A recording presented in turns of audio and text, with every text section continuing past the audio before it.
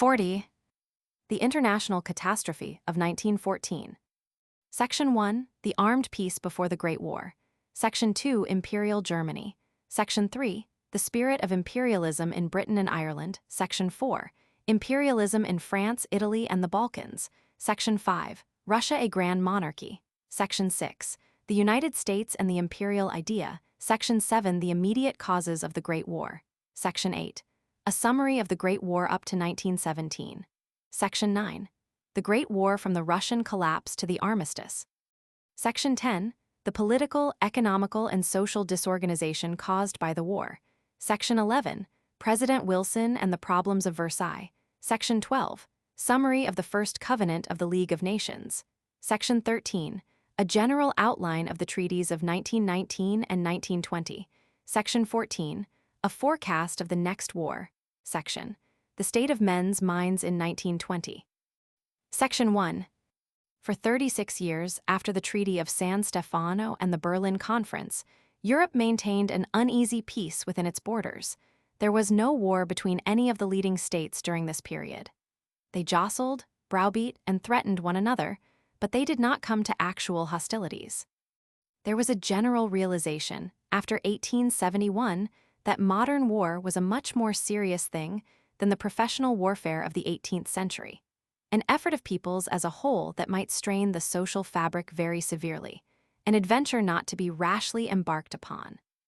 The mechanical revolution was giving constantly more powerful and expensive weapons by land and sea and more rapid methods of transport, and making it more and more impossible to carry on warfare without a complete dislocation of the economic life of the community. Even the foreign offices felt the fear of war. But though war was dreaded, as it had never been dreaded in the world before, nothing was done in the way of setting up a federal control to prevent human affairs drifting towards war. In 1898, it is true, the young Tsar Nicholas Roman II, 1894–1917, issued a rescript inviting the other great powers to a conference of states, seeking to make the great idea of universal peace triumph over the elements of trouble and discord. His rescript recalls the declaration of his predecessor, Alexander I, which gave its tone to the Holy Alliance, and it is vitiated by the same assumption that peace can be established between sovereign governments rather than by a broad appeal to the needs and rights of the one people of mankind. The lesson of the United States of America, which showed that there could be neither unity of action nor peace until the thought of the people of Virginia and the people of Massachusetts had been swept aside by the thought of the people of the United States, when entirely disregarded in the European attempts at pacification.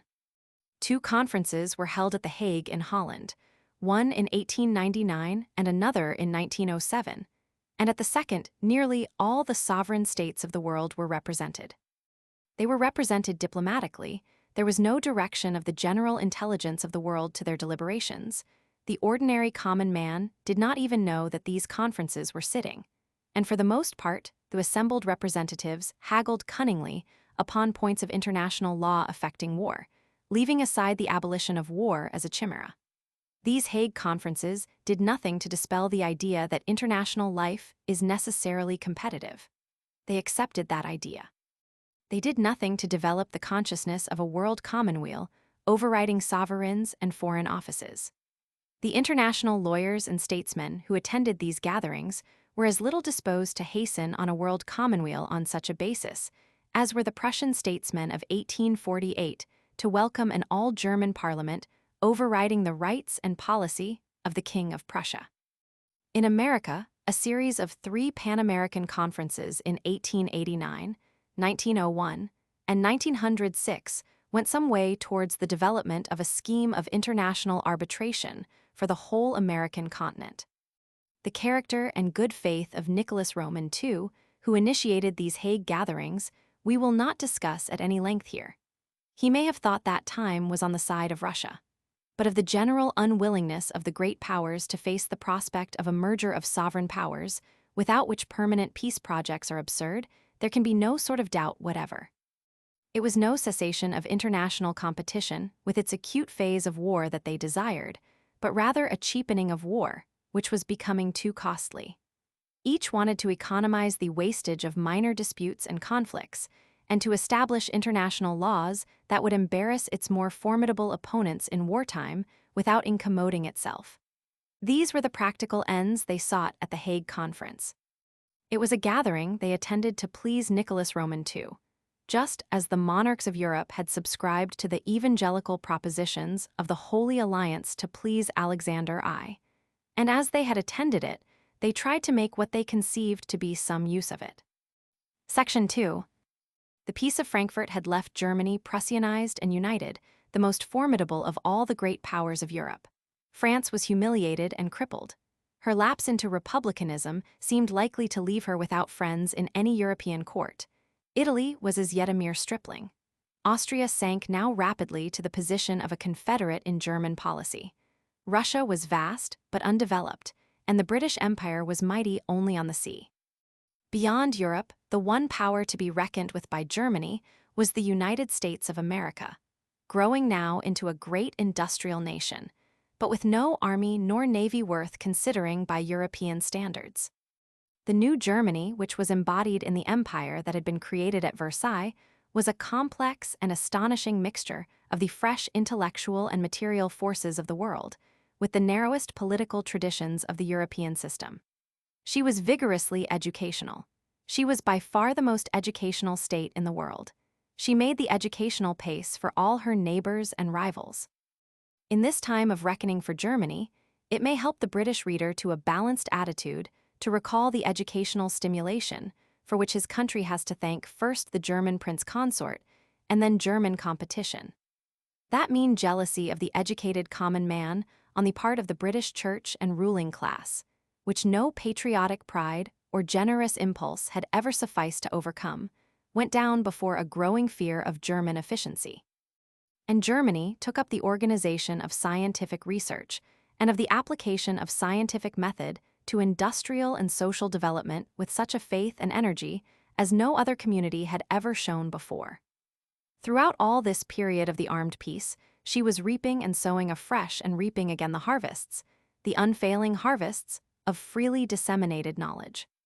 She grew swiftly to become a great manufacturing and trading power. Her steel output outran the British in 100 new fields of production and commerce, where intelligence and system was of more account than mere traders' cunning, in the manufacture of optical glass, of dyes, and of a multitude of chemical products, and in endless novel processes, she led the world. To the British manufacturer who was accustomed to see inventions come into his works, he knew not whence nor why, begging to be adopted, this new German method of keeping and paying scientific men seemed abominably unfair. It was compelling fortune, he felt. It was packing the cards.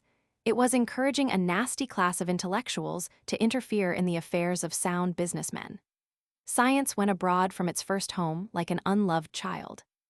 The splendid chemical industry of Germany was built on the work of the Englishman Perkins, who could find no practical English businessman to back him. And Germany also led the way in many forms of social legislation. Germany realized that labor is a national asset, that it deteriorates through unemployment, and that, for the common good, it has to be taken care of outside the works. The British employer was still under the delusion that labor had no business to exist outside the works, and that the worse such exterior existence was, the better somehow for him. Moreover, because of his general illiteracy, he was an intense individualist. His was the insensate rivalry of the vulgar mind. He hated his fellow manufacturers about as much as he hated his labor and his customers. German producers, on the other hand, were persuaded of the great advantages of combination and civility. Their enterprises tended to flow together and assume more and more the character of national undertakings. This educating, scientific, and organizing Germany was the natural development of the liberal Germany of 1848. It had its roots far back in the recuperative effort after the shame of the Napoleonic conquest. All that was good, all that was great in this modern Germany, she owed indeed to her schoolmasters. But this scientific organizing spirit was only one of the two factors that made up the new German Empire. The other factor was the Hohenzollern monarchy, which had survived Jena, which had tricked and bested the revolution of 1848, and which, under the guidance of Bismarck, had now clambered to the legal headship of all Germany outside Austria. Except the Tsardom, no other European state had so preserved the tradition of the grand monarchy of the 18th century as the Prussian. Through the tradition of Frederick the Great, Machiavelli now reigned in Germany. In the head of this fine new modern state, therefore, there sat no fine modern brain to guide it to a world predominance in world service, but an old spider lusting for power. Prussianized Germany was at once the newest and the most antiquated thing in Western Europe. She was the best and the wickedest state of her time. The psychology of nations is still but a rudimentary science. Psychologists have scarcely begun to study the citizen side of the individual man. But it is of the utmost importance to our subject that the student of universal history should give some thought to the mental growth of the generations of Germans educated since the victories of 1871. They were naturally inflated by their sweeping unqualified successes in war, and by their rapid progress from comparative poverty to wealth. It would have been more than human in them if they had not given way to some excesses of patriotic vanity. But this reaction was deliberately seized upon and fostered and developed by a systematic exploitation and control of school and college, literature and press, in the interests of the Hohenzollern dynasty. A teacher, a professor, who did not teach and preach in and out of season the racial, moral, intellectual, and physical superiority of the Germans to all other peoples, their extraordinary devotion to war and their dynasty, and their inevitable destiny under that dynasty to lead the world, was a marked man, doomed to failure and obscurity. German historical teaching became an immense systematic falsification of the human past with a view to the Hohenzollern future. All other nations were represented as incompetent and decadent. The Prussians were the leaders and regenerators of mankind. The young German read this in his school books, heard it in church, found it in his literature, had it poured into him with passionate conviction by his professor. It was poured into him by all his professors. Hufer op. Sit. Says that lectures in biology or mathematics would break off from their proper subject to indulge in long passages of royalist patriotic rant. Only minds of extraordinary toughness and originality could resist such a torrent of suggestion. Insensibly, there was built up in the German mind a conception of Germany and its emperor as of something splendid and predominant as nothing else had ever been before. A godlike nation in shining armor, brandishing the good German sword, in a world of inferior and very badly disposed peoples. We have told our story of Europe. The reader may judge whether the glitter of the German sword is exceptionally blinding. Germania was deliberately intoxicated. She was systematically kept drunk with this sort of patriotic rhetoric. It is the greatest of the Hohenzollern crimes that the crown constantly and persistently tampered with education, and particularly with historical teaching. No other modern state has so sinned against education. The oligarchy of the crowned Republic of Great Britain may have crippled and starved education, but the Hohenzollern monarchy corrupted and prostituted it. It cannot be too clearly stated, it is the most important fact in the history of the last half-century, that the German people was methodically indoctrinated with the idea of a German world predominance based on might, and with the theory that war was a necessary thing in life. The key to German historical teaching is to be found in Count Moltke's dictum. Perpetual peace is a dream, and it is not even a beautiful dream. War is an element in the order of the world ordained by God. Gladstone, we have noted, in his Tory days showed the same pious acquiescence in the family slaveholding. Without war, the world would stagnate and lose itself in materialism. And the anti-Christian German philosopher Nietzsche found himself quite at one with the pious field marshal. It is mere illusion and pretty sentiment, he observes, to expect much, even anything at all, from mankind if it forgets how to make war. As yet no means are known which call so much into action as a great war, that rough energy born of the camp, that deep impersonality born of hatred, that conscience born of murder and cold-bloodedness, that fervor born of effort in the annihilation of the enemy, that proud indifference to loss, to one's own existence, to that of one's fellows, that earthquake-like soul-shaking which a people needs when it is losing its vitality. This sort of teaching, which pervaded the German Empire from end to end, was bound to be noted abroad, bound to alarm every other power and people in the world, bound to provoke an anti-German confederation. And it was accompanied by a parade of military and presently of naval preparation that threatened France, Russia, and Britain alike. It affected the thoughts, the manners, and morals of the entire German people, for they are a plastic people, and not refractory under instruction like the Irish and English. After 1871, the German abroad thrust out his chest and raised his voice. He threw a sort of trampling quality even into the operations of commerce. His machinery came on the markets of the world. His shipping took the seas with a splash of patriotic challenge. His very merits he used as a means of offense. And probably most other peoples, if they had had the same experiences and undergone the same training, would have behaved in a similar manner. By one of those accidents in history that personify and precipitate catastrophes, the ruler of Germany, the Emperor William Roman II, embodied the new education of his people and the Hohenzollern tradition in the completest form. He came to the throne in 1888 at the age of 29.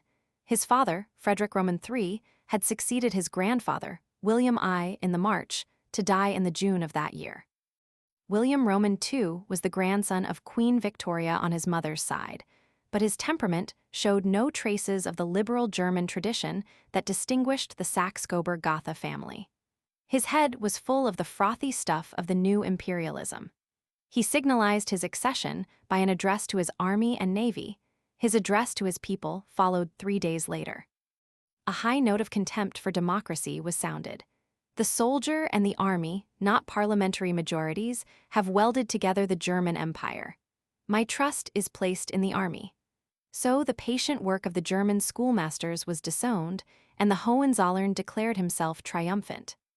The next exploit of the young monarch was to quarrel with the old chancellor, Bismarck, who had made the new German Empire, and to dismiss him, 1890. There were no profound differences of opinion between them, but as Bismarck said, the emperor intended to be his own chancellor. These were the opening acts of an active and aggressive career. This William Roman II meant to make a noise in the world, a louder noise than any other monarch had ever made. The whole of Europe was soon familiar with the figure of the new monarch, invariably in military uniform of the most glittering sort, staring valiantly, fiercely mustached, and with a withered left arm ingeniously minimized. He affected silver shining breastplates and long white cloaks. A great restlessness was manifest. It was clear he conceived himself destined for great things, but for a time it was not manifest what particular great things these were. There was no oracle at Delphi now to tell him that he was destined to destroy a great empire. The note of theatricality about him and the dismissal of Bismarck alarmed many of his subjects, but they were presently reassured by the idea that he was using his influence in the cause of peace and to consolidate Germany. He traveled much to London, Vienna, Rome, where he had private conversations with the Pope, to Athens, where his sister married the king in 1889, and to Constantinople. He was the first Christian sovereign to be a sultan's guest. He also went to Palestine. A special gate was knocked through the ancient wall of Jerusalem so that he could ride into that place. It was beneath his dignity to walk in. He induced the Sultan to commence the reorganization of the Turkish army upon German lines and under German officers. In 1895, he announced that Germany was a world power, and that the future of Germany lay upon the water, regardless of the fact that the British considered that they were there already, and he began to interest himself more and more in the building up of a great navy. He also took German art and literature under his care. He used his influence to retain the distinctive and blinding German blackletter against the Roman type used by the rest of Western Europe, and he supported the Pan-German movement, which claimed the Dutch, the Scandinavians, the Flemish Belgians, and the German Swiss as members of a great German brotherhood as, in fact, good assimilable stuff for a hungry young empire which meant to grow. All other monarchs in Europe paled before him. He used the general hostility against Britain, aroused throughout Europe by the war against the Boer republics, to press forward his schemes for a great navy. And this, together with the rapid and challenging extension of the German colonial empire in Africa and the Pacific Ocean, alarmed and irritated the British extremely. British liberal opinion in particular found itself under the exasperating necessity of supporting an ever-increasing British navy. "I will not rest," he said, "until I have brought my navy to the same height at which my army stands." The most peace-loving of the islanders could not ignore that threat. In 1890, he had acquired the small island of Heligoland from Britain. This he made into a great naval fortress. As his navy grew, his enterprise increased. He proclaimed the Germans the salt of the earth. They must not weary in the work of civilization. Germany, like the spirit of imperial Rome, must expand and impose itself. This he said on Polish soil, in support of the steady efforts the Germans were making to suppress the Polish language and culture and to Germanize their share of Poland. God he described as his divine ally.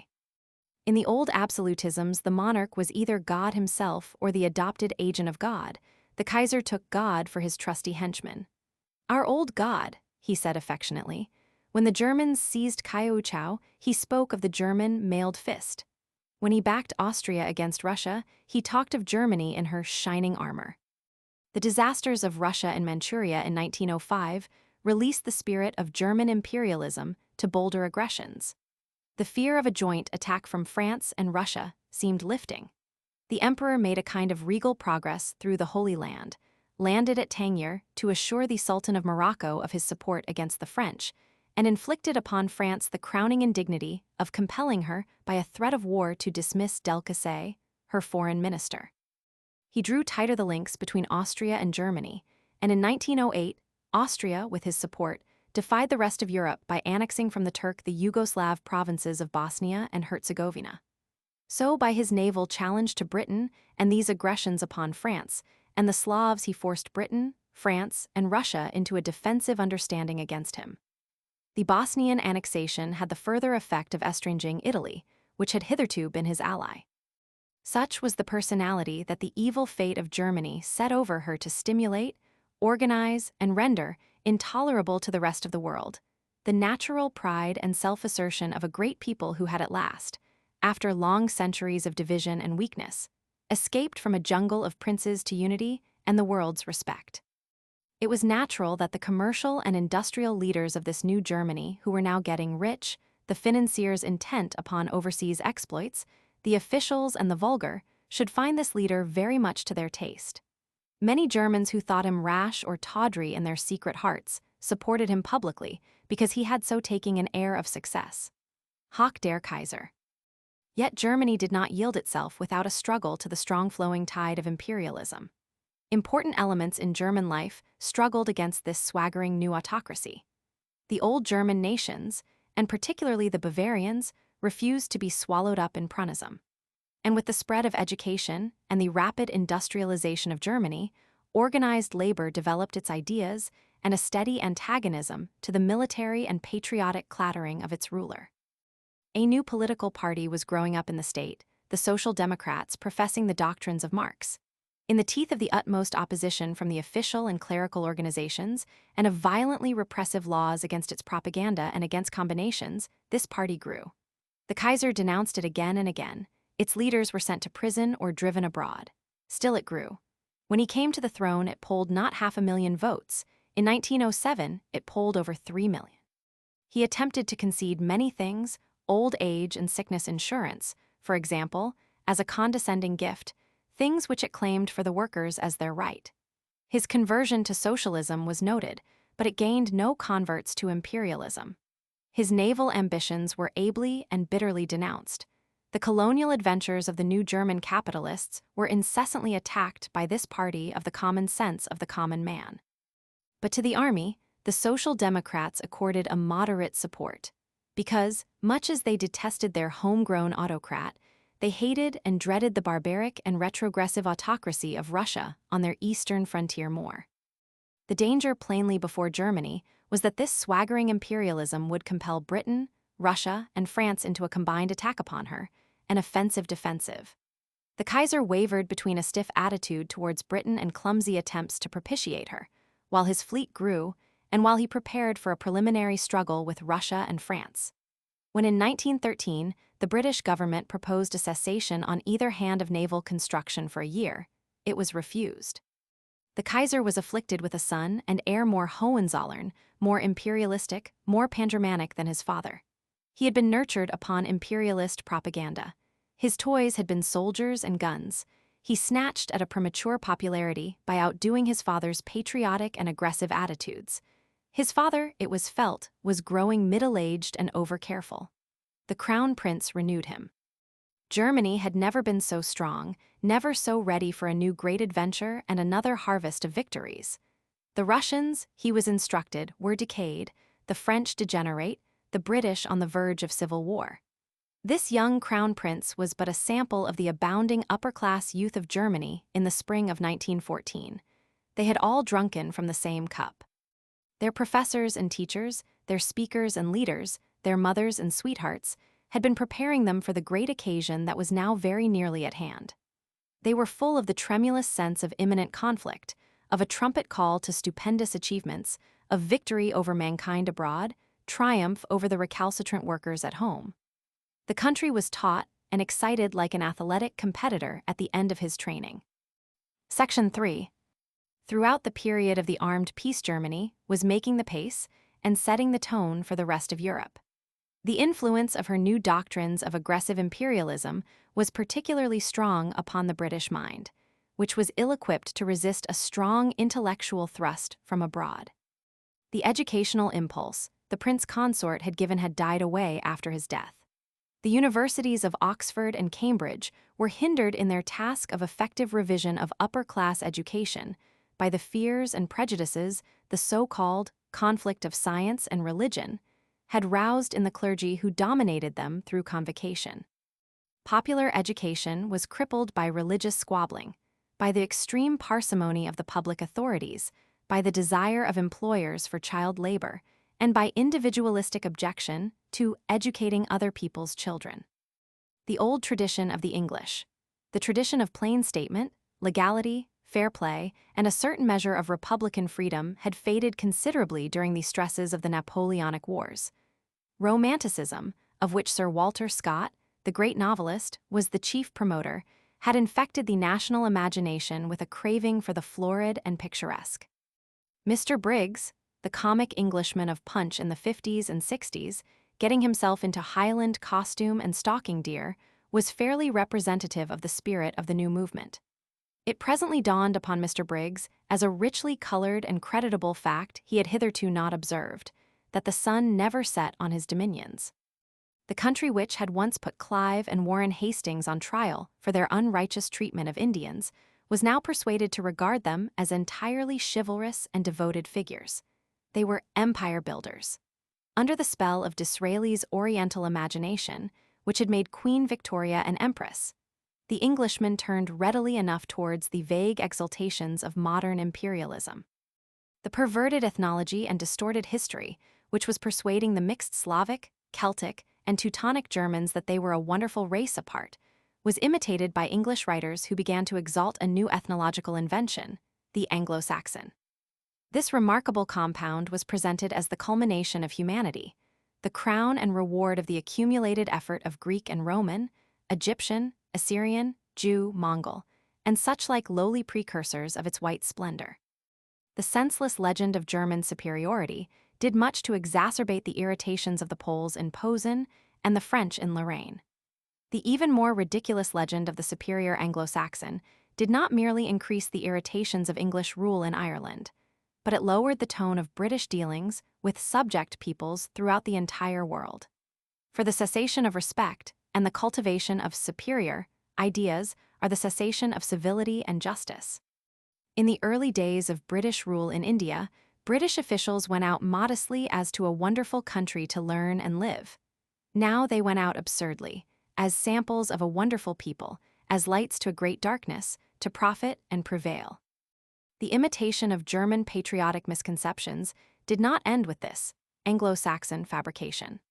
The clever young men at the British universities in the 80s and 90s, bored by the flatness and insincerities of domestic politics, were moved to imitation and rivalry by this new teaching of an arrogant, subtle, and forceful nationalist imperialism. This combination of Machiavelli and Attila, which was being imposed upon the thought and activities of young Germany. Britain, too, they thought, must have her shining armor and wave her good sword. The new British imperialism found its poet in Mr. Kipling and its practical support in a number of financial and business interests, whose way to monopolies and exploitations was lighted by its glow. These Prussianizing Englishmen carried their imitation of Germany to the most extraordinary lengths. Central Europe is one continuous economic system, best worked as one, and the new Germany had achieved a great customs union, a Zollverein of all its constituents. It became naturally one compact system, like a clenched fist.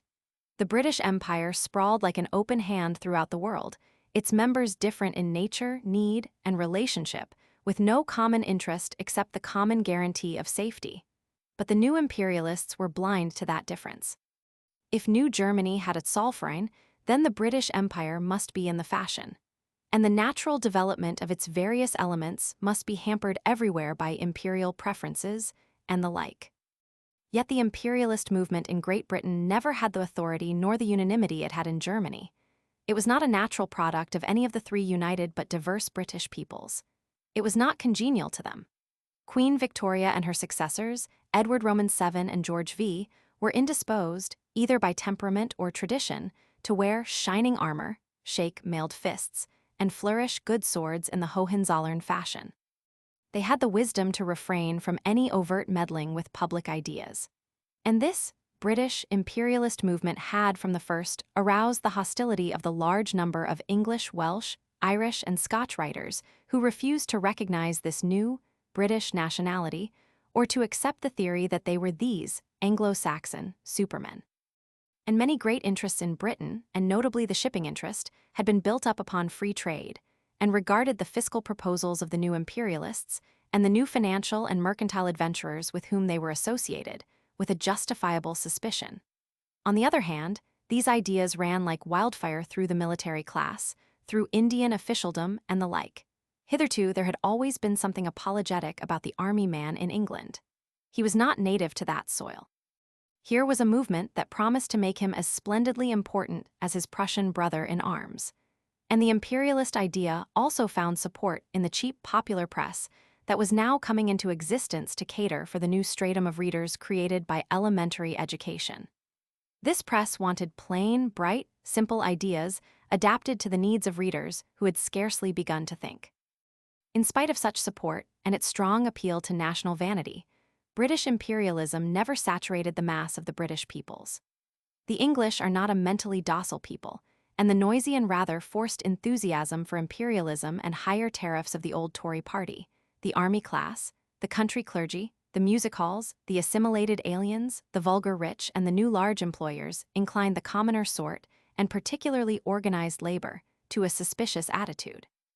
If the continually irritated sore of the Majuba defeat permitted the country to be rushed into the needless, toilsome, and costly conquest of the Boer republics in South Africa, the strain of that adventure produced a sufficient reaction towards decency and justice to reinstate the Liberal Party in power, and to undo the worst of that mischief by the creation of a South African Confederation. Considerable advances continued to be made in popular education and in the recovery of public interests and the general wealth from the possession of the few. And in these years of the armed peace, the three British peoples came very near to a settlement, on fairly just and reasonable lines, of their long-standing misunderstanding with Ireland. The Great War, unluckily for them, overtook them in the very crisis of this effort. Like Japan, Ireland has figured but little in this outline of history, and for the same reason, because she is an extreme island country, receiving much, but hitherto giving but little back into the general drama. Her population is a very mixed one, its basis, and probably its main substance, being of the dark, Mediterranean strain, pre-Nordic and pre-Aryan, like the Basques and the people of Portugal and South Italy. These people reached the island in Neolithic times. No Paleolithic remains have been found in Ireland. Over this original basis, there flowed, about the 6th century BC, we do not know to what degree of submergence, a wave of Celtic peoples, in at least sufficient strength to establish a Celtic language, the Irish Gaelic. There were comings and goings, invasions and counter-invasions of this and that Celtic or Celticized people between Ireland, Scotland, Wales, and England. The island was Christianized in the 5th century. Later on the east coast was raided and settled by Northmen, but we do not know to what extent they altered the racial quality. The Norman English came in 1169, in the time of Henry Roman II and onward. The Teutonic strain may be as strong or stronger than the Celtic in modern Ireland. Hitherto, Ireland had been a tribal and barbaric country, with a few centers of security wherein the artistic tendencies of the more ancient race found scope in metalwork and the illumination of holy books. Now, in the 12th century, there was an imperfect conquest by the English crown, and scattered settlements by Normans and English in various parts of the country.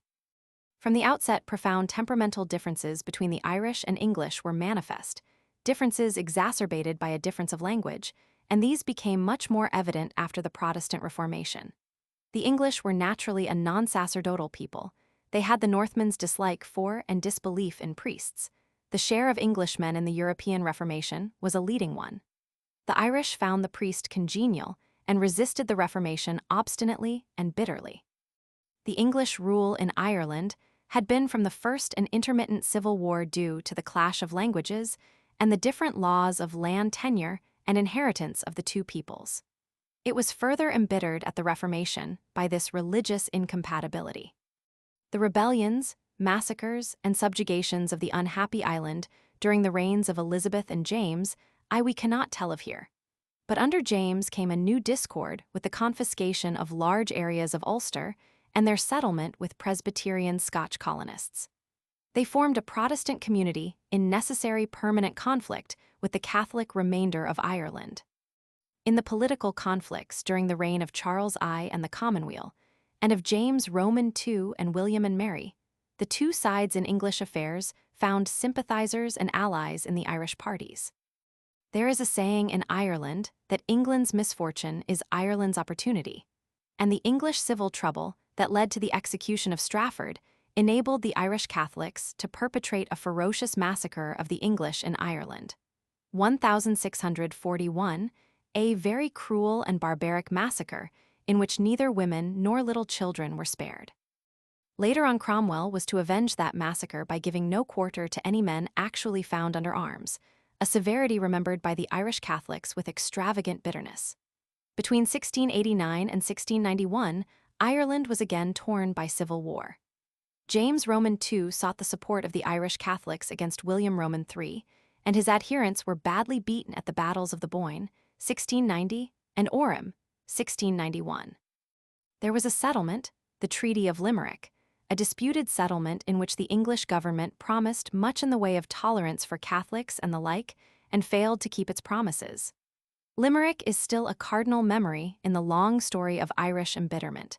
Comparatively few English people have even heard of this Treaty of Limerick. In Ireland, it rankles to this day. The 18th century was a century of accumulating grievance. English commercial jealousy put heavy restraints upon Irish trade, and the development of a wool industry was destroyed in the South and West. The Ulster Protestants were treated little better than the Catholics in these matters, and they were the chief of the rebels. There was more agrarian revolt in the North than in the South. The Steel Boys, and later the Peapoe Day Boys, were Ulster terrorists. There was a parliament in Ireland, but it was a Protestant parliament, even more limited and corrupt than the contemporary British Parliament. There was a considerable civilization in and about Dublin, and much literary and scientific activity, conducted in English and centering upon the Protestant University of Trinity College. This was the Ireland of Swift, Goldsmith, Burke, Berkeley, and Boyle. It was essentially a part of the English culture. The Catholic religion and the Irish language were outcast and persecuted things in the darkness. It was from this Ireland of the darkness that the recalcitrant Ireland of the 20th century arose. The Irish Parliament, its fine literature, its science, all its culture, gravitated naturally enough to London because they were inseparably a part of that world. The more prosperous landlords went to England to live and had their children educated there. The increasing facilities of communication enhanced this tendency and depleted Dublin. The Act of Union, January 1st, 1801, was the natural coalescence of two entirely kindred systems, of the Anglo-Irish Parliament with the British Parliament, both oligarchic, both politically corrupt in the same fashion. There was a vigorous opposition on the part, not so much of the outer Irish as of Protestants settled in Ireland, and a feudal insurrection under Robert Emmet in 1803. Dublin, which had been a fine Anglo-Irish city in the middle 18th century, was gradually deserted by its intellectual and political life, and invaded by the outer Irish of Ireland. Its fashionable life became more and more official, centering upon the Lord Lieutenant in Dublin Castle. Its chief social occasion is now a horse show. But while the Ireland of Swift and Goldsmith was part and lot with the England of Pope, Dr. Johnson, and Sir Joshua Reynolds, while there has never been and is not now any real definable difference, except one of geography between the governing class in Ireland and in Britain, the Irish underworld and the English underworld were essentially dissimilar. The upward struggle of the English democracy to education to political recognition had no Irish counterpart. Britain was producing a great industrial population, Protestant or skeptical. She had agricultural laborers indeed, but no peasants. Ireland had become a land of peasants, blankly ignorant and helplessly pre-stricken. Their cultivation degenerated more and more into a growing of potatoes and a feeding of pigs. The people married and bred, except for the consumption of whiskey when it could be got, and a little fighting, family life was their only amusement. This was the direct result of Orthodox Catholic teaching. The priests were all-powerful with the people, and they taught them nothing, not even washing or drainage. They forbade them to seek any Protestant learning, they allowed their agricultural science to sink to mere potato growing, and they preyed upon their poverty. Here are the appalling consequences. The population of Ireland in 1785 was 2,845,932, in 1803 was 5,536,594, in 1845 was 8,295,061. At which date the weary potato gave way under its ever-growing burthen, and there was a frightful famine. Many died, many emigrated, especially to the United States. An outflow of emigration began that made Ireland for a time a land of old people and empty nests.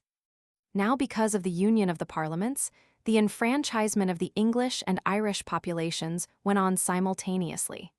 Catholic enfranchisement in England meant Catholic enfranchisement in Ireland. The British got votes because they wanted them. The Irish commonalty got votes because the English did. Ireland was overrepresented in the Union Parliament, because originally Irish seats had been easier for the governing class to manipulate than English. And so it came about that this Irish and Catholic Ireland, which had never before had any political instrument at all, and which had never sought a political instrument, found itself with the power to thrust a solid body of members into the legislature of Great Britain. After the general election of 1874, the newly enfranchised democracy of Britain found itself confronted by a strange and perplexing Irish democracy. Different in its religion, its traditions, and its needs, telling a tale of wrongs of which the common English had never heard. Clamoring passionately for separation which they could not understand, and which impressed them chiefly as being needlessly unfriendly. The national egotism of the Irish is intense. Their circumstances have made it intense. They were incapable of considering the state of affairs in England. The new Irish party came into the British Parliament to obstruct and disorder English business until Ireland became free, and to make themselves a nuisance to the English. This spirit was only too welcome to the oligarchy, which still ruled the British Empire. They allied themselves with the loyal Protestants in the north of Ireland loyal, that is, to the imperial government, because of their dread of a Catholic predominance in Ireland, and they watched and assisted the gradual exasperation of the British common people by this indiscriminate hostility of the common people of Ireland. The story of the relation of Ireland to Britain for the last half-century is one that reflects the utmost discredit upon the governing class of the British Empire, but it is not one of which the English commons need be ashamed. Again and again, they have given evidences of goodwill. British legislation in relation to Ireland for nearly half a century shows a series of clumsy attempts on the part of liberal England, made in the face of a strenuous opposition from the Conservative Party and the Ulster Irish, to satisfy Irish complaints and get to a footing of fellowship. In 1886, Gladstone, in pursuit of his idea of nationality, brought political disaster upon himself by introducing the first Irish Home Rule Bill, a genuine attempt to give over Irish affairs for the first time in history to the Irish people. In many respects, it was a faulty and dangerous proposal, and it provided no satisfactory assurance to the Protestant Irish, and especially the Ulster Protestants, of protection against possible injuries from the pre-stricken illiterates of the South. This may have been a fancied danger, but these fears should have been respected. The bill broke the Liberal Party asunder, and a coalition government, the Unionist government, replaced that of Mr. Gladstone. This digression into the history of Ireland now comes up to the time of infectious imperialism in Europe. The Unionist government, which ousted Mr. Gladstone, had a predominantly Tory element and was in spirit imperialist as no previous British government had been. The British political history of the subsequent years is largely a history of the conflict of the new imperialism, through which an arrogant British nationalism sought to override the rest of the empire against the temperamental liberalism and reasonableness of the English, which tended to develop the empire into a confederation of free and willing allies. Naturally, the British imperialists wanted a subjugated Irish. Naturally, the English liberals wanted a free, participating Irish. In 1892, Gladstone struggled back to power with a small Home Rule majority, and in 1893, his second Home Rule Bill passed the Commons and was rejected by the Lords. It was not, however, until 1895 that an imperialist government took office. The party which sustained it was called not imperialist, but unionist, an odd name when we consider how steadily and strenuously it has worked to destroy any possibility of an empire commonweal. These imperialists remained in power for 10 years. We have already noted their conquest of South Africa. They were defeated in 1905 in an attempt to establish a tariff wall on the Teutonic model. The ensuing Liberal government then turned the conquered South African Dutch into contented fellow subjects by creating the self-governing Dominion of South Africa, after which it embarked upon a long impending struggle with the persistently imperialist House of Lords. This was a very fundamental struggle in British affairs. On the one hand were the liberal majority of the people of Great Britain honestly and wisely anxious to put this Irish affair upon a new and more hopeful footing, and, if possible, to change the vindictive animosity of the Irish into friendship. On the other were all the factors of this new British imperialism resolved at any cost, and in spite of every electoral verdict, legally if possible, but if not, illegally, to maintain their ascendancy over the affairs of the English, Scotch, and Irish, and all the rest of the empire alike. It was, under new names, the age-long internal struggle of the English community, that same conflict of a free and liberal-spirited commonalty against powerful, big men, and big adventures and authoritative persons, which we have already dealt with in our account of the liberation of America. Ireland was merely a battleground as America had been.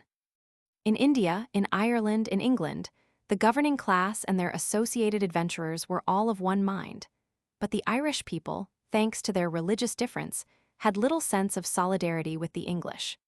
Yet such Irish statesmen as Redmond, the leader of the Irish party in the House of Commons, transcended this national narrowness for a time and gave a generous response to English good intentions. Slowly yet steadily the barrier of the House of Lords was broken down, and a third Irish Home Rule Bill was brought in by Mr. Asquith, the Prime Minister, in 1912. Throughout 1913 and the early part of 1914, this bill was fought and refought through Parliament.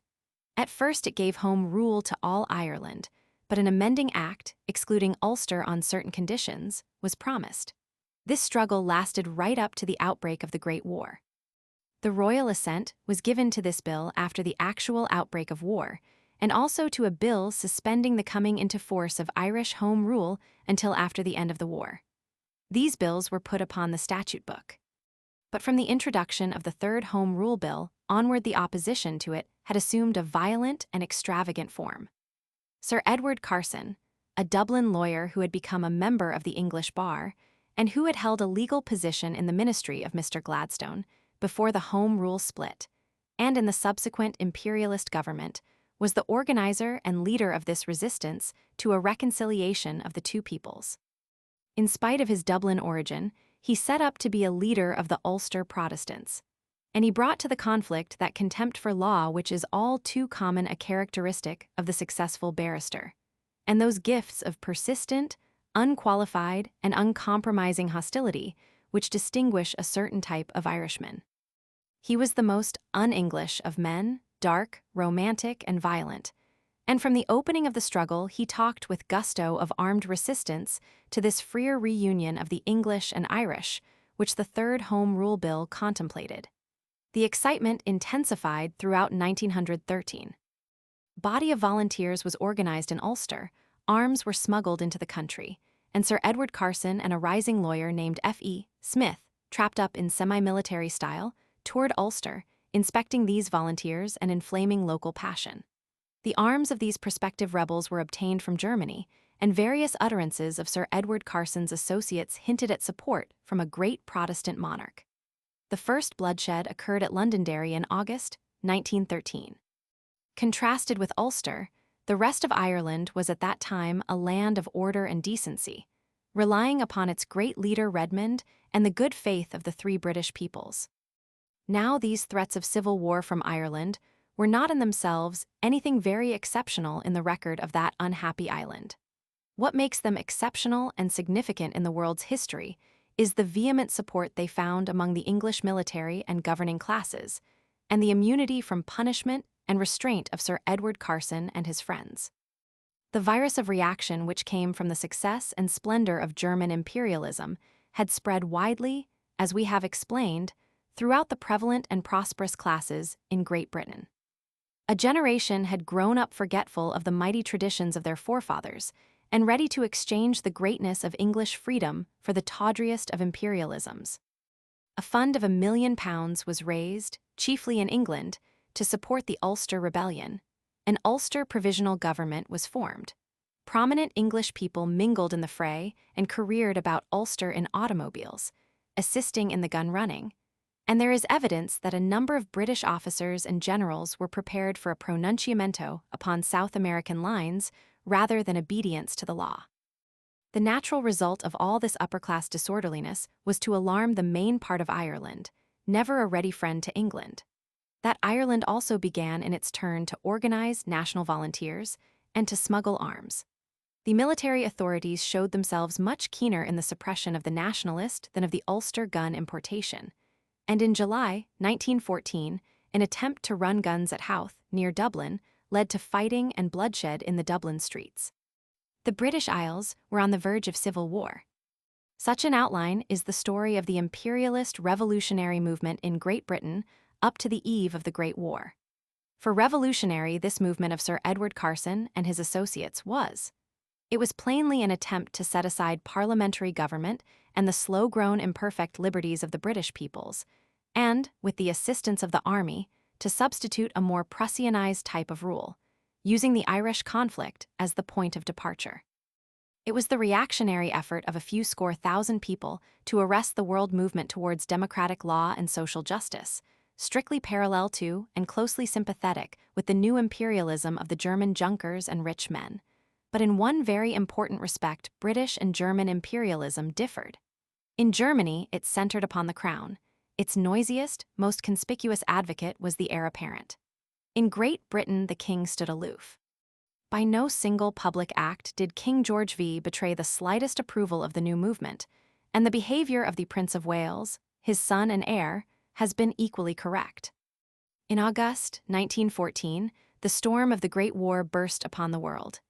In September, Sir Edward Carson was denouncing the placing of the Home Rule Bill upon the statute book.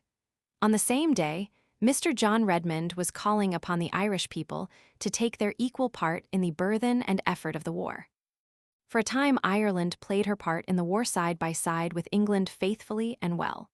Until in 1915, the Liberal government was replaced by a coalition, in which this Sir Edward Carson, with the bloodshed at Londonderry and Howth upon his head, figured as Attorney General, with a salary of £7,000 in fees, to be replaced presently by his associate in the Ulster sedition, Sir F.E. Smith. Grosser insult was never offered to a friendly people. The work of reconciliation, begun by Gladstone in 1886 and brought so near to completion in 1914, was completely and finally wrecked. In the spring of 1916, Dublin revolted unsuccessfully against this new government. The ringleaders of this insurrection, many of them mere boys, were shot with a deliberate and clumsy sternness that, in view of the treatment of the Ulster rebel leaders, impressed all Ireland as atrociously unjust. A traitor, Sir Roger Casement, who had been knighted for previous services to the Empire, was tried and executed, no doubt deservedly, but his prosecutor was Sir F.E. Smith of the Ulster insurrection, a shocking conjunction. The Dublin Revolt had had little support in Ireland generally, but thereafter the movement for an independent republic grew rapidly to great proportions. Against this strong emotional drive there struggled the more moderate ideas of such Irish statesmen as Sir Horace Plunkett, who wished to see Ireland become a dominion, a crowned republic, that is, within the empire, on an equal footing with Canada and Australia. When in December 1919, Mr. Lloyd George introduced his Home Rule Bill into the Imperial Parliament, there were no Irish members, except Sir Edward Carson and his followers, to receive it. The rest of Ireland was away. It refused to begin again that old dreary round of hope and disappointment. Let the British and their pet Ulstermen do as they would, said the Irish. Section 4.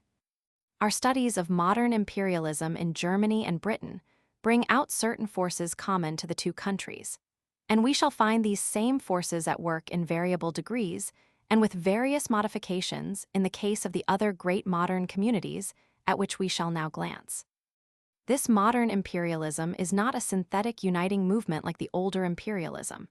It is essentially a megalomaniac nationalism, a nationalism made aggressive by prosperity, and always it finds its strongest support in the military and official castes, and in the enterprising and acquisitive strata of society, in new money, that is, and big business. Its chief critics in the educated poor, and its chief opponents in the peasantry and the labor masses.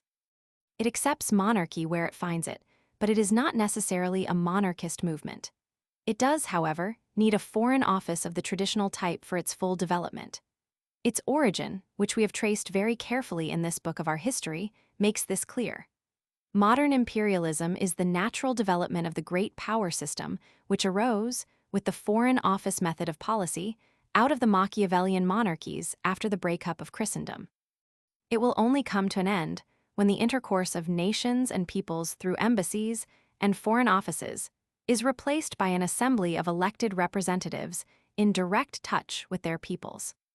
French imperialism during the period of the armed peace in Europe was naturally of a less confident type than the German.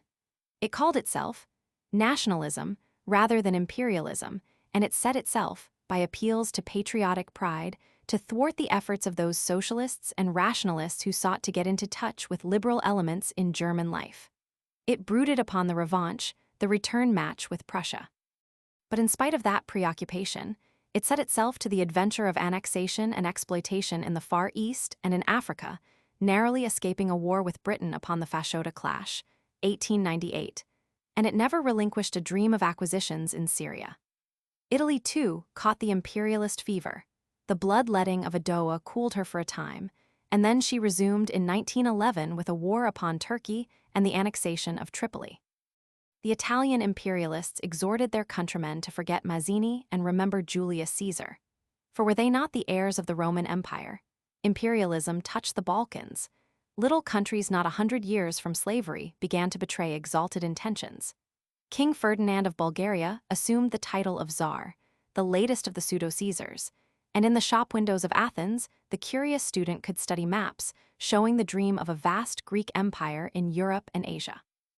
In 1913, the three states of Serbia, Bulgaria, and Greece fell upon Turkey, already weakened by her war with Italy, and swept her out of all her European possessions except the country between Adrianople and Constantinople. Later in that year, they quarreled among themselves over the division of the spoils. Romania joined in the game and helped to crush Bulgaria. Turkey recovered Adrianople.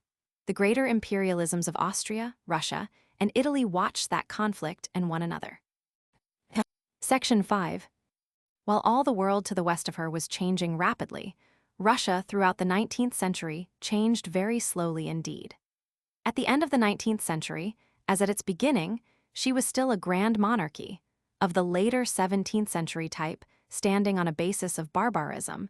She was still at a stage where court intrigues and imperial favorites could control her international relations. She had driven a great railway across Siberia to find the disasters of the Japanese War at the end of it. She was using modern methods and modern weapons so far as her undeveloped industrialism and her small supply of sufficiently educated people permitted. Such writers as Dostoevsky had devised a sort of mystical imperialism based on the idea of Holy Russia and her mission, colored by racial illusions and anti-Semitic passion.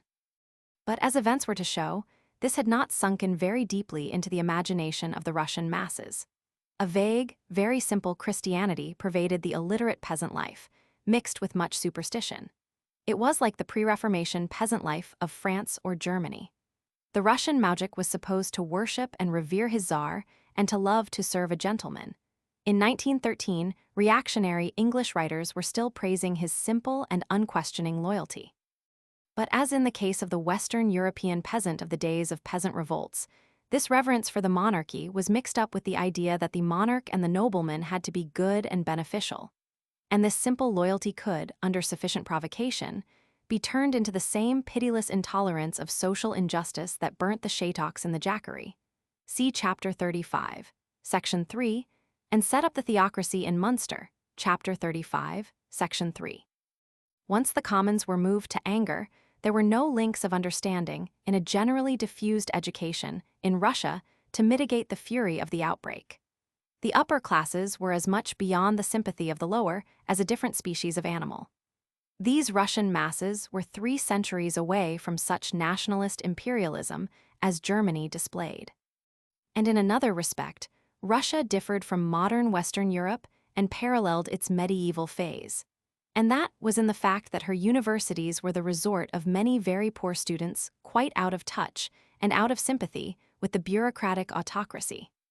Before 1917, the significance of the proximity of these 2 factors of revolution, the fuel of discontent and the match of free ideas, was not recognized in European thought, and few people realized that in Russia more than in any other country lay the possibilities of a fundamental revolution.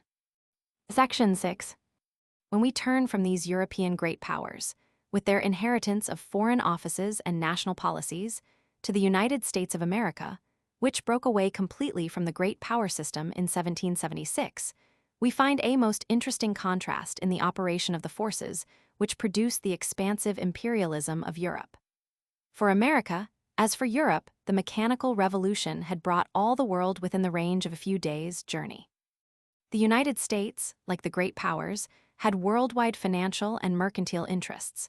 A great industrialism had grown up and was in need of overseas markets. The same crises of belief that had shaken the moral solidarity of Europe had occurred in the American world.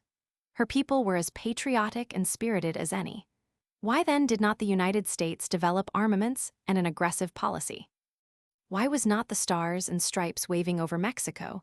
And why was there not a new Indian system growing up in China under that flag? It was the American who had opened up Japan. After doing so, he had let that power Europeanize itself and become formidable without a protest. That alone was enough to make Machiavelli, the father of modern foreign policy, turn in his grave. If a Europeanized great power had been in the place of the United States, Great Britain would have had to fortify the Canadian frontier from end to end. It is now absolutely unarmed and to maintain a great arsenal in the St. Lawrence.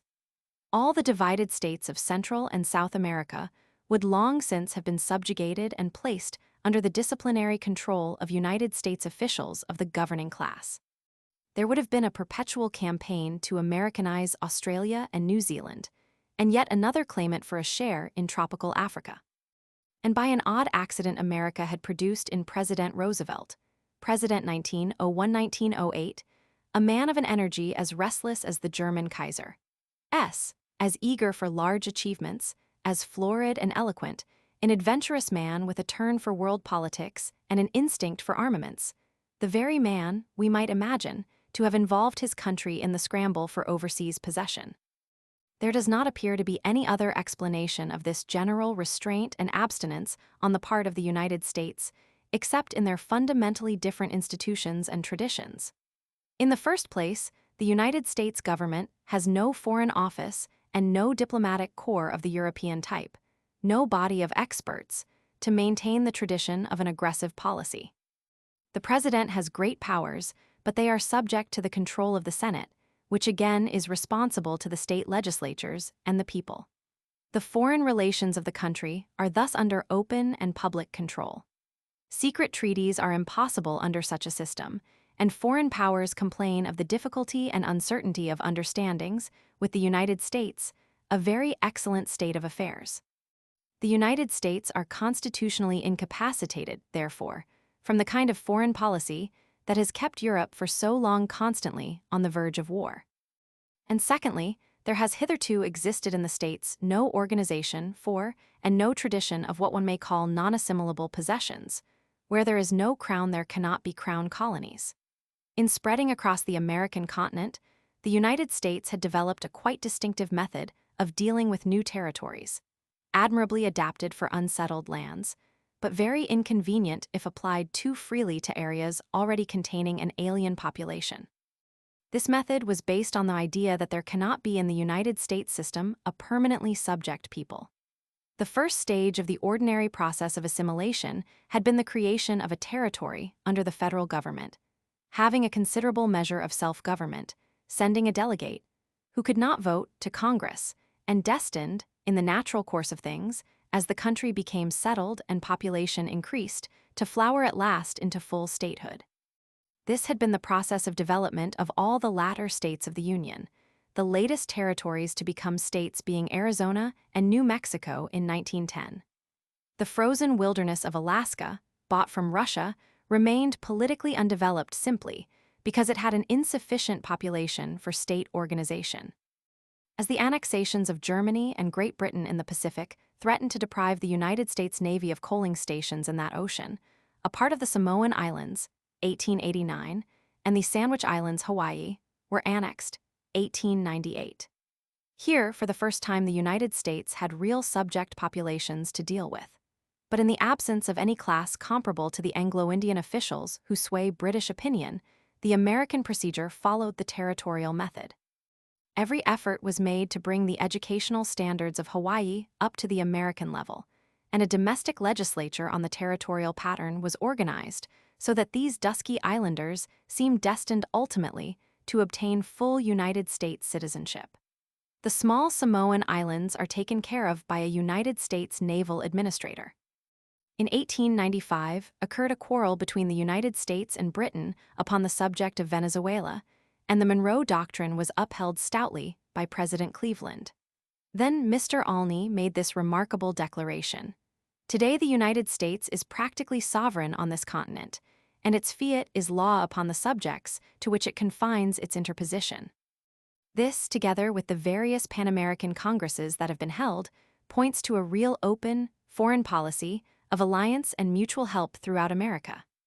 Treaties of arbitration hold good over all that continent, and the future seems to point to a gradual development of interstate organization, a Pax Americana, of the English-speaking and Spanish-speaking peoples, the former in the role of elder brother. Here is something we cannot even call an empire, something going far beyond the great alliance of the British Empire in the open equality of its constituent parts. Consistently with this idea of a common American welfare, the United States in 1898 intervened in the affairs of Cuba, which had been in a state of chronic insurrection against Spain for many years. A brief war ended in the acquisition of Cuba, Puerto Rico, and the Philippine Islands. Cuba is now an independent, self-governing republic.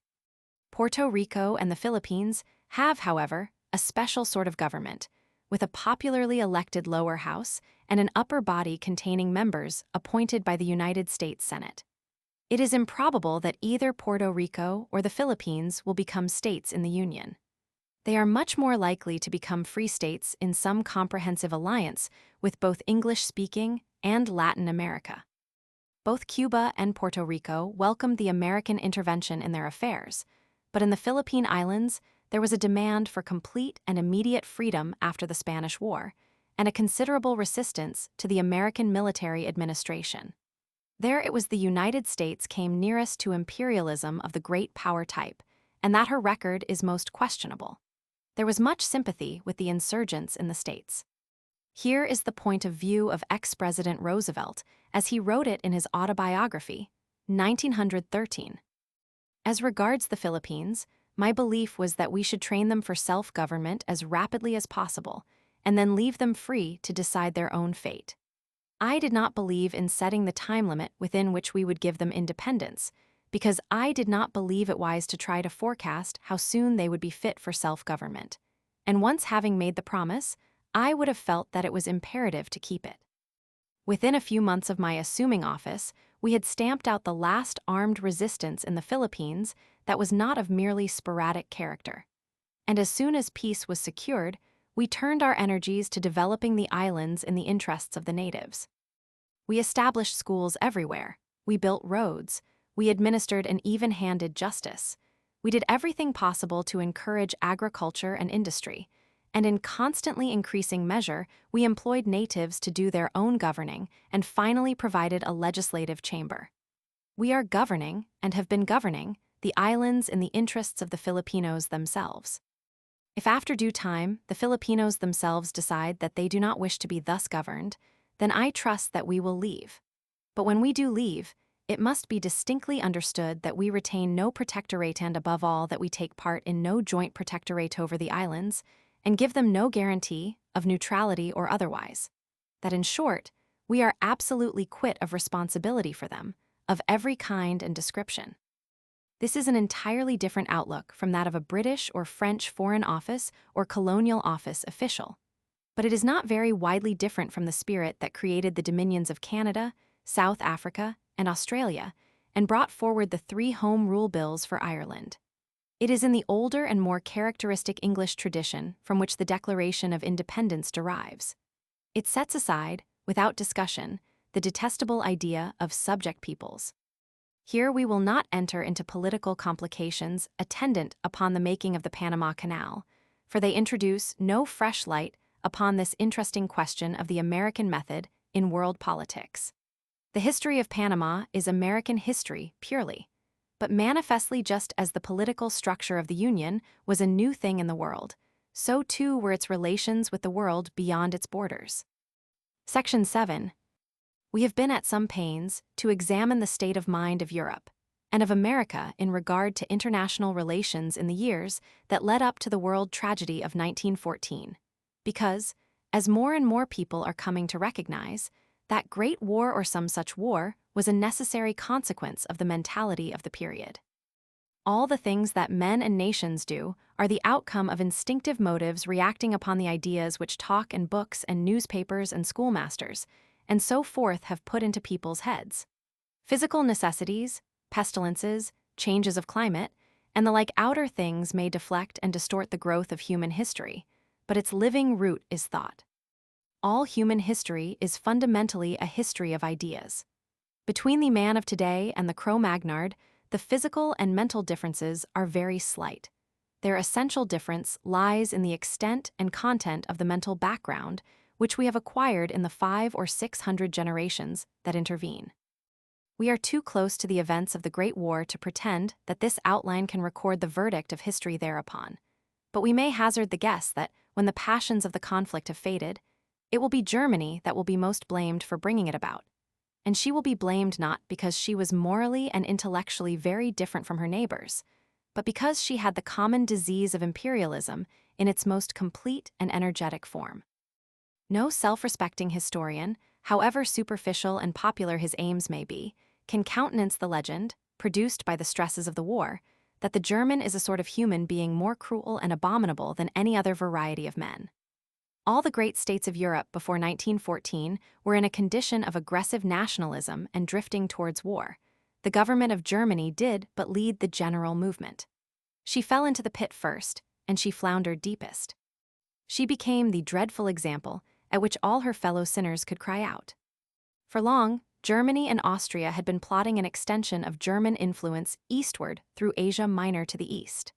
The German idea was crystallized in the phrase, Berlin to Baghdad. Antagonized to the German dreams were those of Russia, which was scheming for an extension of the Slav ascendancy to Constantinople and through Serbia to the Adriatic. These lines of ambition lay across one another and were mutually incompatible. The feverish state of affairs in the Balkans was largely the outcome of the intrigues and propagandas sustained by the German and Slav schemes. Turkey turned for support to Germany, Serbia to Russia, Romania and Italy, both Latin in tradition, both nominally allies of Germany, pursued remoter and deeper schemes in common. Ferdinand, the Tsar of Bulgaria, was following still darker ends. And the squalid mysteries of the Greek court, whose king was the German Kaiser's brother-in-law, are beyond our present powers of inquiry. But the tangle did not end with Germany on the one hand and Russia on the other. The greed of Germany in 1871 had made France her inveterate enemy. The French people, aware of their inability to recover their lost provinces by their own strength, had conceived exaggerated ideas of the power and helpfulness of Russia. The French people had subscribed enormously to Russian loans. France was the ally of Russia. If the German powers made war upon Russia, France would certainly attack them. Now the short eastern French frontier was very strongly defended. There was little prospect of Germany repeating the successes of 1870-71 against that barrier. But the Belgian frontier of France was longer and less strongly defended. An attack in overwhelming force on France through Belgium might repeat 1870 on a larger scale. The French left might be swung back southeastwardly on Verdun as a pivot and crowded back upon its right, as one shuts an open razor. This scheme the German strategists had worked out with great care and elaboration. Its execution involved an outrage upon the law of nations, because Prussia had undertaken to guarantee the neutrality of Belgium and had no quarrel with her, and it involved the risk of bringing in Great Britain, which power was also pledged to protect Belgium, against Germany. Yet the Germans believed that their fleet had grown strong enough to make Great Britain hesitate to interfere, and with a view to possibilities, they had constructed a great system of strategic railways to the Belgian frontier, and made every preparation for the execution of this scheme. So they might hope to strike down France at one blow and deal at their leisure with Russia. In 1914, all things seemed moving together in favor of the two central powers. Russia, it is true, had been recovering since 1906, but only very slowly. France was distracted by financial scandals. The astounding murder of M. Comet, the editor of the Figaro, by the wife of M. Caylaux, the Minister of Finance, brought these to a climax in March. Britain, all Germany was assured, was on the verge of a civil war in Ireland. Repeated efforts were made both by foreign and English people to get some definite statement of what Britain would do if Germany and Austria assailed France and Russia. But the British Foreign Secretary maintained a front of heavy ambiguity up to the very day of the British entry into the war. As a consequence, there was a feeling on the continent that Britain would either not fight or delay fighting, and this may have encouraged Germany to go on threatening France. Events were precipitated on June 28 by the assassination of the Archduke Francis Ferdinand, the heir to the Austrian Empire, when on a state visit to Sarajevo, the capital of Bosnia. Here was a timely excuse to set the armies marching. "It is now or never," said the German emperor. Serbia was accused of instigating the murderers, and notwithstanding the fact that Austrian commissioners reported that there was no evidence to implicate the Serbian government, the Austro-Hungarian government contrived to press this grievance towards war. On July 23, Austria discharged an ultimatum at Serbia, and, in spite of a practical submission on the part of Serbia, and of the efforts of Sir Edward Grey, the British Foreign Secretary, to call a conference of the powers, declared war against Serbia on July 28. Russia mobilized her army on July 30, and on August 1 Germany declared war upon her. German troops crossed into French territory next day, and, simultaneously with the delivery of an ultimatum to the unfortunate Belgians, the big flanking movement through Luxembourg and Belgium began. Westward rode the scouts and advanced guards. Westward rushed a multitude of automobiles packed with soldiers. Enormous columns of gray-clad infantry followed. Round-eyed, fair young Germans, they were for the most part law-abiding, educated youngsters who had never yet seen a shot fired in anger. This was war, they were told. They had to be bold and ruthless. Some of them did their best to carry out these militarist instructions at the expense of the ill-fated Belgians. A disproportionate fuss has been made over the detailed atrocities in Belgium. Disproportionate, That is, in relation to the fundamental atrocity of August 1914, which was the invasion of Belgium. Given that, the casual shootings and lootings, the wanton destruction of property, the plundering of inns and of food and drink shops by hungry and weary men, and the consequent rapes and incendiarism follow naturally enough. Only very simple people believe that an army in the field can maintain as high a level of honesty, decency, and justice as a settled community at home. And the tradition of the 30 Years' War still influenced the Prussian army. It has been customary in the countries allied against Germany to treat all this vileness and bloodshed of the Belgian months as though nothing of the sort had ever happened before, and as if it were due to some distinctively evil strain in the German character. They were nicknamed Huns.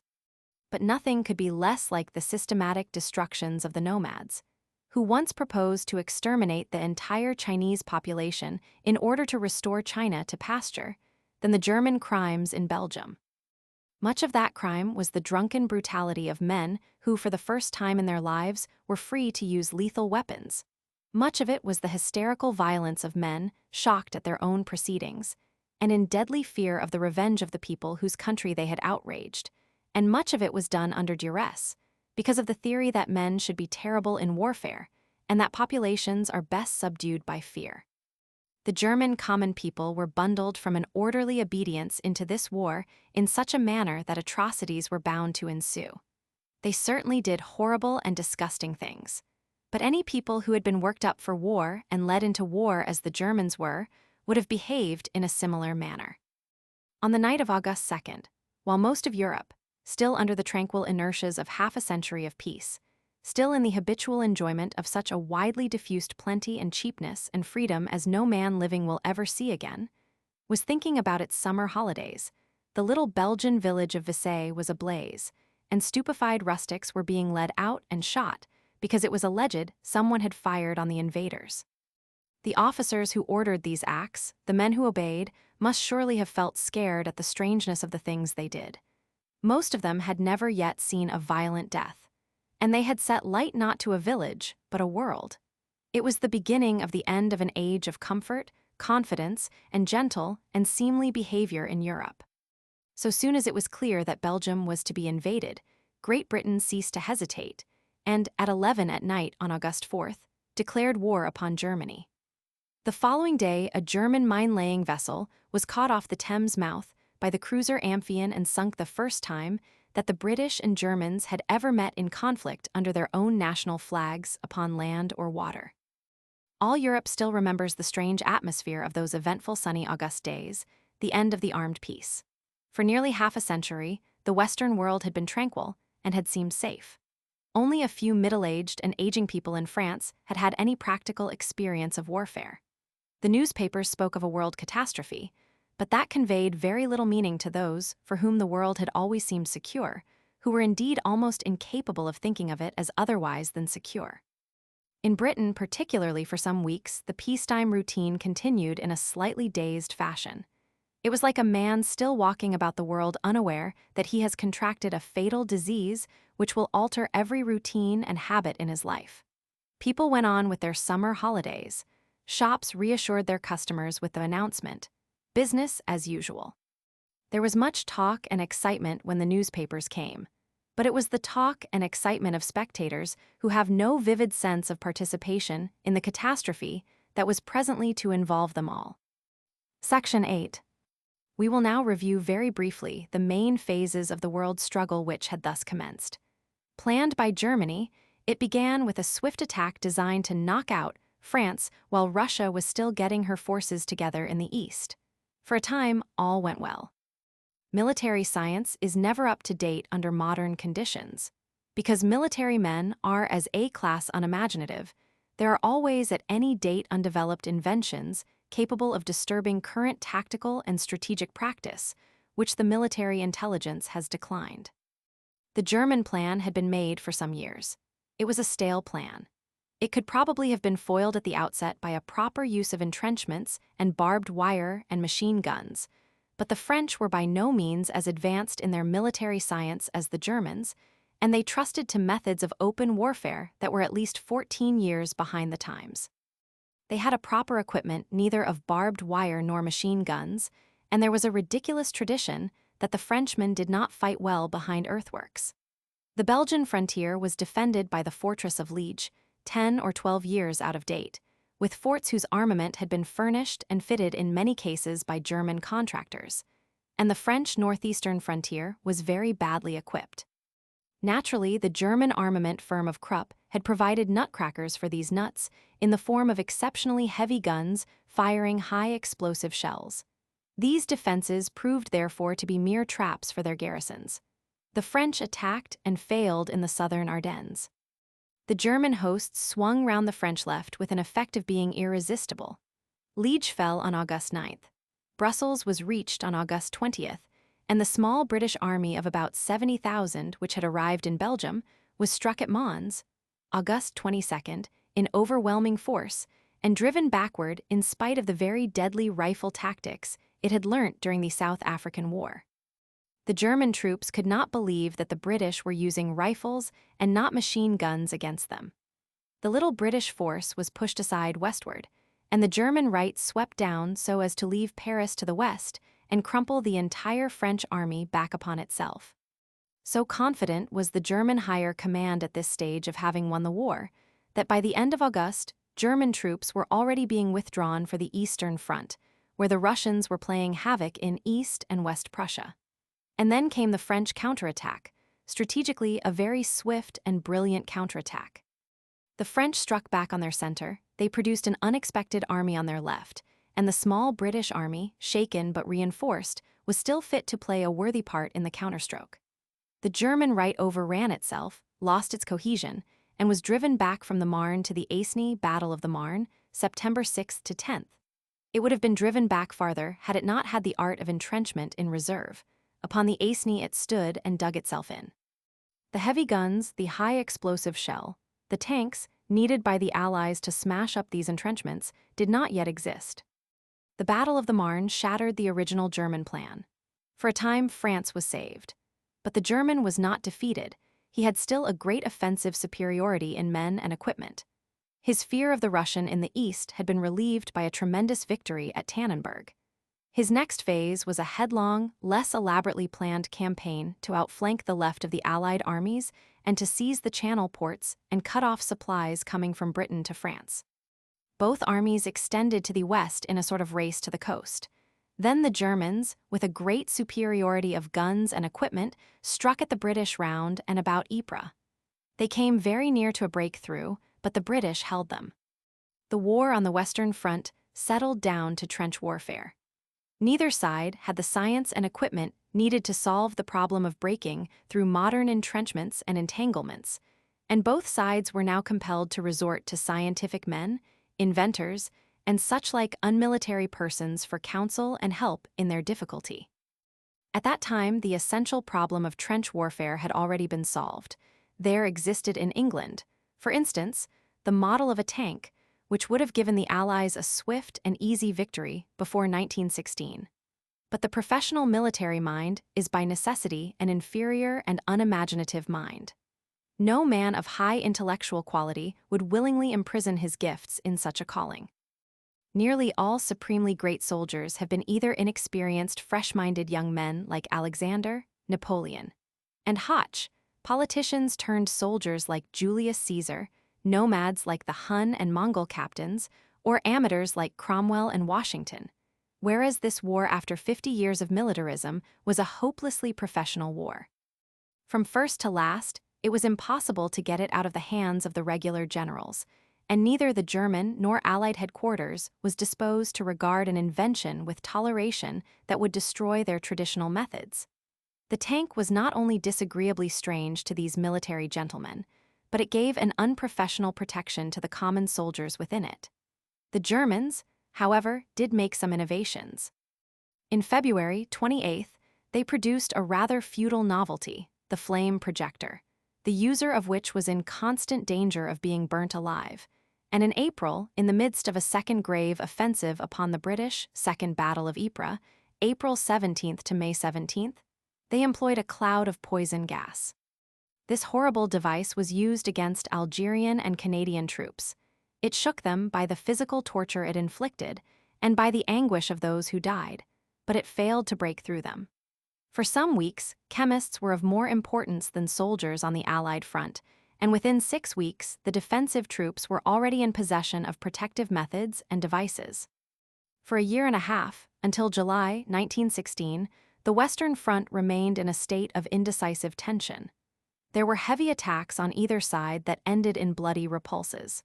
The French made costly but glorious thrusts at Arras and in Champagne in 1915, the British at Loos. From Switzerland to the North Sea, there ran 2 continuous lines of entrenchment, sometimes at a distance of a mile or more, sometimes at a distance of a few feet, at Arras, e.g., and in and behind these lines of trenches millions of men toiled, raided their enemies, and prepared for sanguinary and foredoomed offensives. In any preceding age, these stagnant masses of men would have engendered a pestilence inevitably, but here again modern science had altered the conditions of warfare. Certain novel diseases appeared, trench feet for instance, caused by prolonged standing in cold water, new forms of dysentery, and the like, but none developed to an extent to disable either combatant force. Behind this front, the whole life of the belligerent nations was being turned more and more to the task of maintaining supplies of food, munitions, and above all, men to supply the places of those who day by day were killed or mangled. The Germans had had the luck to possess a considerable number of big siege guns intended for the frontier fortresses. These were now available for trench smashing with high explosive, a use no one had foreseen for them. The Allies throughout the first years were markedly inferior in their supply of big guns and ammunition, and their losses were steadily greater than the German. Mr. Asquith, the British Prime Minister, though a very fine practitioner in all the arts of Parliament, was wanting in creative ability, and it is probably due to the push and hustle of Mr. Lloyd George, who presently ousted him in December 1916, and the clamor of the British press that this inferiority of supplies was eventually rectified. There was a tremendous German onslaught upon the French throughout the first half of 1916 round and about Verdun.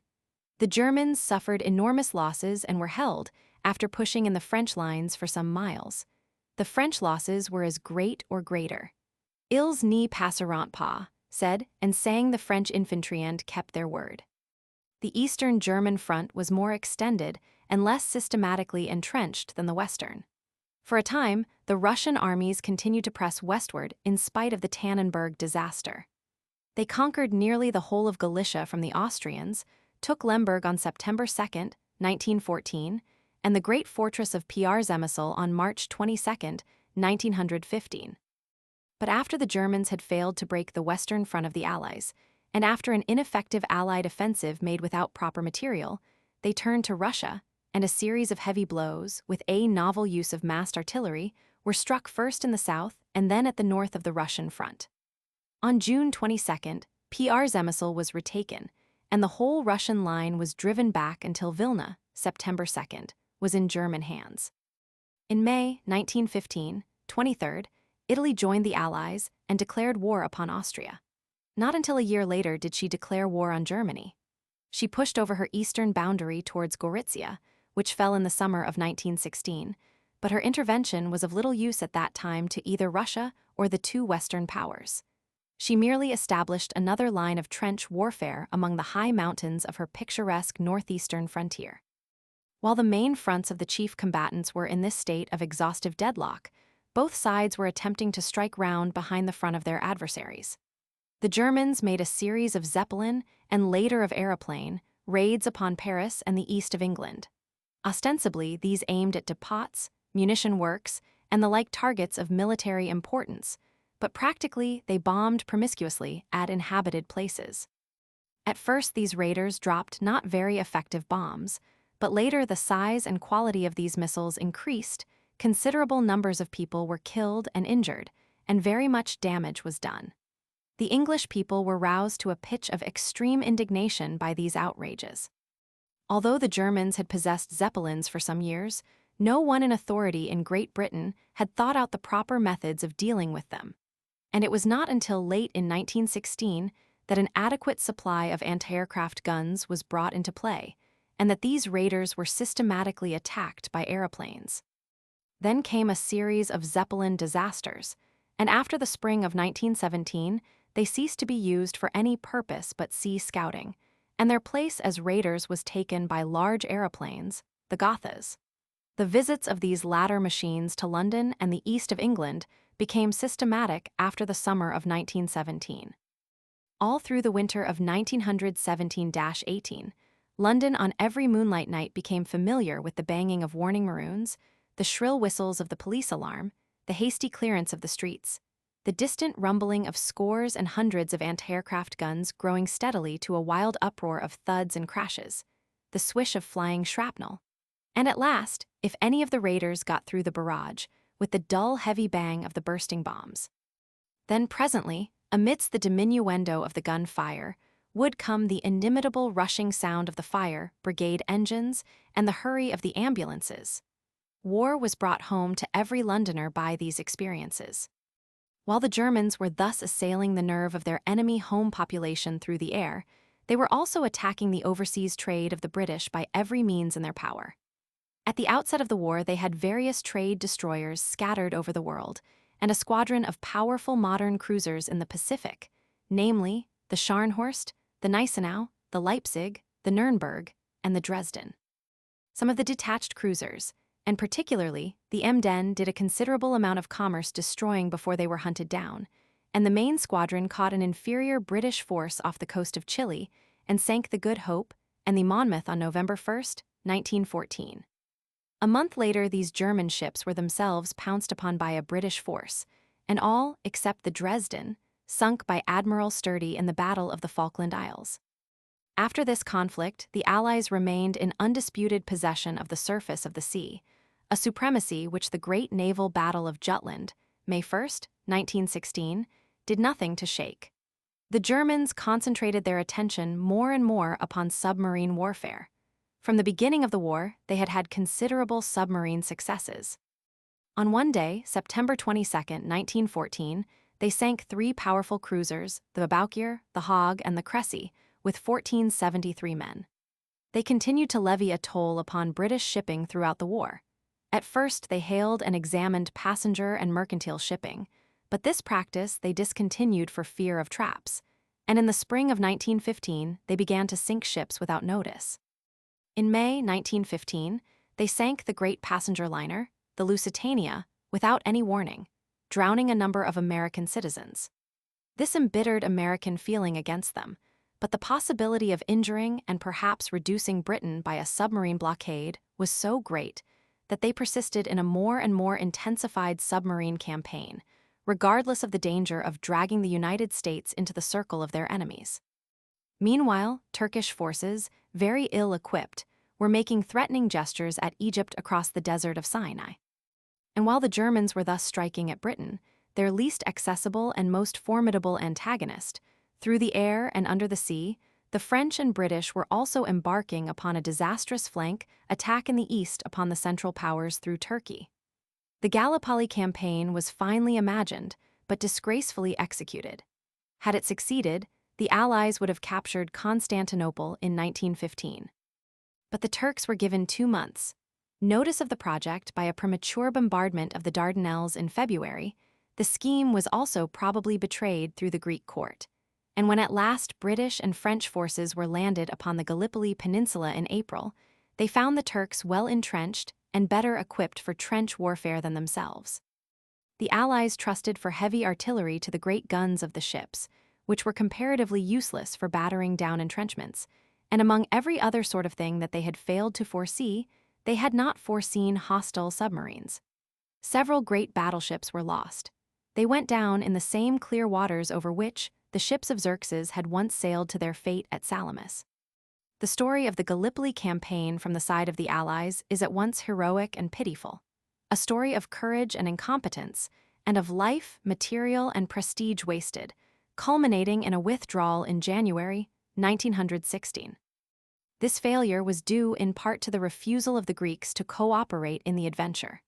For a year and a half, the Greek king, the brother-in-law of the Kaiser, being protected by friends in high quarters on the Allied side, tricked and misled the Allies, and wasted the lives of great numbers of common British and French soldiers. In June 1917, he was forced to abdicate, but instead of permitting the Greeks, under their proper leader Venizelos, to follow their natural and traditional republican disposition, his son, Alexander, the Kaiser's nephew, was made king in his place by the Allies. This Greek chapter in the story of the Great War still awaits the investigations of the historian. It is at present a quite inexplicable story, and we give these preposterous facts with no attempt to rationalize them. Linked up closely with this Greek vacillation was the entry of Bulgaria into the war October 12, 1915. The King of Bulgaria had hesitated for more than a year to make any decision between the two sides. Now the manifest failure of the British at Gallipoli, coupled with a strong Austro-German attack in Serbia, swung him over to the Central Powers. While the Serbs were hotly engaged with the Austro-German invaders upon the Danube, he attacked Serbia in the rear, and in a few weeks the country had been completely overrun. The Serbian army made a terrible retreat through the mountains of Albania to the coast, where its remains were rescued by an Allied fleet. An Allied force landed at Salonika in Greece and pushed inland towards Monastir, but was unable to render any effectual assistance to the Serbians. It was the Salonika plan which sealed the fate of the Gallipoli expedition. To the east, in Mesopotamia, the British, using Indian troops chiefly, made a still remoter flank attack upon the Central Powers. An army, very ill provided for the campaign, was landed at Basra in the November of 1914 and pushed up towards Baghdad in the following year. It gained a victory at Ctesiphon, the ancient Arsacid and Sassanid capital within 25 miles of Baghdad, but the Turks were heavily reinforced. There was a retreat to cut, and there the British army, under General Townshend, was surrounded and starved into surrender on April 29, 1916. All these campaigns in the air, under the seas, in Russia, Turkey, and Asia, were subsidiary to the main front, the front of decision between Switzerland and the sea, and there the main millions lay entrenched, slowly learning the necessary methods of modern scientific warfare. There was a rapid progress in the use of the aeroplane. At the outset of the war, this had been used chiefly for scouting, and by the Germans for the dropping of marks for the artillery. Such a thing as aerial fighting was unheard of. In 1916, the aeroplanes carried machine guns and fought in the air. Their bombing work was increasingly important. They had developed a wonderful art of aerial photography, and all the aerial side of artillery work, both with aeroplanes and observation balloons, had been enormously developed. But the military mind was still resisting the use of the tank, the obvious weapon for decision in trench warfare. Many intelligent people outside military circles understood this quite clearly. The use of the tank against trenches was an altogether obvious expedient. Leonardo da Vinci invented an early tank, but what military expert has ever had the wits to study Leonardo? Soon after the South African War, in 1903, there were stories in magazines describing imaginary battles in which tanks figured, and a complete working model of a tank was shown to the British military authorities who, of course, rejected it in 1912. Tanks had been invented and reinvented before the war began. But had the matter rested entirely in the hands of the military, there would never have been any use of tanks. It was Mr. Winston Churchill, at that time at the British Admiralty, who insisted upon the manufacture of the first tanks, and it was in the teeth of the grimmest opposition that they were sent to France. To the British Navy, and not to the Army, military science owes the use of these devices. The German military authorities were equally set against them. In July 1916, Sir Douglas Haig, the British commander-in-chief, began a great offensive which failed to break through the German line. In some places he advanced a few miles, in others he was completely repulsed. There was a huge slaughter of the new British armies, and he did not use tanks. In September, when the season was growing too late for a sustained offensive, tanks first appeared in warfare. A few were put into action by the British in a not very intelligent fashion. Their effect upon the German was profound. They produced something like a panic, and there can be little doubt that had they been used in July in sufficient numbers and handled by a general of imagination and energy, they would have ended the war there and then. At that time, the Allies were in greater strength than the Germans upon the Western Front. Russia, though fast approaching exhaustion, was still fighting. Italy was pressing the Austrians hard, and Romania was just entering the war on the side of the Allies. But the waste of men in this disastrous July offensive, coupled with the obstinate neglect of the possibilities of the tanks by the military authorities, brought the Allied cause to the very brink of disaster. Directly the British failure of July had reassured the Germans, they turned on the Romanians, and the winter of 1916 saw the same fate overtake Romania that had fallen upon Serbia in 1915. The year that had begun with the retreat from Gallipoli and the surrender of Kut ended with the crushing of Romania and with volleys fired at a landing party of French and British Marines by a royalist crowd in the port of Athens. It looked as though King Constantine of Greece, that protégé of the Allied Foreign Offices, meant to lead his people in the footsteps of King Ferdinand of Bulgaria. But the coastline of Greece is one much exposed to naval action. Greece was blockaded, and a French force from Salonika joined hands with an Italian force from Valona to cut the King of Greece off from his Central European friends. On the whole, things looked much less dangerous for the Hohenzollern imperialism at the end of 1916 than they had done after the failure of the first great rush at the Marne. The Allies had wasted 2 years of opportunity. Belgium, Serbia, and Romania, and large areas of France and Russia were occupied by Austro-German troops. Counterstroke after counterstroke had failed, and Russia was now tottering towards a collapse.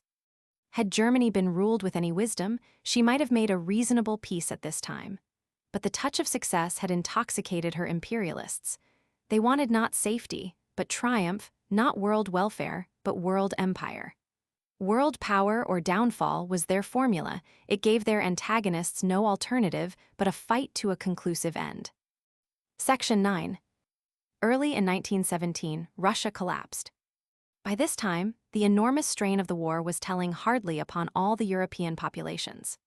There had been a great disorganization of transport everywhere, a discontinuance of the normal repairs and replacements of shipping, railways, and the like, a using up of material of all sorts, a dwindling of food production, a withdrawal of greater and greater masses of men from industry, a cessation of educational work, and a steady diminution of the ordinary securities and honesties of life.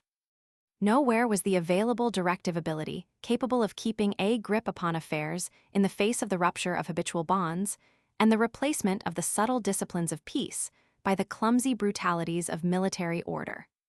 More and more of the European population was being transferred from surroundings and conditions to which it was accustomed to novel circumstances which distressed, stimulated, and demoralized it. But Russia suffered first and most from this universal pulling up of civilization from its roots. The Russian autocracy was dishonest and incompetent. The Tsar, like several of his ancestors, had now given way to a crazy pietism, and the court was dominated by a religious impostor, Rasputin, whose cult was one of unspeakable foulness, a reeking scandal in the face of the world. Beneath the rule of this dirty mysticism, indolence and scoundrelism mismanaged the war. The Russian common soldiers were sent into battle without guns to support them, without even rifle ammunition. They were wasted by their officers and generals in a delirium of militarist enthusiasm. For a time, they seemed to be suffering mutely as the beasts suffer. But there is a limit to the endurance even of the most ignorant. A profound disgust for the Tsardom was creeping through these armies of betrayed and wasted men. From the close of 1915 onwards, Russia was a source of deepening anxiety to her Western allies. Throughout 1916, she remained largely on the defensive, and there were rumors of a separate peace with Germany. She gave little help to Romania. On December 29, 1916, the monk Rasputin was murdered at a dinner party in Petrograd, and a belated attempt was made to put the Tsardom in order. By March, things were moving rapidly. Food riots in Petrograd developed into a revolutionary insurrection. There was an attempted suppression of the Duma, the representative body, attempted arrests of liberal leaders, the formation of a provisional government under Prince Lvov, and an abdication, March 15th, by the Tsar. For a time, it seemed that a moderate and controlled revolution might be possible perhaps under a new Tsar. Then it became evident that the destruction of confidence in Russia had gone too far for any such adjustments. The Russian people were sick to death of the old order of things in Europe, of czars and of wars and great powers. It wanted relief, and that speedily from unendurable miseries. The Allies had no understanding of Russian realities. their diplomatists were ignorant of Russian. Gentile persons, with their attention directed to the Russian court rather than Russia, they blundered steadily with the new situation. There was little goodwill among the diplomatists for republicanism, and a manifest disposition to embarrass the new government as much as possible. At the head of the Russian Republican government was an eloquent and picturesque leader, Kerensky, who found himself assailed by the deep forces of a profounder revolutionary movement, the Social Revolution, at home and cold-shouldered by the Allied governments abroad. His allies would neither let him give the Russian people land nor peace beyond their frontiers. The French and the British press pestered their exhausted ally for a fresh offensive, but when presently the Germans made a strong attack by sea and land upon Riga, the British Admiralty quailed before the prospect of a Baltic expedition in relief. The new Russian Republic had to fight unsupported. In spite of their great naval predominance and the bitter protests of the great English admiral, Lord Fisher, 1841–1920. It is to be noted that the Allies, except for some submarine attacks, left the Germans the complete mastery of the Baltic throughout the war. The Russian masses were resolute to end the war. There had come into existence in Petrograd a body representing the workers and common soldiers, the Soviet, and this body clamored for an international conference of socialists at Stockholm. Food riots were occurring in Berlin at this time. War weariness in Austria and Germany was profound, and there can be little doubt, in the light of subsequent events, that such a conference would have precipitated a reasonable peace on democratic lines in 1917 and a German revolution. Kerensky implored his Western allies to allow this conference to take place, but fearful of a worldwide outbreak of socialism and republicanism, they refused, in spite of the favorable response of a small majority of the British Labour Party.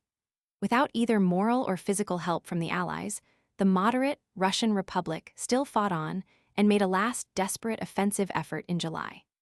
It failed after some preliminary successes and another great slaughtering of Russians. The limit of Russian endurance was reached.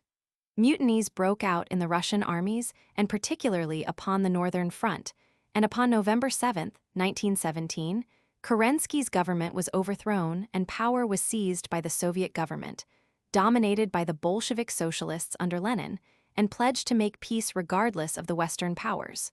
Russia passed definitely out of the war. In the spring of 1917, there had been a costly and ineffective French attack upon the Champagne front which had failed to break through and sustained enormous losses. Here, then, by the end of 1917, was a phase of events altogether favorable to Germany, had her government been fighting for security and well-being rather than for pride and victory. But to the very end, to the pitch of final exhaustion, the people of the Central Powers were held to the effort to realize an impossible world imperialism. To that end, it was necessary that Britain should be not merely resisted, but subjugated, and in order to do that, Germany had already dragged America into the circle of her enemies. Throughout 1916, the submarine campaign had been growing in intensity, but hitherto it had respected neutral shipping. In January 1917, a complete blockade of Great Britain and France was proclaimed, and all neutral powers were warned to withdraw their shipping from the British seas. An indiscriminate sinking of the world's shipping began, which compelled the United States to enter the war in April 6, 1917. Throughout 1917, while Russia was breaking up and becoming impotent, the American people were changing swiftly and steadily into a great military nation. And the unrestricted submarine campaign, for which the German imperialists had accepted the risk of this fresh antagonist, was far less successful than had been hoped. The British Navy proved itself much more inventive and resourceful than the British Army. There was a rapid development of anti-submarine devices underwater, upon the surface, and in the air. And after a month or so of serious destruction, the tale of submarine sinkings declined. The British found it necessary to put themselves upon food rations. But the regulations were well framed and ably administered, the public showed an excellent spirit and intelligence, and the danger of famine and social disorder was kept at arm's length. Yet the German imperial government persisted in its course. If the submarine was not doing all that had been expected, and if the armies of America gathered like a thundercloud, yet Russia was definitely down. And in October, the same sort of autumn offensive that had overthrown Serbia in 1915 and Romania in 1916 was now turned with crushing effect against Italy. The Italian front collapsed after the Battle of Caporetto, and the Austro-German armies poured down into Venetia and came almost within gunfire of Venice. Germany felt justified, therefore, in taking a high line with the Russian peace proposals, and the Peace of Brest-Litovsk, March 2, 1918, gave the Western Allies some intimation of what a German victory would mean to them. It was a crushing and exorbitant peace, dictated with the utmost arrogance of confident victors. All through the winter, German troops had been shifting from the eastern to the western front, and now, in the spring of 1918, the jaded enthusiasm of hungry, weary, and bleeding Germany was lashed up for the one supreme effort that was really and truly to end the war. For some months, American troops had been in France, but the bulk of the American army was still across the Atlantic. It was high time for the final conclusive blow upon the Western Front, if such a blow was ever to be delivered. The first attack was upon the British in the Somme region. The not very brilliant cavalry generals who were still in command of a front upon which cavalry was a useless encumbrance were caught napping, and on March 21st, in Gough's disaster, a British army was driven back in such disorder as no British army had ever known before. Thousands of guns were lost, and scores of thousands of prisoners. Many of these losses were due to the utter incompetence of the higher command. No less than 100 tanks were abandoned because they ran out of petrol. The British were driven back almost to Amiens. Throughout April and May, the Germans rained offensives on the Allied front. They came near to a breakthrough in the north, and they made a great drive back to the Marne, which they reached again on May 30th, 1918. This was the climax of the German effort. Behind it was nothing but an exhausted homeland. Fresh troops were hurrying from Britain across the Channel, and America was now pouring men into France by the 100,000. In June, the weary Austrians made a last effort in Italy and collapsed before an Italian counterattack. Early in June, the French began to develop a counterattack in the Marne angle. By July, the tide was turning and the Germans were reeling back. The Battle of Château-Thierry, July 18th, proved the quality of the new American armies. In August, the British opened a great and successful thrust into Belgium, and the bulge of the German lines towards Amiens wilted and collapsed. Germany had finished. The fighting spirit passed out of her army, and October was a story of defeat and retreat along the entire Western Front. Early in November, British troops were in Valenciennes and Americans in Sedan. In Italy also, the Austrian armies were in a state of disorderly retreat. But everywhere now, the Hohenzollern and Habsburg forces were collapsing. The smash at the end was amazingly swift. Frenchmen and Englishmen could not believe their newspapers as day after day, they announced the capture of more hundreds of guns and more thousands of prisoners.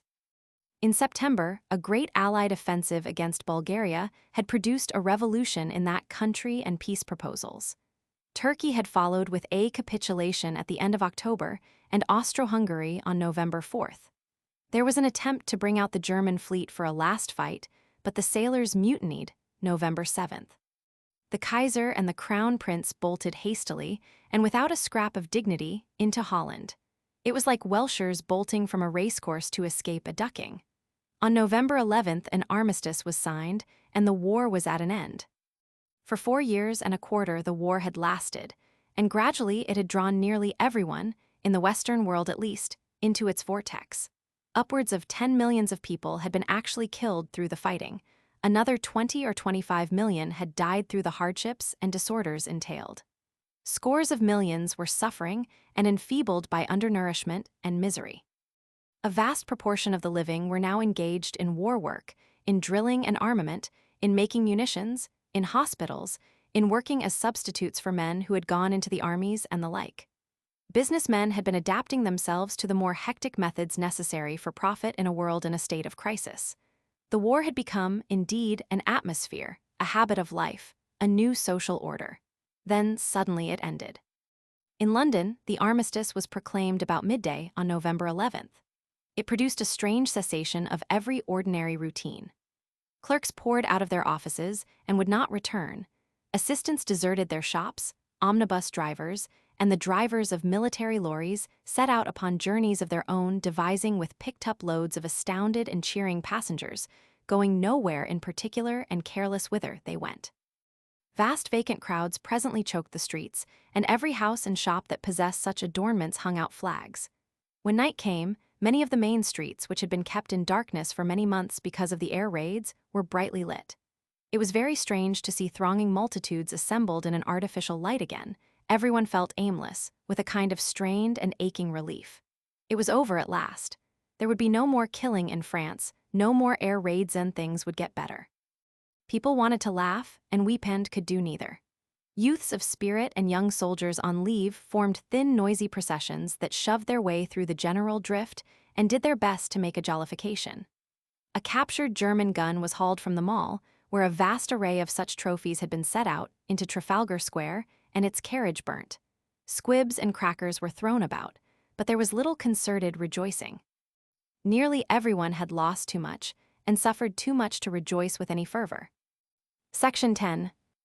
The world in the year after the Great War was like a man who has had some vital surgical operation very roughly performed, and who is not yet sure whether he can now go on living or whether he has not been so profoundly shocked and injured that he will presently fall down and die. It was a world dazed and stunned. German militarist imperialism had been defeated, but at an overwhelming cost. It had come very near to victory.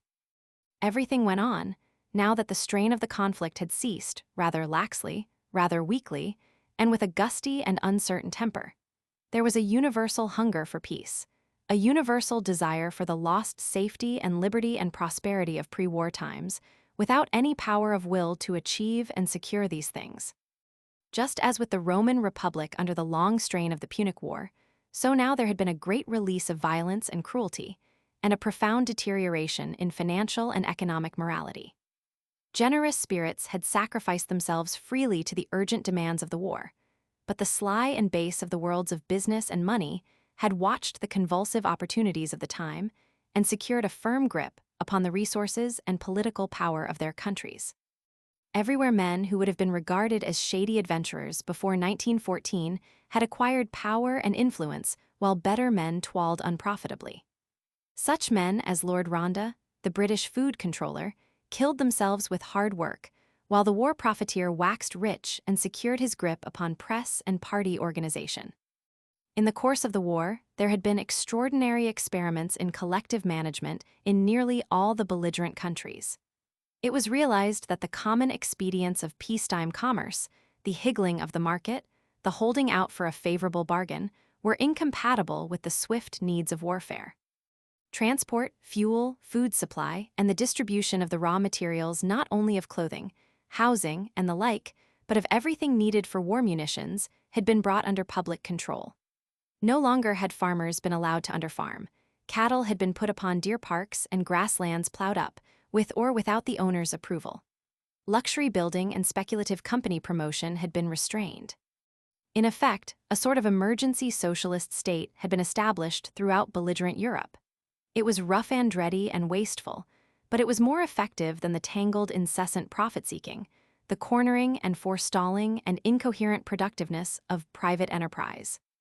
In the earlier years of the war, there was a very widespread feeling of brotherhood and the common interest in all the belligerent states. The common men were everywhere sacrificing life and health for what they believed to be the common good of the state. In return, it was promised, there would be less social injustice after the war, a more universal devotion to the common welfare. In Great Britain, for instance, Mr. Lloyd George was particularly insistent upon his intention to make the after-war Britain a land fit for heroes. He foreshadowed the continuation of this new war communism into the peace period in discourses of great fire and beauty. In Great Britain, there was created a Ministry of Reconstruction, which was understood to be planning a new and more generous social order, better labor conditions, better housing, extended education, a complete and scientific revision of the economic system. Similar hopes of a better world sustained the common soldiers of France and Germany and Italy. It was premature disillusionment that caused the Russian collapse. So that two mutually dangerous streams of anticipation were running through the minds of men in Western Europe towards the end of the war.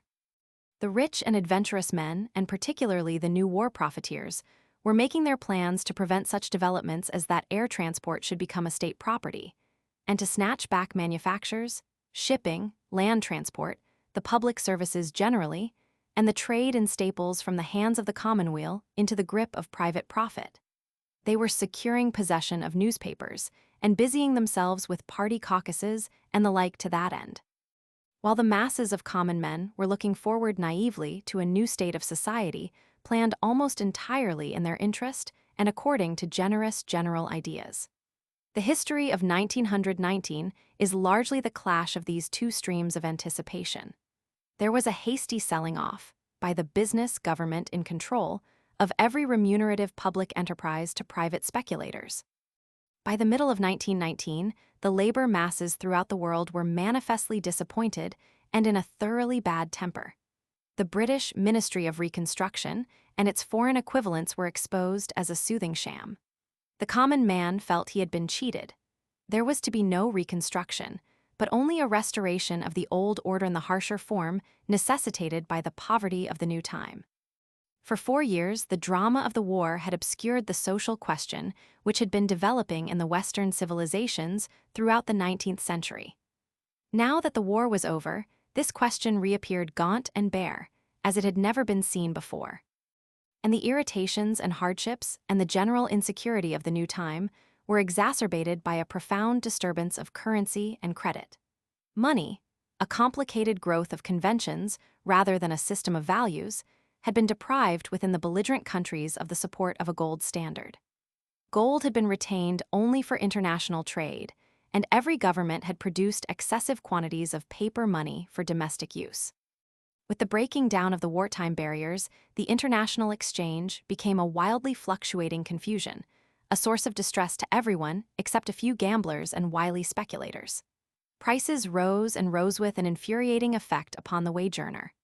On the one hand was the employer resisting his demands for more pay. On the other hand, food, house room, and clothing were being steadily cornered against him. And, which was the essential danger of the situation, he had lost any confidence he had ever possessed that any patience or industrial willingness he displayed would really alleviate the shortages and inconveniences by which he suffered.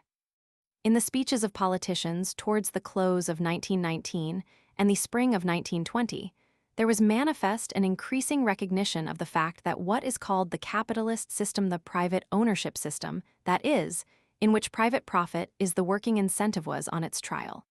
It had to produce general prosperity, they admitted, or it had to be revised.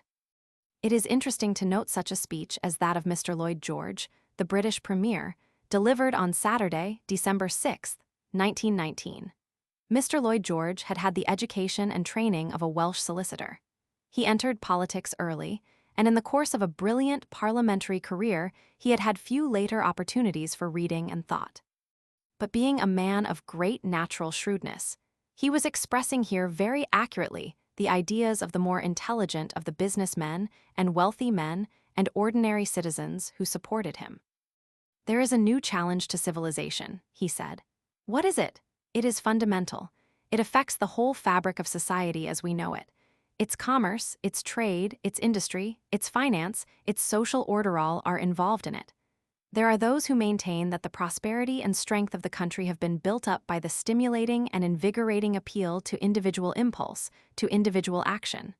That is one view. The state must educate, the state must assist where necessary, the state must control where necessary, the state must shield the weak against the arrogance of the strong, but the life springs from individual impulse and energy. Cheers! That is one view. What is the other? That private enterprise is a failure, tried and found wanting a complete failure, a cruel failure. It must be rooted out, and the community must take charge as a community, to produce, to distribute, as well as to control. Those are great challenges for us to decide. We say that the ills of private enterprise can be averted. They say, no, they cannot. No ameliorative, no palliative, no restrictive, no remedial measure will avail. These evils are inherent in the system. They are the fruit of the tree, and you must cut it down. That is the challenge we hear ringing through the civilized world today, from ocean to ocean, through valley and plain. You hear it in the whining and maniacal shrieking of the Bolshevists. You hear it in the loud, clear, but more restrained tones of congresses and conferences. The Bolshevists would blow up the fabric with high explosive, with horror. Others would pull down with the crowbars and with cranks, especially cranks. Laughter. Unemployment, with its injustice for the man who seeks and thirsts for employment, who begs for labor and cannot get it, and who is punished for failure he is not responsible for by the starvation of his children. That torture is something that private enterprise ought to remedy for its own sake. Cheers. Sweating, slums, the sense of semi-slavery in labor must go. We must cultivate a sense of manhood by treating men as men. If I say this deliberately, if I had to choose between this fabric I believe in and allowing millions of men and women and children to rot in its cellars, I would not hesitate 1 hour. That is not the choice. Thank God it is not the choice. Private enterprise can produce more so that all men get a fair share of it. Here, put into quasi-eloquent phrasing, and with a jest adapted to the mental habits of the audience, we have the common-sense view of the ordinary prosperous man, not only of Great Britain, but of America or France or Italy or Germany. In quality and tone, it is a fair sample of British political thought in 1919. The prevailing economic system has made us what we are, is the underlying idea, and we do not want any process of social destruction to precede a renaissance of society. We do not want to experiment with the fundamentals of our social order. Let us accept that. Adaptation, Mr. Lloyd George admitted, there had to be. Now this occasion of his speaking was a year and a month after the armistice, and for all that period private enterprise had been failing to do all that Mr. Lloyd George was so cheerfully promising it would do. The community was in urgent need of houses. Throughout the war, there had been a cessation not only of building, but of repairs. The shortage of houses in the last months of 1919 amounted to scores of thousands in Britain alone. Multitudes of people were living in a state of exasperating congestion, and the most shameless profiteering in apartments and houses was going on. It was a difficult, but not an impossible situation. Given the same enthusiasm and energy and self-sacrifice that had tided over the monstrous crisis of 1916, the far easier task of providing 1 million houses could have been performed in a year or so. But there had been corners in building materials, transport was in a disordered state, and it did not pay private enterprise to build houses at any rents within the means of the people who needed them. Private enterprise, therefore, so far from bothering about the public need of housing, did nothing but corner and speculate in rents and subletting. It now demanded grants in aid from the state in order to build at a profit. And there was a great crowding and dislocation of goods at the depots because there was insufficient road transport.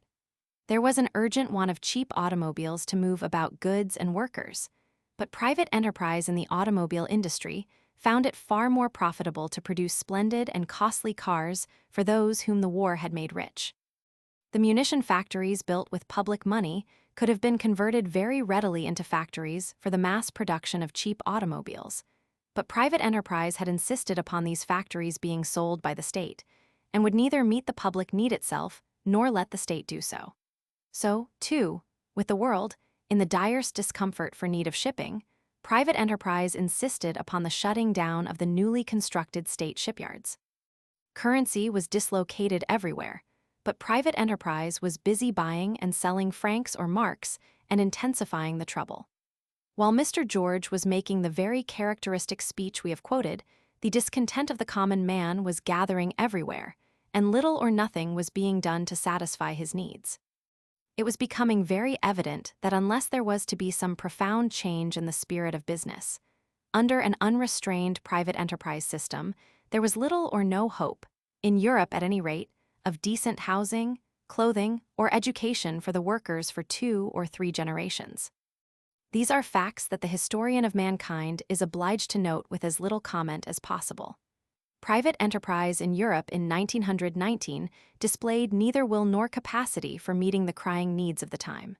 So soon as it was released from control, it ran naturally into speculation, cornering, and luxury production. It followed the line of maximum profit. It displayed no sense of its own dangers, and it resisted any attempt to restrain and moderate its profits and make itself serviceable, even in its own interest. And this went on in the face of the most striking manifestations of the extreme recalcitrance on the part of the European masses to the prolonged continuance of the privations and inconveniences they suffered. In 1913, these masses were living as they had lived since birth. They were habituated to the life they led. The masses of 1919, on the other hand, had been uprooted everywhere to go into the armies, to go into munition factories, and so on. They had lost their habits of acquiescence, and they were hardier and more capable of desperate action.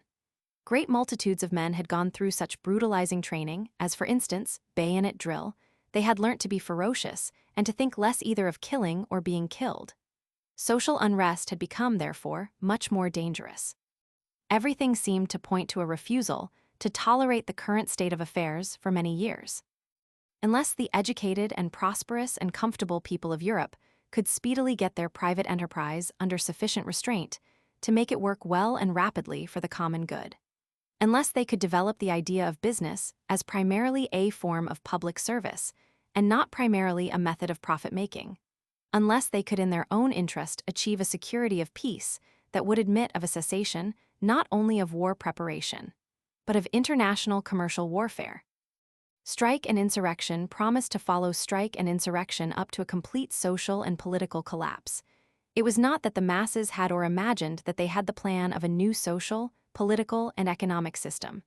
They had not, and they did not believe they had.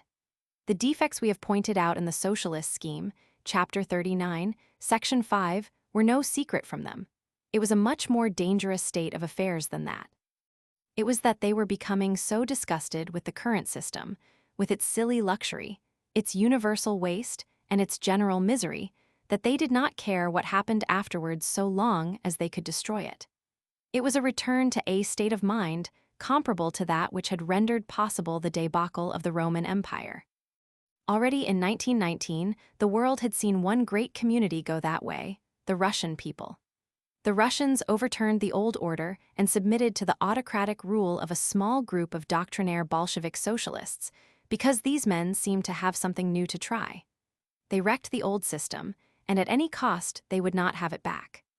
The information available from Russia at the time of writing this summary is still too conflicting and too obviously tainted by propagandist aims for us to form any judgment upon the proceedings and methods of the Soviet government.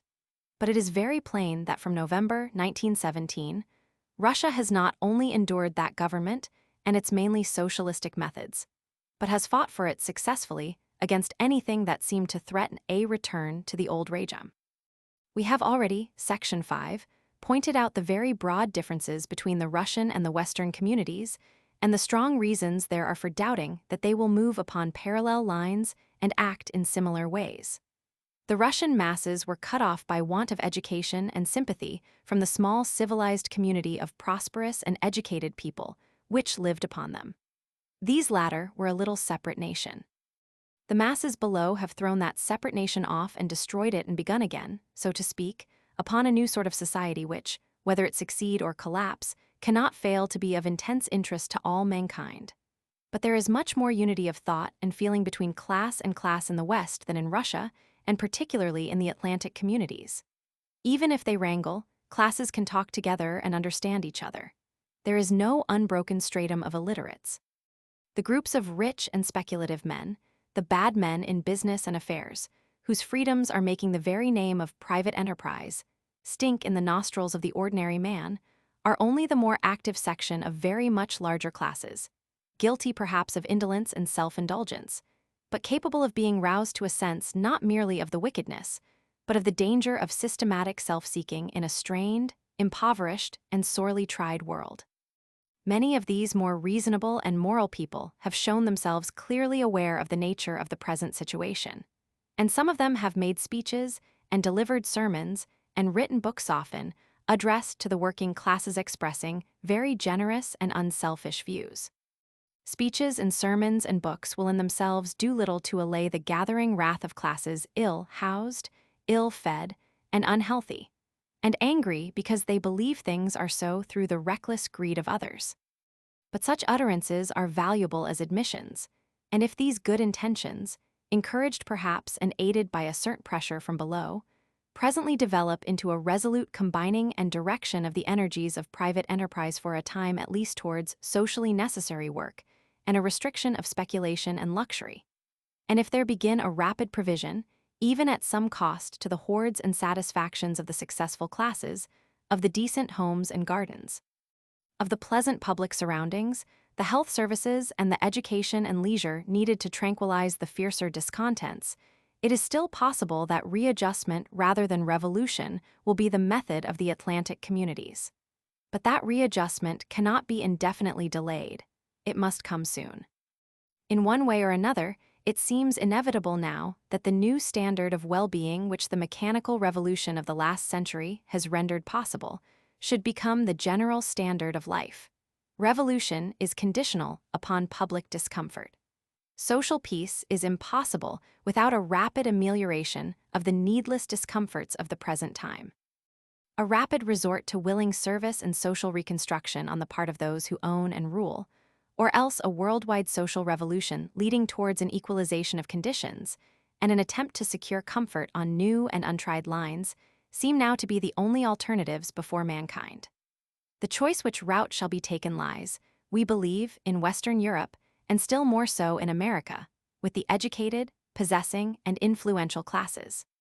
The former route demands much sacrifice, for prosperous people in particular, a voluntary assumption of public duties and a voluntary acceptance of class discipline and self-denial. The latter may take an indefinite time to traverse. It will certainly be a very destructive and bloody process, and whether it will lead to a new and better state of affairs at last is questionable. A social revolution, if ultimately the Western European states blunder into it, may prove to be a process extending over centuries. It may involve a social breakdown as complete as that of the Roman Empire, and it may necessitate as slow a recuperation. Let us add to what has been written above a short passage from an abler and far more authoritative pen. It approaches this question of economic disorganization from a different angle, but the drift of its implications is the same. It says as plainly to the private capitalist system, "Mend, show more understanding, and a better and a stronger will for the common welfare, or go." In the latter stages of the war, all the belligerent governments practiced, from necessity or incompetence, what a Bolshevist might have done from design. Even now, when the war is over, most of them continue out of weakness the same malpractices. But further, the governments of Europe, being many of them at this moment reckless in their methods as well as weak, seek to direct on to a class known as profiteers the popular indignation against the more obvious consequences of their vicious methods. These profiteers are, broadly speaking, the entrepreneur class of capitalists, that is to say, the active and constructive element in the whole capitalist society, who in a period of rapidly rising prices cannot but get rich quick whether they wish it or desire it or not. If prices are continually rising, every trader who has purchased for stock or owns property and plant inevitably makes profits. By directing hatred against this class, therefore, the European governments are carrying a step further the fatal process which the subtle mind of Lenin had consciously conceived. The profiteers are a consequence and not a cause of rising prices. By combining a popular hatred of the class of entrepreneurs with the blow already given to social security by the violent and arbitrary disturbance of contract, and of the established equilibrium of wealth which is the inevitable result of inflation, these governments are fast rendering impossible a continuance of the social and economic order of the 19th century. But they have no plan for replacing it. We are thus faced in Europe with the spectacle of an extraordinary weakness on the part of the great capitalist class, which has emerged from the industrial triumphs of the 19th century and seemed a very few years ago our all-powerful master. The terror and personal timidity of the individuals of this class is now so great, their confidence in their place in society and in their necessity to the social organism so diminished, that they are the easy victims of intimidation. This was not so in England 25 years ago, any more than it is now in the United States. Then the capitalists believed in themselves, in their value to society, in the propriety of their continued existence in the full enjoyment of their riches and the unlimited exercise of their power. Now they tremble before every insult. Call them pro-Germans, international financiers, or profiteers, and they will give you any ransom you choose to ask not to speak of them so harshly. They allow themselves to be ruined and altogether undone by their own instruments, governments of their own making, and a press of which they are the proprietors. Perhaps it is historically true that no order of society ever perished save by its own hand. Section 11. We have dealt with the social and economic disorder of the European communities, and the rapid return of the class war to the foreground of attention, before giving any account of the work of world settlement that centered on the peace conference at Paris. Because the worried and preoccupied state of everyone concerned with private problems of income, prices, employment, and the like goes far to explain the jaded atmosphere in which that conference addressed itself to the vast task before it. The story of the conference turns very largely upon the adventure of one particular man, one of those men whom accident or personal quality picks out as a type to lighten the task of the historian. We have in the course of this history found it very helpful at times to focus our attention upon some individual: Buddha, Alexander the Great, Yuan Huang, the Emperor Frederick Roman II, and Charles V and Napoleon I, for example, and to let him by reflection illuminate the period in which he lived. The conclusion of the Great War can be seen most easily as the rise of the American president, President Wilson, to predominant importance in the world's hopes and attention, and his failure to justify that predominance. President Wilson, born 1856, had previously been a prominent student and teacher of history, constitutional law, and the political sciences generally. He had held various professorial chairs and had been president of Princeton University, New Jersey. There is a long list of books to his credit, and they show a mind rather exclusively directed to American history and American politics.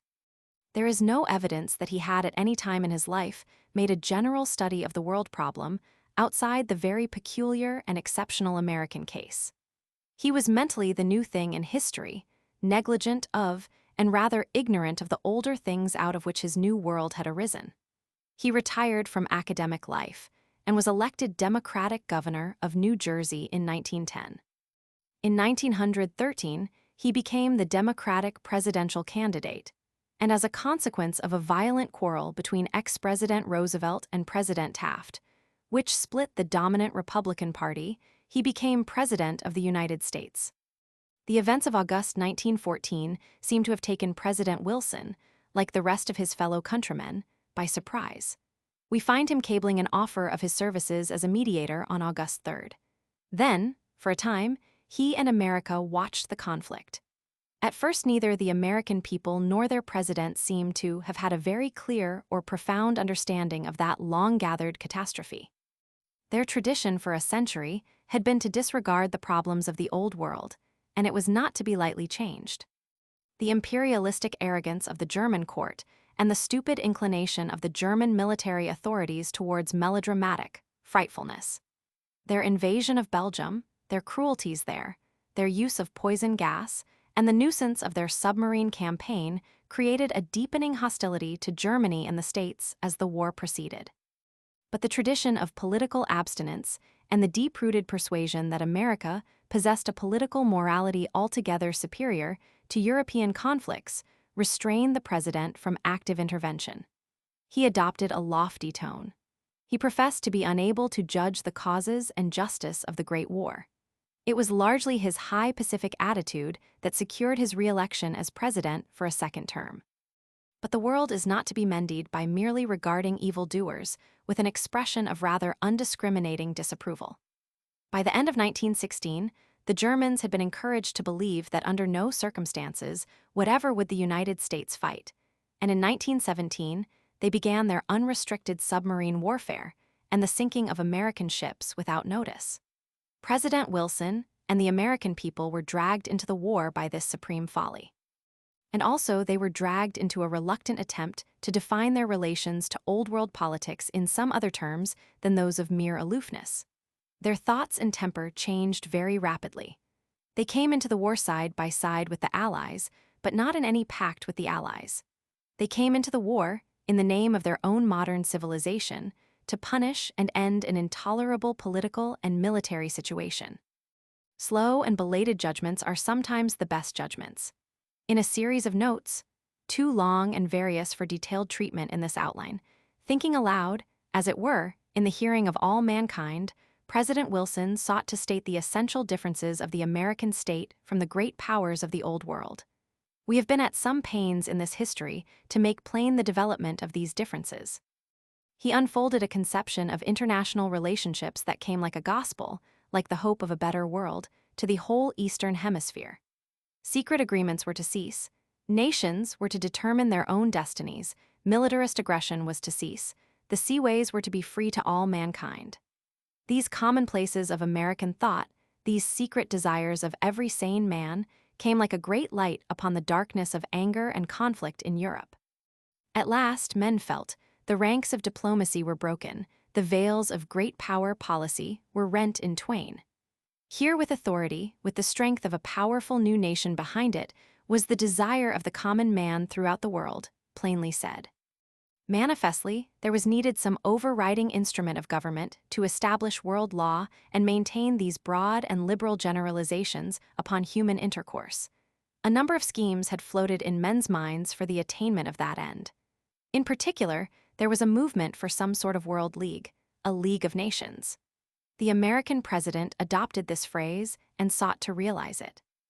An essential condition of the peace he sought through the overthrow of German imperialism was, he declared, to be this federal organ. This League of Nations was to be the final court of appeal in international affairs. It was to be the substantial realization of the peace. Here again, he awakened a tremendous echo. President Wilson was the spokesman of a new age.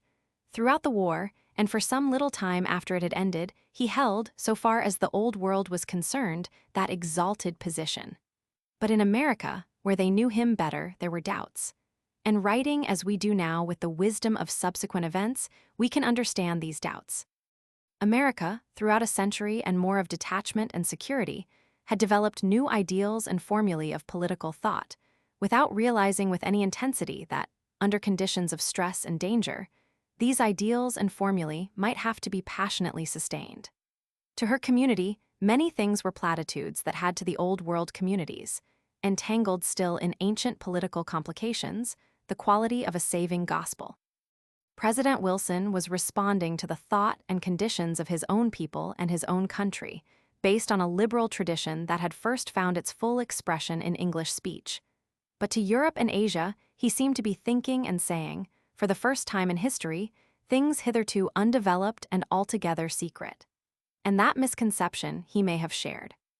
We are dealing here with an able and successful professor of political science, who did not fully realize what he owed to his contemporaries and the literary and political atmosphere he had breathed throughout his life, and who passed very rapidly, after his re-election as president, from the mental attitudes of a political leader to those of a messiah.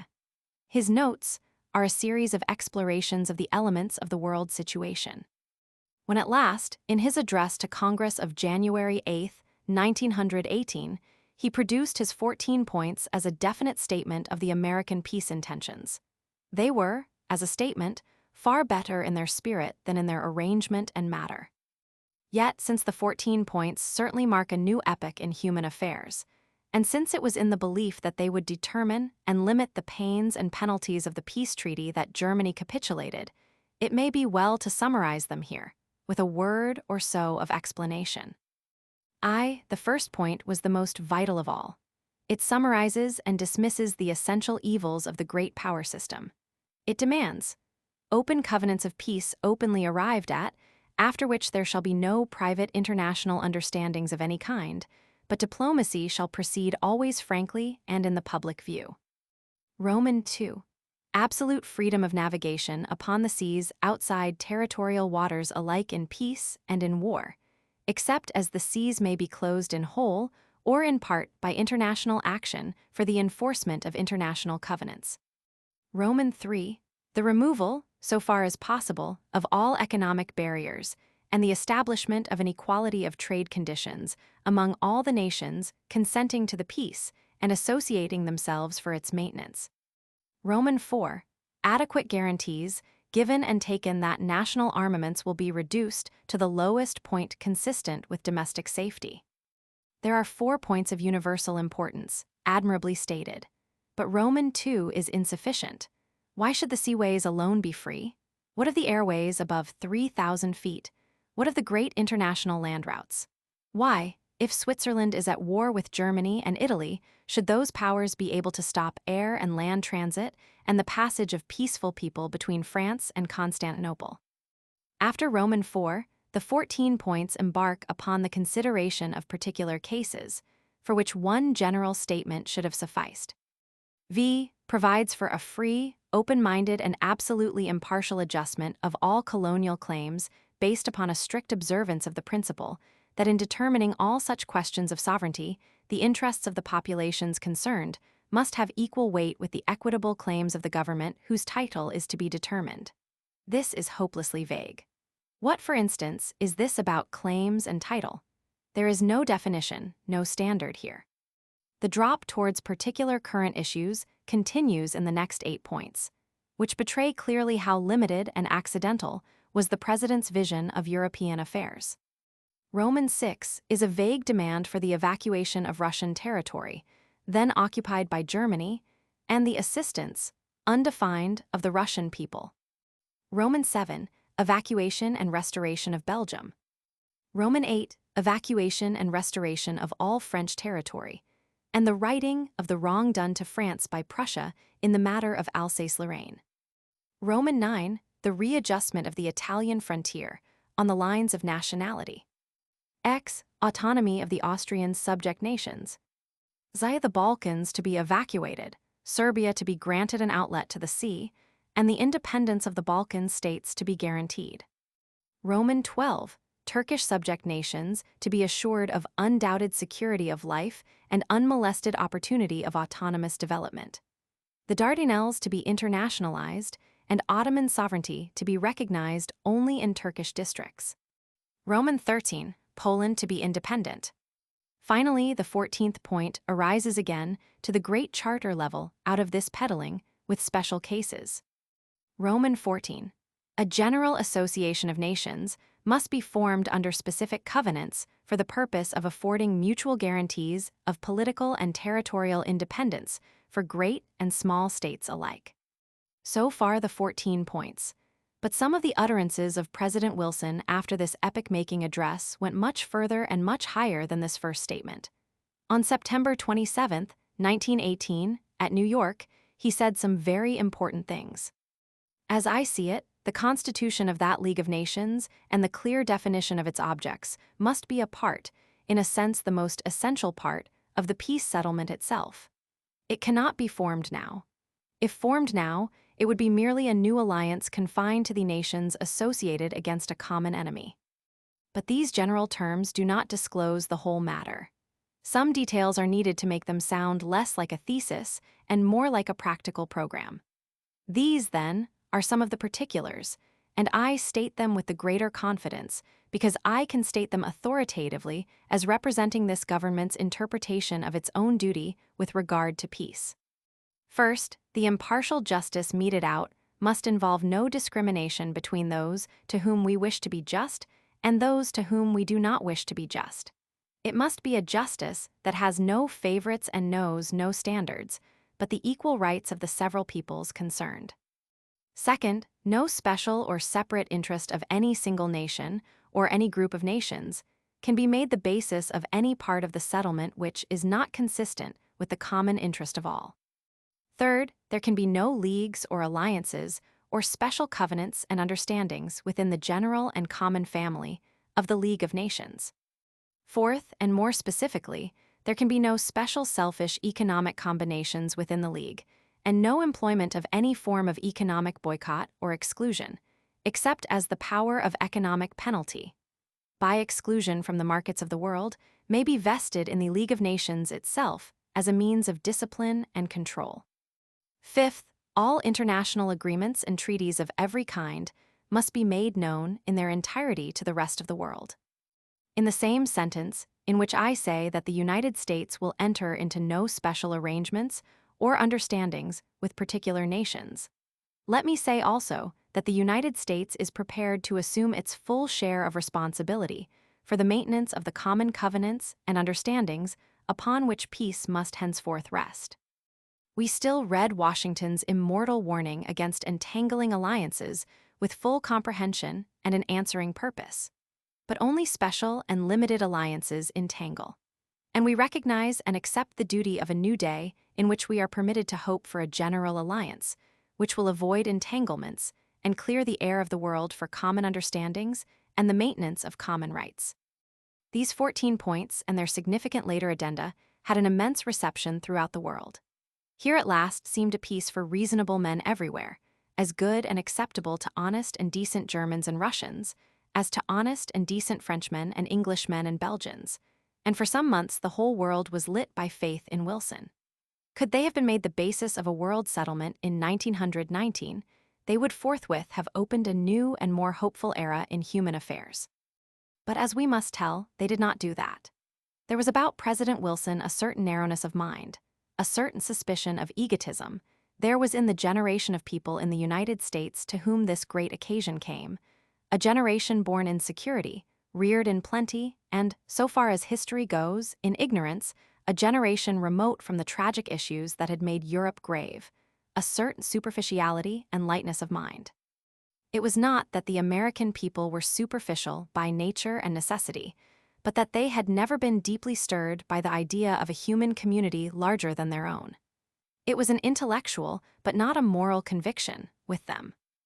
One had on the one hand these new people of the New World, with their new ideas, their finer and better ideas, of peace and world righteousness, and on the other the old, bitter, deeply entangled peoples of the great power system, and the former were crude and rather childish in their immense inexperience, and the latter were seasoned and bitter and intricate. The theme of this clash of the raw idealist youthfulness of a new age with the experienced ripeness of the old was treated years ago by that great novelist, Henry James, in a very typical story called Daisy Miller. It is the pathetic story of a frank, trustful, high-minded, but rather simple-minded American girl, with a real disposition towards righteousness and a great desire for a good time, and how she came to Europe and was swiftly entangled and put in the wrong, and at last driven to welcome death by the complex tortuousness and obstinate limitations of the older world. There have been 1,000 variants of that theme in real life, 1,000 such transatlantic tragedies, and the story of President Wilson is one of them. But it is not to be supposed, because the new thing succumbs to the old infections, that is the final condemnation of the new thing. Probably no fallible human being manifestly trying to do his best amidst overwhelming circumstances has been subjected to such minute, searching, and pitiless criticism as President Wilson. He is blamed, and it would seem that he is rightly blamed, for conducting the war and the ensuing peace negotiations on strictly party lines. He remained the president representing the American Democratic Party, when circumstances conspired to make him the representative of the general interests of mankind. He made no attempt to forget party issues for a time, and to incorporate with himself such great American leaders as ex-President Roosevelt, ex-President Taft, and the like. He did not draw fully upon the moral and intellectual resources of the states. He made the whole issue too personal, and he surrounded himself with merely personal adherents. And a still graver error was his decision to come to the peace conference himself. Nearly every experienced critic seems to be of opinion that he should have remained in America, in the role of America, speaking occasionally as if a nation spoke. Throughout the concluding years of the war, he had achieved an unexampled position in the world. Says Dr. Dillon, Europe, when the president touched its shores, was as clay ready for the creative potter. Never before were the nations so eager to follow a Moses who would take them to the long-promised land where wars are prohibited and blockades unknown. And to their thinking, he was that great leader. In France, men bowed down before him with awe and affection. Labor leaders in Paris told me that they shed tears of joy in his presence, and that their comrades would go through fire and water to help him to realize his noble schemes. To the working classes in Italy, his name was a heavenly clarion at the sound of which the earth would be renewed. The Germans regarded him and his humane doctrine as their sheet-anchor of safety. The fearless Herr Mühlmann said, if President Wilson were to address the Germans and pronounce a severe sentence upon them, they would accept it with resignation and without a murmur and set to work at once. In German Austria, his fame was that of a savior, and the mere mention of his name brought balm to the suffering and surcease of sorrow to the afflicted. Such was the overpowering expectation of the audience to which President Wilson prepared to show himself. He reached France on board the George Washington in December 1918. He brought his wife with him. That seemed no doubt a perfectly natural and proper thing to an American mind. Quite a number of the American representatives brought their wives. Unhappily, a social quality, nay, almost a tourist quality, was introduced into the world settlement by these ladies. Transport facilities were limited, and most of them arrived in Europe with a radiant air of privilege. They came as if they came to treat. They were, it was intimated, seeing Europe under exceptionally interesting circumstances. They would visit Chester, or Warwick, or Windsor and root for they might not have a chance of seeing these celebrated places again. Important interviews would be broken off to get in a visit to some old historical mansion. This may seem a trivial matter to note in a history of mankind, but it was such small human things as this that threw a miasma of futility over the peace conference of 1919. In a little while, one discovered that Wilson, the hope of mankind, had vanished, and that all the illustrated fashion papers contained pictures of a delighted tourist and his wife, grouped smilingly with crowned heads and such-like enviable company. It is so easy to be wise after the event, and to perceive that he should not have come over. The men he had chiefly to deal with, for example, M. Clemenceau, France, Mr. Lloyd George and Mr. Balfour, Britain, Baron Sannino and Signor Orlando, Italy, were men of widely dissimilar historical traditions, but in one respect they resembled him and appealed to his sympathies. They, too, were party politicians who had led their country through the war. Like himself, they had failed to grasp the necessity of entrusting the work of settlement to more specially qualified men. They were the merest novices in international affairs. Geography, ethnology, psychology, and political history were sealed books to them. Like the rector of Leuven University, who told Oliver Goldsmith that, as he had become the head of that institution without knowing Greek, he failed to see why it should be taught there. The chiefs of state, having obtained the highest position in their respective countries without more than an inkling of international affairs, were unable to realize the importance of mastering them or the impossibility of repairing the omission as they went along. What they lacked, however, might in some perceptible degree have been supplied by enlisting as their helpers men more happily endowed than themselves. But they deliberately chose mediocrities. It is a mark of genial spirits that they are well served, but the plenipotentiaries of the conference were not characterized by it. Away in the background, some of them had familiars or casual prompters to whose counsels they were wont to listen, but many of the adjoints who moved in the limelight of the world stage were gritless and pithless. As the heads of the principal governments implicitly claimed to be the authorized spokesmen of the human race, and endowed with unlimited powers, it is worth noting that this claim was boldly challenged by the people's organs in the press. Nearly all the journals read by the masses objected from the first to the dictatorship of the group of premiers, Mr. Wilson being excepted.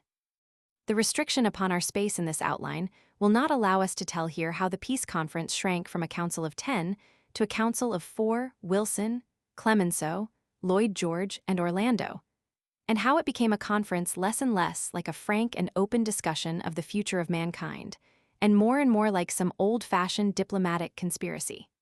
Great and wonderful had been the hopes that had gathered to Paris.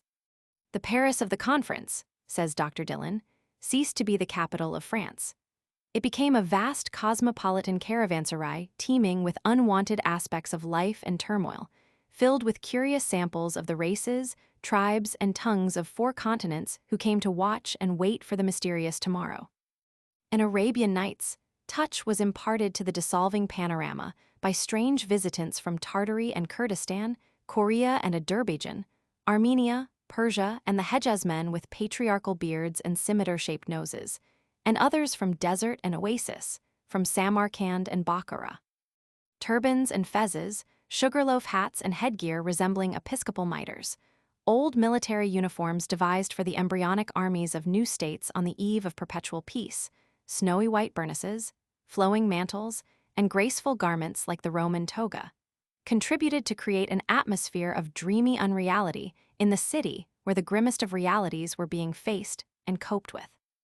Then came the men of wealth, of intellect, of industrial enterprise, and the seed-bearers of the ethical new ordering, members of economic committees from the United States, Britain, Italy, Poland, Russia, India, and Japan, representatives of naphtha industries and far-off coal mines, pilgrims, fanatics, and charlatans from all climes, priests of all religions, preachers of every doctrine, who mingled with princes, field marshals, statesmen, anarchists, builders-up, and pullers-down. All of them burned with desire to be near to the crucible in which the political and social systems of the world were to be melted and recast. Every day, in my walks in my apartment, or at restaurants, I met emissaries from lands and peoples whose very names had seldom been heard of before in the West. A delegation from the Pontuxan Greeks called on me and discoursed of their ancient cities of Trebizond, Samsun, Tripoli, Karashund, in which I resided many years ago, and informed me that they, too, desired to become welded into an independent Greek republic and had come to have their claims allowed. The Albanians were represented by my old friend Turkin Pasha, on the one hand, and by my friend Esed Pasha on the other, the former desirous of Italy's protection, the latter demanding complete independence. Chinamen, Japanese, Koreans, Hindus, Kyrgyzes, Leskians, Circassians, Mingrelians, Buryats, Malays, and Negroes and Negroids from Africa and America were among the tribes and tongues foregathered in Paris to watch the rebuilding of the political world system and to see where they came in. To this thronging, amazing Paris, agape for a new world, came President Wilson and found its gathering forces dominated by a personality narrower, in every way more limited and beyond comparison more forcible than himself. The French Premier, M. Clemenceau. At the instance of President Wilson, M. Clemenceau was elected president of the conference. It was, said President Wilson, a special tribute to the sufferings and sacrifices of France. And that, unhappily, sounded the keynote of the conference, whose sole business should have been with the future of mankind. Georges Benjamin Clemenceau was an old journalist politician, a great denouncer of abuses, a great upsetter of governments, a doctor who had, while a municipal councillor, kept a free clinic, and a fierce, experienced duelist. None of his duels ended fatally, but he faced them with great intrepidity. He had passed from the medical school to Republican journalism in the days of the Empire. In those days, he was an extremist of the left. He was for a time a teacher in America, and he married and divorced an American wife. He was 30 in the eventful year 1871. He returned to France after Sedan and flung himself into the stormy politics of the defeated nation with great fire and vigor.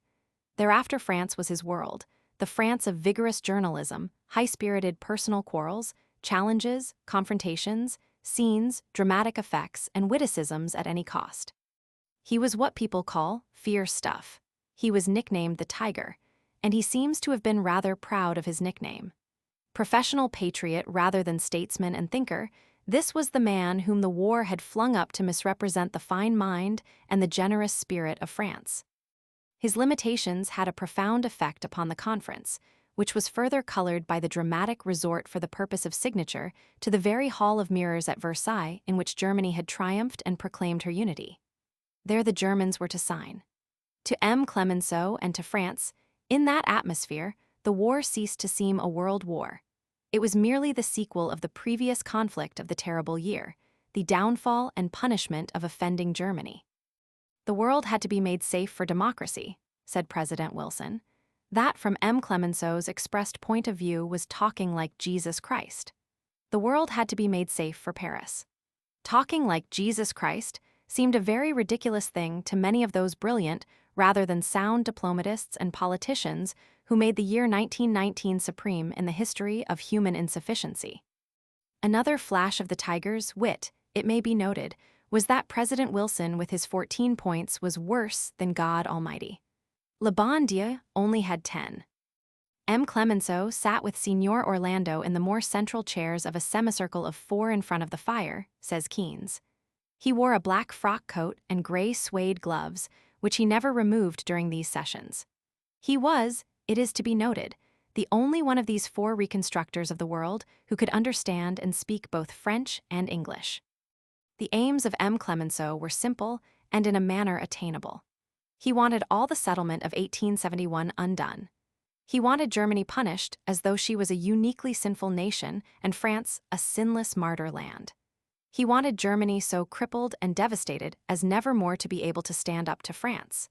He wanted to hurt and humiliate Germany more than France had been hurt and humiliated in 1871. He did not care if in breaking Germany Europe was broken. His mind did not go far enough beyond the Rhine to understand that possibility. He accepted President Wilson's League of Nations as an excellent proposal if it would guarantee the security of France whatever she did, but he preferred a binding alliance of the United States and England to maintain, uphold, and glorify France under practically any circumstances. He wanted wider opportunities for the exploitation of Syria, North Africa, and so forth by Parisian financial groups. He wanted indemnities to recuperate France, loans, gifts, and tributes to France, glory and homage to France. France had suffered, and France had to be rewarded. Belgium, Russia, Serbia, Poland, Armenia, Britain, Germany, and Austria had all suffered too. All mankind had suffered, but what would you? That was not his affair. These were the supers of a drama in which France was for him the star. In much the same spirit, Signor Orlando seems to have sought the welfare of Italy. Mr. Lloyd George brought to the Council of Four the subtlety of a Welshman, the intricacy of a European, and an urgent necessity for respecting the nationalist egotism of the British imperialists and capitalists who had returned him to power. Into the secrecy of that council went President Wilson, leaving Point I at the door with the very noblest aims for his newly discovered American world policy, his rather hastily compiled 14, now reduced to 13 points, and a project rather than a scheme for a League of Nations. The second point was presently observed to be missing. It may have fallen into the Atlantic on the way over. It may have been thrown into the sea as an offering to the British Admiralty. There can seldom have been a statesman of the first rank more incompetent than the president in the agilities of the council chamber. From the whispering darknesses and fireside disputes of that council, and after various comings and goings we cannot here describe, he emerged at last with his 14 points pitifully torn and disheveled, but with a little puling infant of a League of Nations, which might die or which might live and grow no one could tell. This history cannot tell. We are at the end of our term, but that much at least he had saved. Let us now consider briefly this covenant of the League of Nations, and recapitulate the terms of the quasi-settlement of the world's affairs of 1919-20. And let us indicate here and there where the latter departs from the promised standard of the 14 points, and where it is most dangerous to the future peace and most manifestly contrary to the welfare of mankind. Because just as the history of Europe in the 19th century was largely the undoing of the Treaty of Vienna, and as the Great War was the necessary outcome of the Treaty of Frankfurt and the Treaty of Berlin, so the general history of the 20th century henceforth will be largely the amendment or reversal of the more ungenerous and unscientific arrangements of the Treaty of 1919, and a struggle to establish those necessary impartial world controls of which the League of Nations is the first insufficient and unsatisfactory sketch. Section 12. This homunculus in a bottle which it was hoped might become at last man ruling the earth, this League of Nations as it was embodied in the Covenant of April 28, 1919, was not a league of peoples at all. It was a league of states, dominions, or colonies.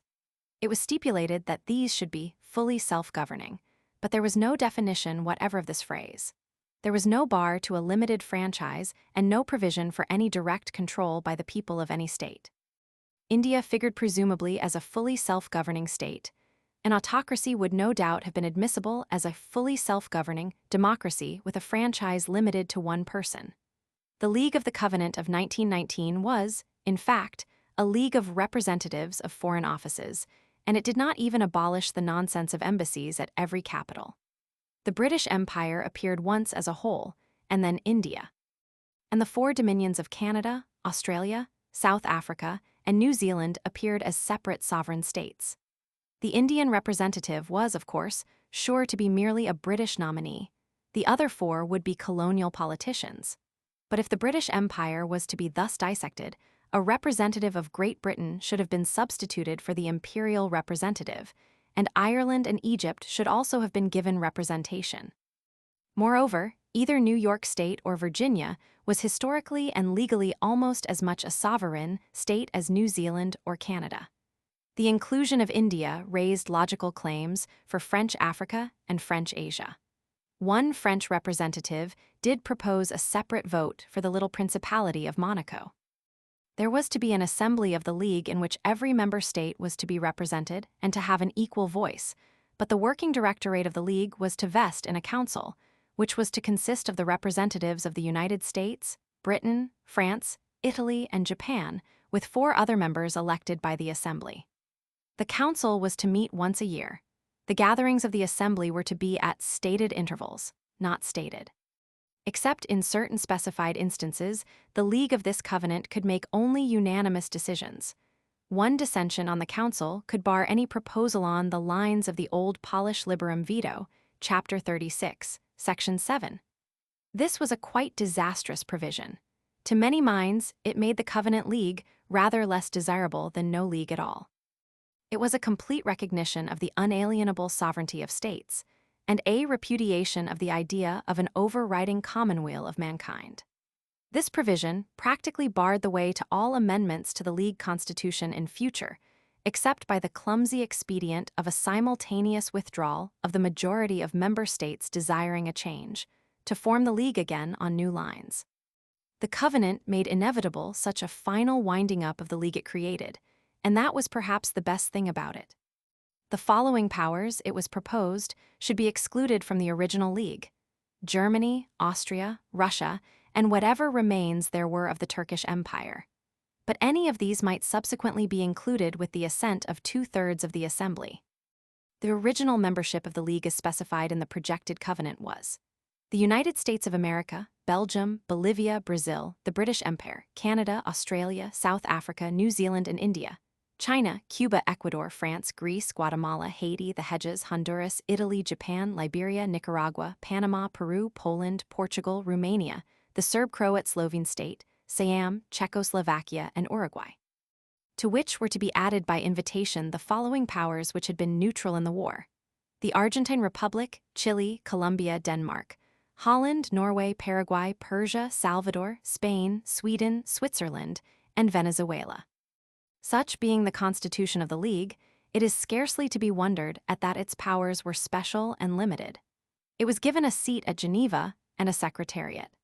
It had no powers even to inspect the military preparations of its constituent states, or to instruct a military and naval staff to plan out the armed cooperation needed to keep the peace of the world. The French representative in the League of Nations Commission, M. Léon Bourgeois, insisted lucidly and repeatedly on the logical necessity of such powers. As a speaker, he was rather copious and lacking in spice of the Clemenceau quality. The final scene in the plenary session of April 28, before the adoption of the Covenant, is described compactly by Mr. Wilson Harris. The crowded banqueting hall at the Quai d'Orsay, with its of tables for the delegates, with secretaries and officials lining the walls and a solid mass of journalists at the lower end of the room. At the head of the room, the Big Three diverted themselves in undertones at the expense of the worthy M. Bourgeois, now launched, with the help of what must have been an entirely superfluous sheaf of notes, on the 5th rendering of his speech in support of his famous amendments. They were so often diverting themselves in undertones, those 3 men whom God had mocked with the most tremendous opportunity in history. Keynes op. Cit. gives other instances of the levities, vulgarities, disregards, inattentions, and inadequacies of these meetings. This poor covenant arrived at in this fashion returned with President Wilson to America, and there it was subjected to an amount of opposition, criticism, and revision which showed, among other things, how relatively unimpaired was the mental energy of the United States. It was manifest that the people of America had no mind to a compact that was virtually little more than a league of allied imperialisms for mutual insurance. The Senate refused to ratify the covenant, and the first meeting of the League Council was held, therefore, without American representatives. The close of 1919 and the opening months of 1920 saw a very curious change come over American feeling after the pro-French and pro-British enthusiasms of the war period. The peace negotiations reminded the Americans, in a confused and very irritating way, of their profound differences in international outlook from any European power that the war had for a time helped them to forget. They felt they had been rushed into many things without due consideration. They experienced a violent revulsion towards that policy of isolation that had broken down in 1917. The close of 1919 saw a very understandable phase, of passionate and even violent Americanism, in which European imperialism and European socialism were equally anathema. There may have been a sordid element in the American disposition to cut the moral responsibilities the United States had incurred in the affairs of the Old World, and to realize the enormous financial and political advantages the war had given the New World.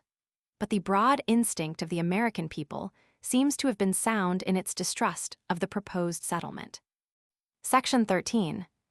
The main terms of the treaties of 1919-20, with which the Conference of Paris concluded its labors, can be stated much more vividly by a few maps than by a written abstract.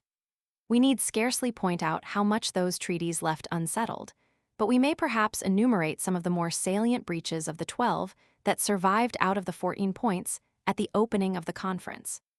One initial cause of nearly all those breaches lay, we believe, in the complete unpreparedness and unwillingness of that pre-existing League of Nations, subjected states and exploited areas, the British Empire, to submit to any dissection and adaptation of its system or to any control of its naval and aerial armament. A kindred contributory cause was the equal unpreparedness of the American mind for any interference with the ascendancy of the United States in the New World.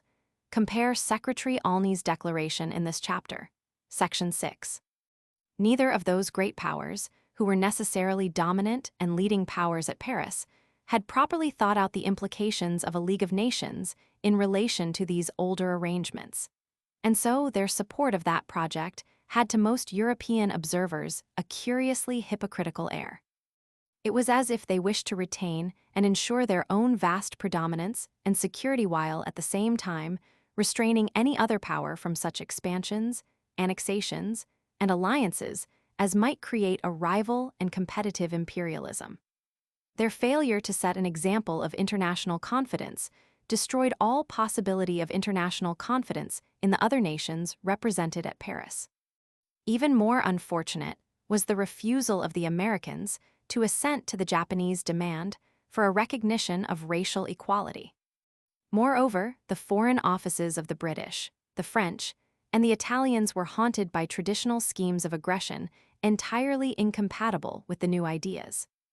A League of Nations that is to be of any appreciable value to mankind must supersede imperialisms. It is either a super-imperialism, a liberal world empire of United States, participant or in tutelage, or it is nothing. But few of the people at the Paris Conference had the mental vigor even to assert this obvious consequence of the League proposal. They wanted to be at the same time bound and free to ensure peace forever, but to keep their weapons in their hands. Accordingly, the old annexation projects of the Great Power period were hastily and thinly camouflaged as proposed acts of this poor little birth of April 28th. The newly born and barely animate League was represented to be distributing, with all the reckless munificence of a captive pope, mandates to the old imperialisms that, had it been the young Hercules we desired, it would certainly have strangled in its cradle. Britain was to have extensive mandates in Mesopotamia and East Africa. France was to have the same in Syria. Italy was to have all her holdings to the west and southeast of Egypt consolidated as mandatory territory. Clearly, if the weak thing that was being nursed by its secretary in its cradle at Geneva into some semblance of life did presently succumb to the infantile weakness of all institutions born without passion, all these mandates would become frank annexations. Moreover, all the powers fought tooth and nail at the conference for strategic frontiers, the ugliest symptom of all. Why should a state want a strategic frontier unless it contemplates war? If on that plea Italy insisted upon a subject population of Germans in the southern Tyrol and a subject population of Yugoslavs in Dalmatia, and if little Greece began landing troops in Asia Minor, neither France nor Britain was in a position to rebuke these outbreaks of premillennial method. We will not enter here into any detailed account of how President Wilson gave way to the Japanese and consented to their replacing the Germans at Kiaochou, which is Chinese property, how the almost purely German city of Danzig was practically, if not legally, annexed to Poland, and how the powers disputed over the claims of the Italian imperialists, a claim strengthened by these instances, to seize the Yugoslav part of Fiume and deprive the Yugoslavs of a good Adriatic outlet. Nor will we do more than note the complex arrangements and justifications that put the French in possession of the Saar Valley, which is German territory, or the entirely iniquitous breach of the right of self-determination, which practically forbade German Austria to unite as it is natural and proper that she should unite with the rest of Germany. These burning questions of 1919-20, which occupied the newspapers and the minds of statesmen and politicians, and filled all our waste paper baskets with propaganda literature, may seem presently very incidental things in the larger movement of these times.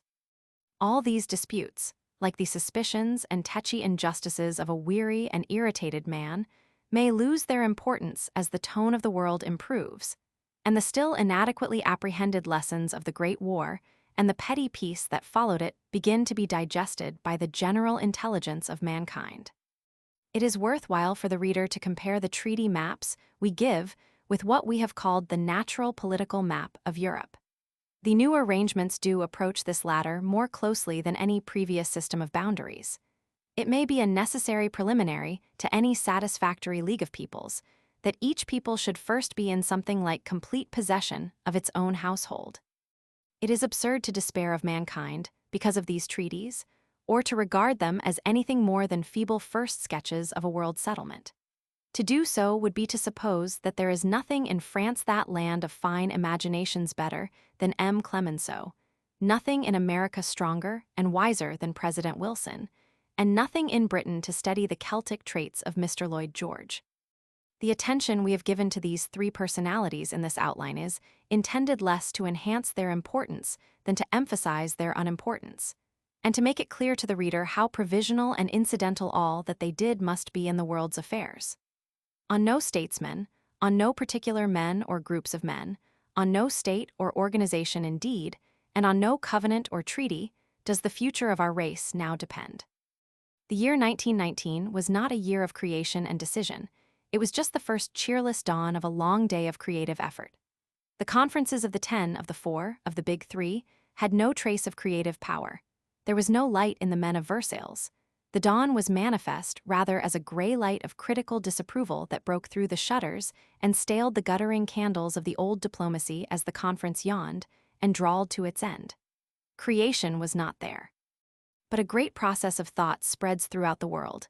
Many thousands of men and women in every country, for the most part undistinguished and unknown people, are awakening to their responsibility, are studying, thinking, writing, and teaching, getting together, correcting false impressions, challenging foolish ideas, trying to find out and tell the truth.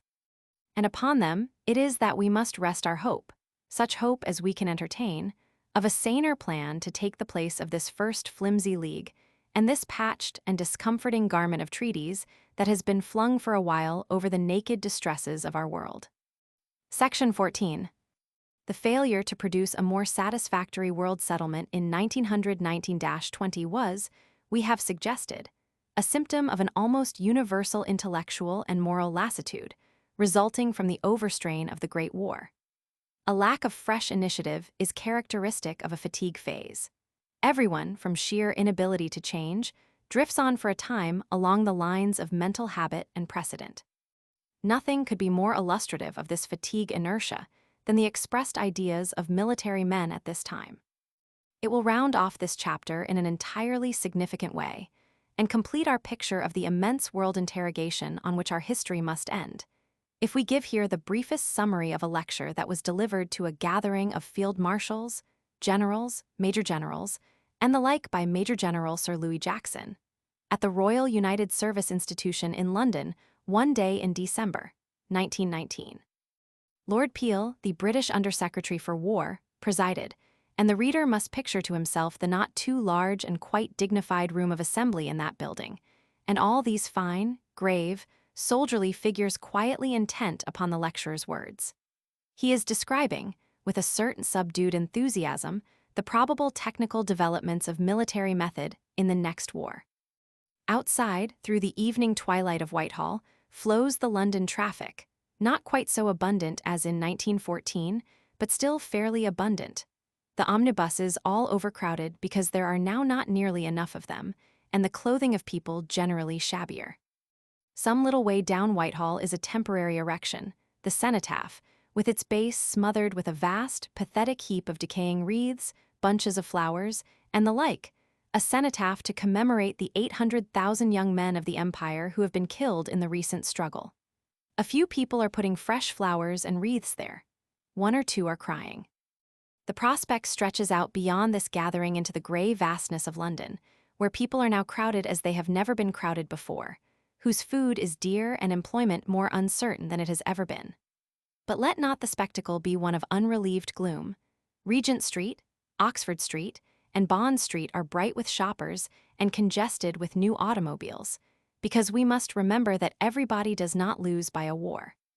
Beyond London, the country sinks into night, and across the narrow sea are North France and Belgium devastated, Germany with scores of thousands of her infants dwindling and dying for want of milk, all Austria starving.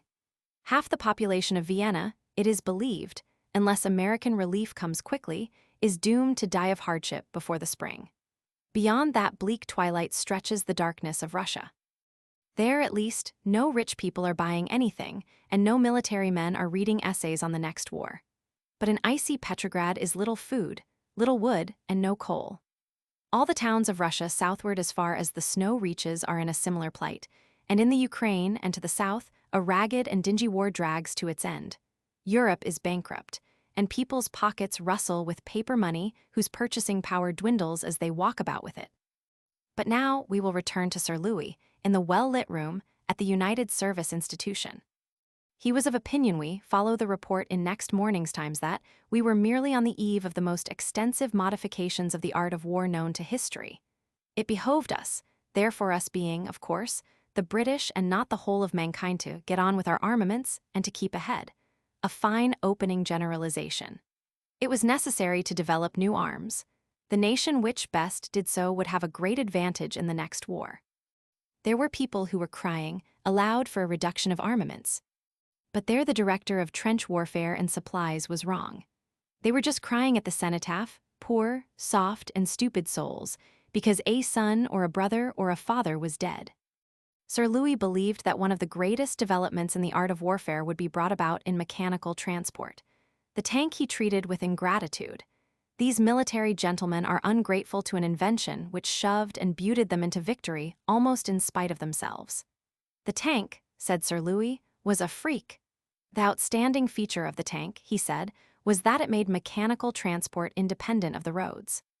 Hitherto armies on the march had only been able to spoil the roads. Now their transport on caterpillar wheels would advance in open order on a broad front carrying guns, munitions, supplies, bridging equipment, rafts, and men-end, incidentally plowing up and destroying hedges, ditches, fields, and cultivation generally. Armies would wallow across the country, leaving nothing behind but dust and mud. So our imaginations are led up to the actual hostilities. Sir Louis was in favor of gas. For punitive expeditions particularly, gas was to be recommended. And here he startled and disconcerted his hearers by a gleam of something approaching sentimentality.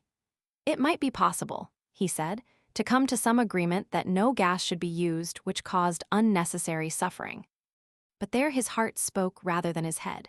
It should have been clear to him that if law can so far override warfare as to prohibit any sort of evil device whatever, it can override warfare to the extent of prohibiting it altogether. And where would Sir Louis Jackson and his audience be then? War is war. Its only law is the law that the maximum destruction of the forces of the enemy is necessary. To that law in warfare, all considerations of humanity and justice are subordinate. From gas, Sir Louis passed to the air. Here he predicted most important advances. We need not trouble ourselves yet with flying destroyers or flying concrete forts, but in 20 years' time, the Air Force estimates might be the most important part of our preparations for war. He discussed the conversion of commercial flying machines to bombing and reconnaissance uses, and the need for special types of fighting machine in considerable numbers and always ready. He gave reasons for supposing that the bombers in the next war would not have the same targets near the front of the armies, and would secure better results by going further afield and bombing the centers, where stores are being manufactured and troops trained. As everyone who stayed in London or the east of England in 1917-18 knows, this means the promiscuous bombing of any and every center of population. But of course, the bombing of those prentice days would be child's play to the bombing of the next war. There would be countless more aeroplanes, bigger and much nastier bombs. Sir Louis, proceeding with his sketch, mentioned the destruction of the greater part of London as a possible incident in the coming struggle, and so on to the culminating moral that the highest pay, the utmost importance, the freest expenditure must be allowed to military gentlemen. The expense entailed is in the nature of an absolutely necessary insurance, with which his particular audience warmly agreed. And a certain Major General Stone, a little forgetful of the source of his phrases, said he hoped that this lecture may be the beginning not of trusting in the League of Nations, but in our own right hand and our stretched-out arm. But we will not go on with the details of this dream.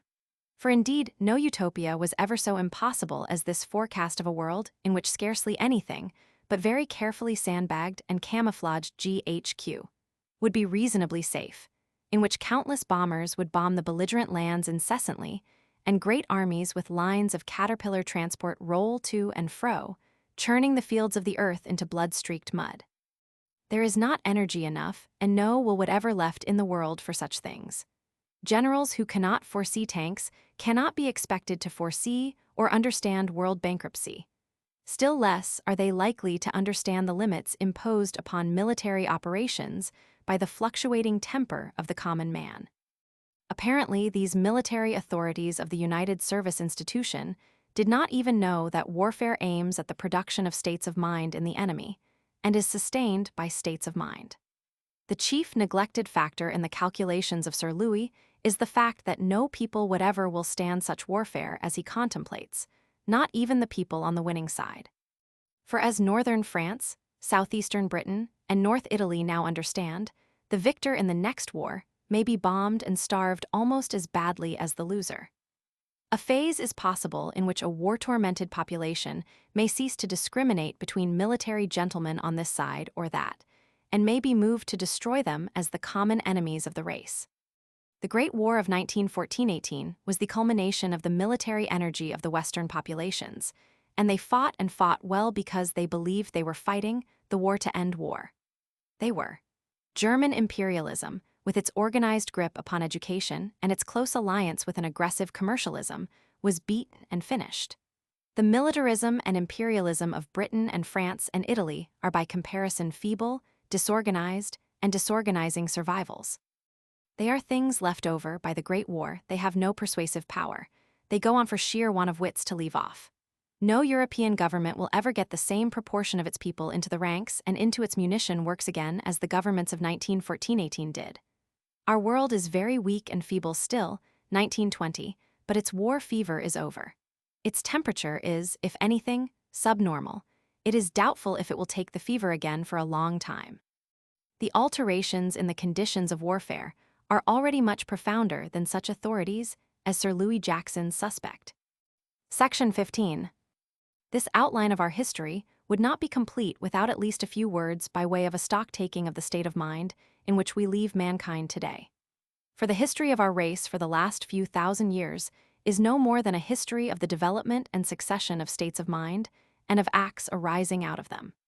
Human history is in essence a history of ideas, and these tremendous experiences of the war constitute a crowning epoch. In the past 6 years, there must have been a destruction of fixed ideas, prejudices, and mental limitations unparalleled in all history. Never before can there have been so great and so universal an awakening from assumed and accepted things. Never before have men stood so barely face to face with the community of their interests and their common destiny. We do not begin to realize yet how much of the pre-war world is done with for good and all, and how much that is new is beginning. Few of us have attempted to measure yet the change in our own minds. And on the whole, and in spite of much eddying and backwash of motives and thought, there does seem to have been a step forward towards the consciousness of a collective need and of the possibility of a collective effort embracing all mankind. Death, waste, hunger, and disease are very rife today, The world is full of physical evils, but there is this mental awakening to set against them. In all material things, the year 1913 seems now, to a European at least, a year of amazing and unattainable plenty. But it was a year of great social discontent and of waste, of vice, and an extravagant search for personal indulgence on the part of the free and wealthy classes. The Great War was visibly approaching, yet there was neither will nor understanding to prevent the catastrophe. Smart and fashionable life capered to nigger dance tunes, and that hectic generation was disposed to welcome even a universal war as a fresh and crowning excitement. War did not seem real to the moods of that time. Nothing seemed real to the moods of that time. It was a world of lost or faded beliefs. It did not believe even in the florid nationalisms and imperialisms which waved their flags and filled half the world with the stir and glitter of great armies. But it set itself in the form of these things because they trampled and glittered very entertainingly, and because they promised sensational adventures. The catastrophe of the war was not an unnecessary disaster. It was a necessary fulfillment of such an age of drift. Only through a catastrophe, it may be, could a new phase of human thought and will have become possible. This graver world of 1920 does seem to be awakening to the truth that there are realities worth seeking and evils not to be tolerated. The mental and moral backgrounds of hundreds of millions of minds have been altered and are being altered by the stern lessons of this age. Brotherhood through sorrow, sorrow for common sufferings, and for irreparable mutual injuries, is spreading and increasing throughout the world. There are no doubt great countervailing evils, a wild scramble for the diminishing surplus of wealth, a propaganda, but a failing propaganda, of division and hatred. The dominating fact, nevertheless, is a new sanity. What a wonderful and moving spectacle is this of our kind today. Would that we could compress into one head, and for the use of one right hand, the power of 10,000 novelists and playwrights and biographers, and the quintessence of 1,000 histories, to render the endless variety, the incessant multitudinous adventure, and at the same time the increasing unity of this display. Everywhere, with a mysterious individual difference, we see youth growing to adolescence and the interplay of love, desire, curiosities, passionate impulses, rivalries. As the earth spins from darkness into the light, the millions wake again to a new day in their life of toil, anxiety, little satisfactions, little chagrins, rivalries, spites, generosities. From tropic to the bleakest north, the cocks crow before the advancing margin of dawn. The early toiler hurries to his work, the fox and the thief slink home, the tramp stretches his stiff limbs under the haystack, and springs up alert before the farmer's man discovers him. The plowman is already in the field with his horses. The fires are lit in the cottage and the kettle sings. The hours warm as the day advances. The crowded trains converge upon the city centers, the traffic thickens in the streets, the breakfast table of the prosperous home is spread, the professor begins his lecture, the shop assistants greet their first customers. Outwardly it is very like the world before the war. And yet it is profoundly different. The sense of inevitable routines that held all the world in thrall 6 years ago has gone, and the habitual assurance of security has gone too. The world has been roused for a time at least to great dangers and great desires. These minds, this innumerable multitude of minds, are open to fresh ideas of association and duty and relationship as they were never open before. The old confused and divided world is condemned. It is going on provisionally under a sentence of great and as yet incalculable change. Every one of these hundred of millions of human beings is in some form seeking happiness, is driven by complex and conflicting motives, is guided by habits, is swayed by base cravings, by endless suggestions, by passions and affections, by vague exalted ideas. Every one of them is capable of cruelties and fine emotions, of despairs and devotions and self-forgetful effort. All of them forget. All of them become slack with fatigue and fearful or mean or incapable under a sufficient strain. The follies of vanity entrap them all into absurdities. Not one is altogether noble, nor altogether trustworthy, nor altogether consistent, and not one is altogether vile. Every one of them can be unhappy, every one can feel disappointment and remorse. Not a single one but has at some time wept. And in every one of them is a streak of divinity. Each one, for all the obsessions of self, is yet dimly aware of something in common, of something that could make a unity out of our infinite diversity. And they are everyone more aware of this than in 1913. Through all the world grows the realization that there can be no securely happy individual life without a righteous general life. Through all the world spreads the suspicion that this scheme of things might be remade, and remade better, and that our present evils need not be. Our lives, we see with a growing certitude, are fretted and shadowed and spoilt, because there is as yet no worldwide law, no certain justice. Yet there is nothing absolutely unattainable in world law and world justice. More men are capable of realizing this than was ever possible at any previous time. And to be aware of a need is to be halfway towards its satisfaction. We call this stir towards a new order, this refusal to drift on in the old directions, unrest, but rather is it hope which disturbs the world. What real driving force is there in all this aspiration towards a new and wider order? What directive forces are these stirring millions likely to encounter? What accidents and subtle suggestions may not waylay them and cheat them? An age is closing, and an age begins. This chapter of history, which tells of the great powers into which Christendom broke up and of the unbridled national and individual self-seeking which ensued, has culminated in a world catastrophe and is at its end. What will be the next stage in history? Book 9. The next stage in history. 41. The possible unification of the world into one community of knowledge and will. Section 1. The possible unification of men's wills in political matters. Section 2. How a federal world government may come about. Section 3. Some fundamental characteristics of a modern world state.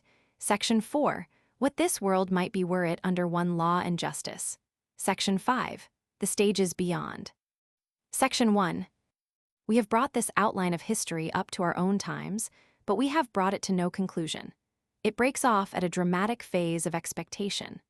The story of life which began inestimable millions of years ago, the adventure of mankind which was already afoot 500,000 years ago, rises to a crisis in the immense interrogation of today. The drama becomes ourselves. It is you, it is I. It is all that is happening to us and all that we are doing which will supply the next chapter of this continually expanding adventure. Our history has traced a steady growth of the social and political units into which men have combined. In the brief period of 10,000 years, these units have grown from the small family tribe of the early Neolithic culture to the vast united realms vast, yet still too small and partial of the present time.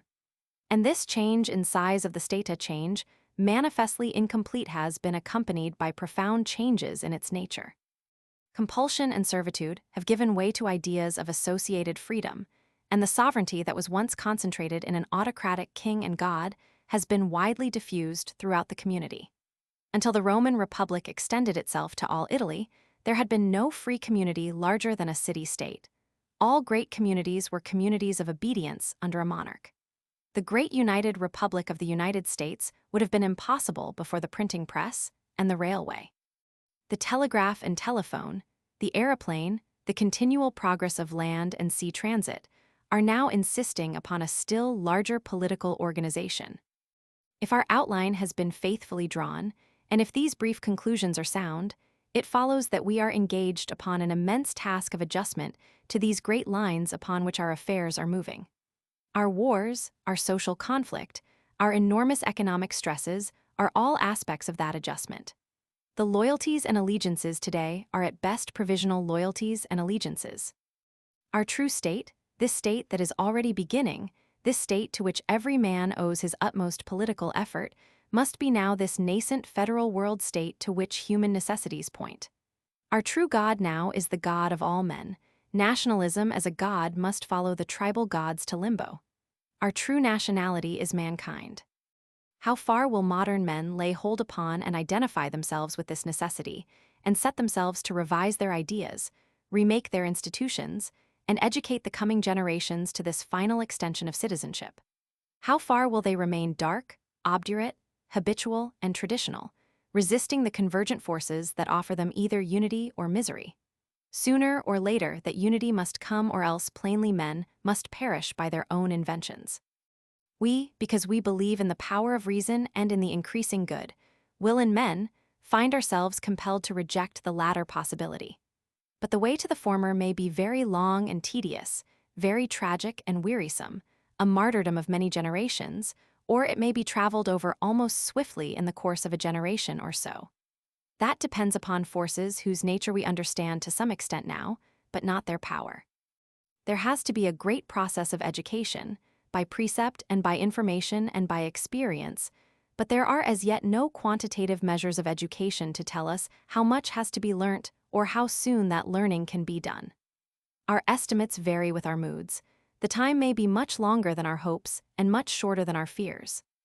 The terrible experiences of the Great War have made very many men who once took political things lightly take them now very gravely.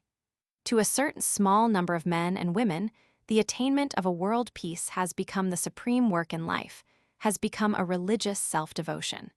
To a much greater number, it has become at least a ruling motive. Many such people now are seeking ways of working for this great end, or they are already working for this great end, by pen and persuasion, in schools and colleges and books, and in the highways and byways of public life. Perhaps now most human beings in the world are well disposed towards such efforts, but rather confusedly disposed. They are without any clear sense of what must be done and what ought to be prevented, that human solidarity may be advanced. The worldwide outbreak of faith and hope in President Wilson, before he began to wilt and fail us, was a very significant thing indeed for the future of mankind. Set against these motives of unity indeed are other motives entirely antagonistic: the fear and hatred of strange things and peoples, love of and trust in the old traditional thing, patriotisms, race prejudices, suspicions, distrusts and the elements of spite, scoundrelism, and utter selfishness that are so strong still in every human soul. The overriding powers that hitherto in the individual soul and in the community have struggled and prevailed against the ferocious, base, and individual impulses that divide us from one another, have been the powers of religion and education. Religion and education, those closely interwoven influences, have made possible the greater human societies whose growth we have traced in this outline. They have been the chief synthetic forces throughout this great story of enlarging human cooperations that we have traced from its beginnings. We have found in the intellectual and theological conflicts of the 19th century the explanation of that curious exceptional disentanglement of religious teaching from formal education, which is a distinctive feature of our age.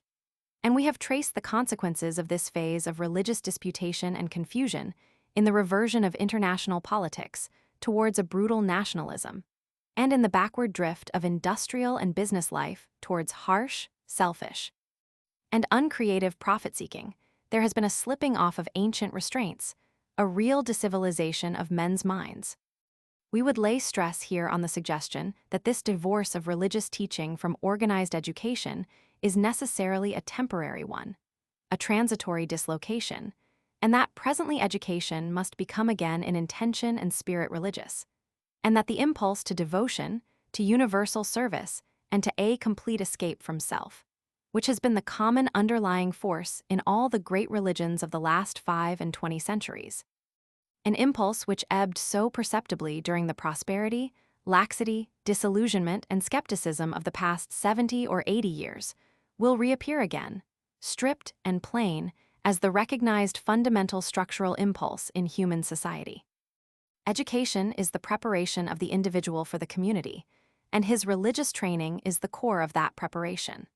With the great intellectual restatements and expansions of the 19th century and educational breakup, a confusion and loss of aim in education was inevitable. We can no longer prepare the individual for a community when our ideas of a community are shattered and undergoing reconstruction. The old loyalties, the old too limited and narrow political and social assumptions, the old too elaborate religious formulae, have lost their power of conviction, and the greater ideas of a world state and of an economic commonweal have been winning their way only very slowly to recognition. So far, they have swayed only a minority of exceptional people. But out of the trouble and tragedy of this present time, there may emerge a moral and intellectual revival, a religious revival, of a simplicity and scope to draw together men of alien races and now discrete traditions into one common and sustained way of living for the world's service. We cannot foretell the scope and power of such a revival. We cannot even produce evidence of its onset. The beginnings of such things are never conspicuous. Great movements of the racial soul come at first, like a thief in the night, and then suddenly are discovered to be powerful and worldwide. Religious emotion stripped of corruptions and freed from its last priestly entanglements may presently blow through life again like a great wind, bursting the doors and flinging open the shutters of the individual life, and making many things possible and easy that in these present days of exhaustion seem almost too difficult to desire. Section 2.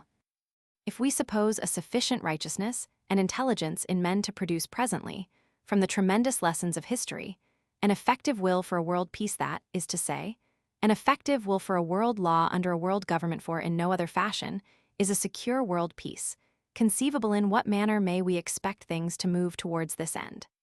That movement will certainly not go on equally in every country, nor is it likely to take at first one uniform mode of expression. Here it will find a congenial and stimulating atmosphere. Here it will find itself antagonistic to deep tradition or racial idiosyncrasy or well-organized base oppositions. In some cases, those to whom the call of the new order has come will be living in a state almost ready to serve the ends of the greater political synthesis. In others, they will have to fight like conspirators against the rule of evil laws. There is little in the political constitution of such countries as the United States or Switzerland that would impede their coalescence upon terms of frank give and take with other equally civilized confederations. Political systems involving dependent areas and subject peoples, such as the Turkish Empire was before the Great War, seem to require something in the nature of a breaking up before they can be adapted to a federal world system. Any state obsessed by traditions of an aggressive foreign policy will be difficult to assimilate into a world combination. But though here the government may be helpful, and here dark and hostile, the essential task of men of goodwill in all states and countries remains the same. It is an educational task, and its very essence is to bring to the minds of all men everywhere, as a necessary basis for world cooperation, a new telling and interpretation, a common interpretation of history. Does this League of Nations, which has been created by the Covenant of 1919, contain within it the germ of any permanent federation of human effort?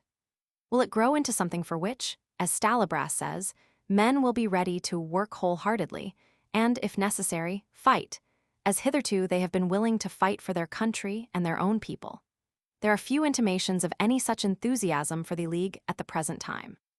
The League does not even seem to know how to talk to common men. It has gone into official buildings, and comparatively few people in the world understand or care what it is doing there. It may be that the League is no more than a first project of union, exemplary only in its insufficiencies and dangers, destined to be superseded by something closer and completer, as were the United States Articles of Confederation by the Federal Constitution. See Chapter 37, Section 5. The League is at present a mere partial league of governments and states. It emphasizes nationality. It defers to sovereignty. What the world needs is no such League of Nations as this, nor even a mere League of Peoples, but a world league of men. The world perishes unless sovereignty is merged and nationality subordinated. And for that the minds of men must first be prepared by experience and knowledge and thought. The supreme task before men at the present time is political education. It may be that several partial leagues may precede any world league. The common misfortunes and urgent common needs of Europe and Asia may be more efficacious in bringing the European and Asiatic states to reason and a sort of unity than the mere intellectual and sentimental ties of the United States and Great Britain and France. A United States of the Old World is a possibility to set against the possibility of an Atlantic Union. Moreover, there is much to be said for an American experiment, a Pan-American League, in which the new world European colonies would play an in-and-out part as Luxembourg did for a time in the German Confederation. We will not attempt to weigh here what share may be taken in the recasting and consolidation of human affairs by the teachings and propaganda of labor internationalism, by the studies and needs of international finance, or by such boundary-destroying powers as science and art and historical teaching. All these things may exert a combined pressure, in which it may never be possible to apportion the exact shares. Opposition may dissolve, antagonistic cults flatten out to a common culture, almost imperceptibly. The bold idealism of today may seem mere common sense tomorrow, and the problem of a forecast is complicated by the possibilities of interludes and backwaters.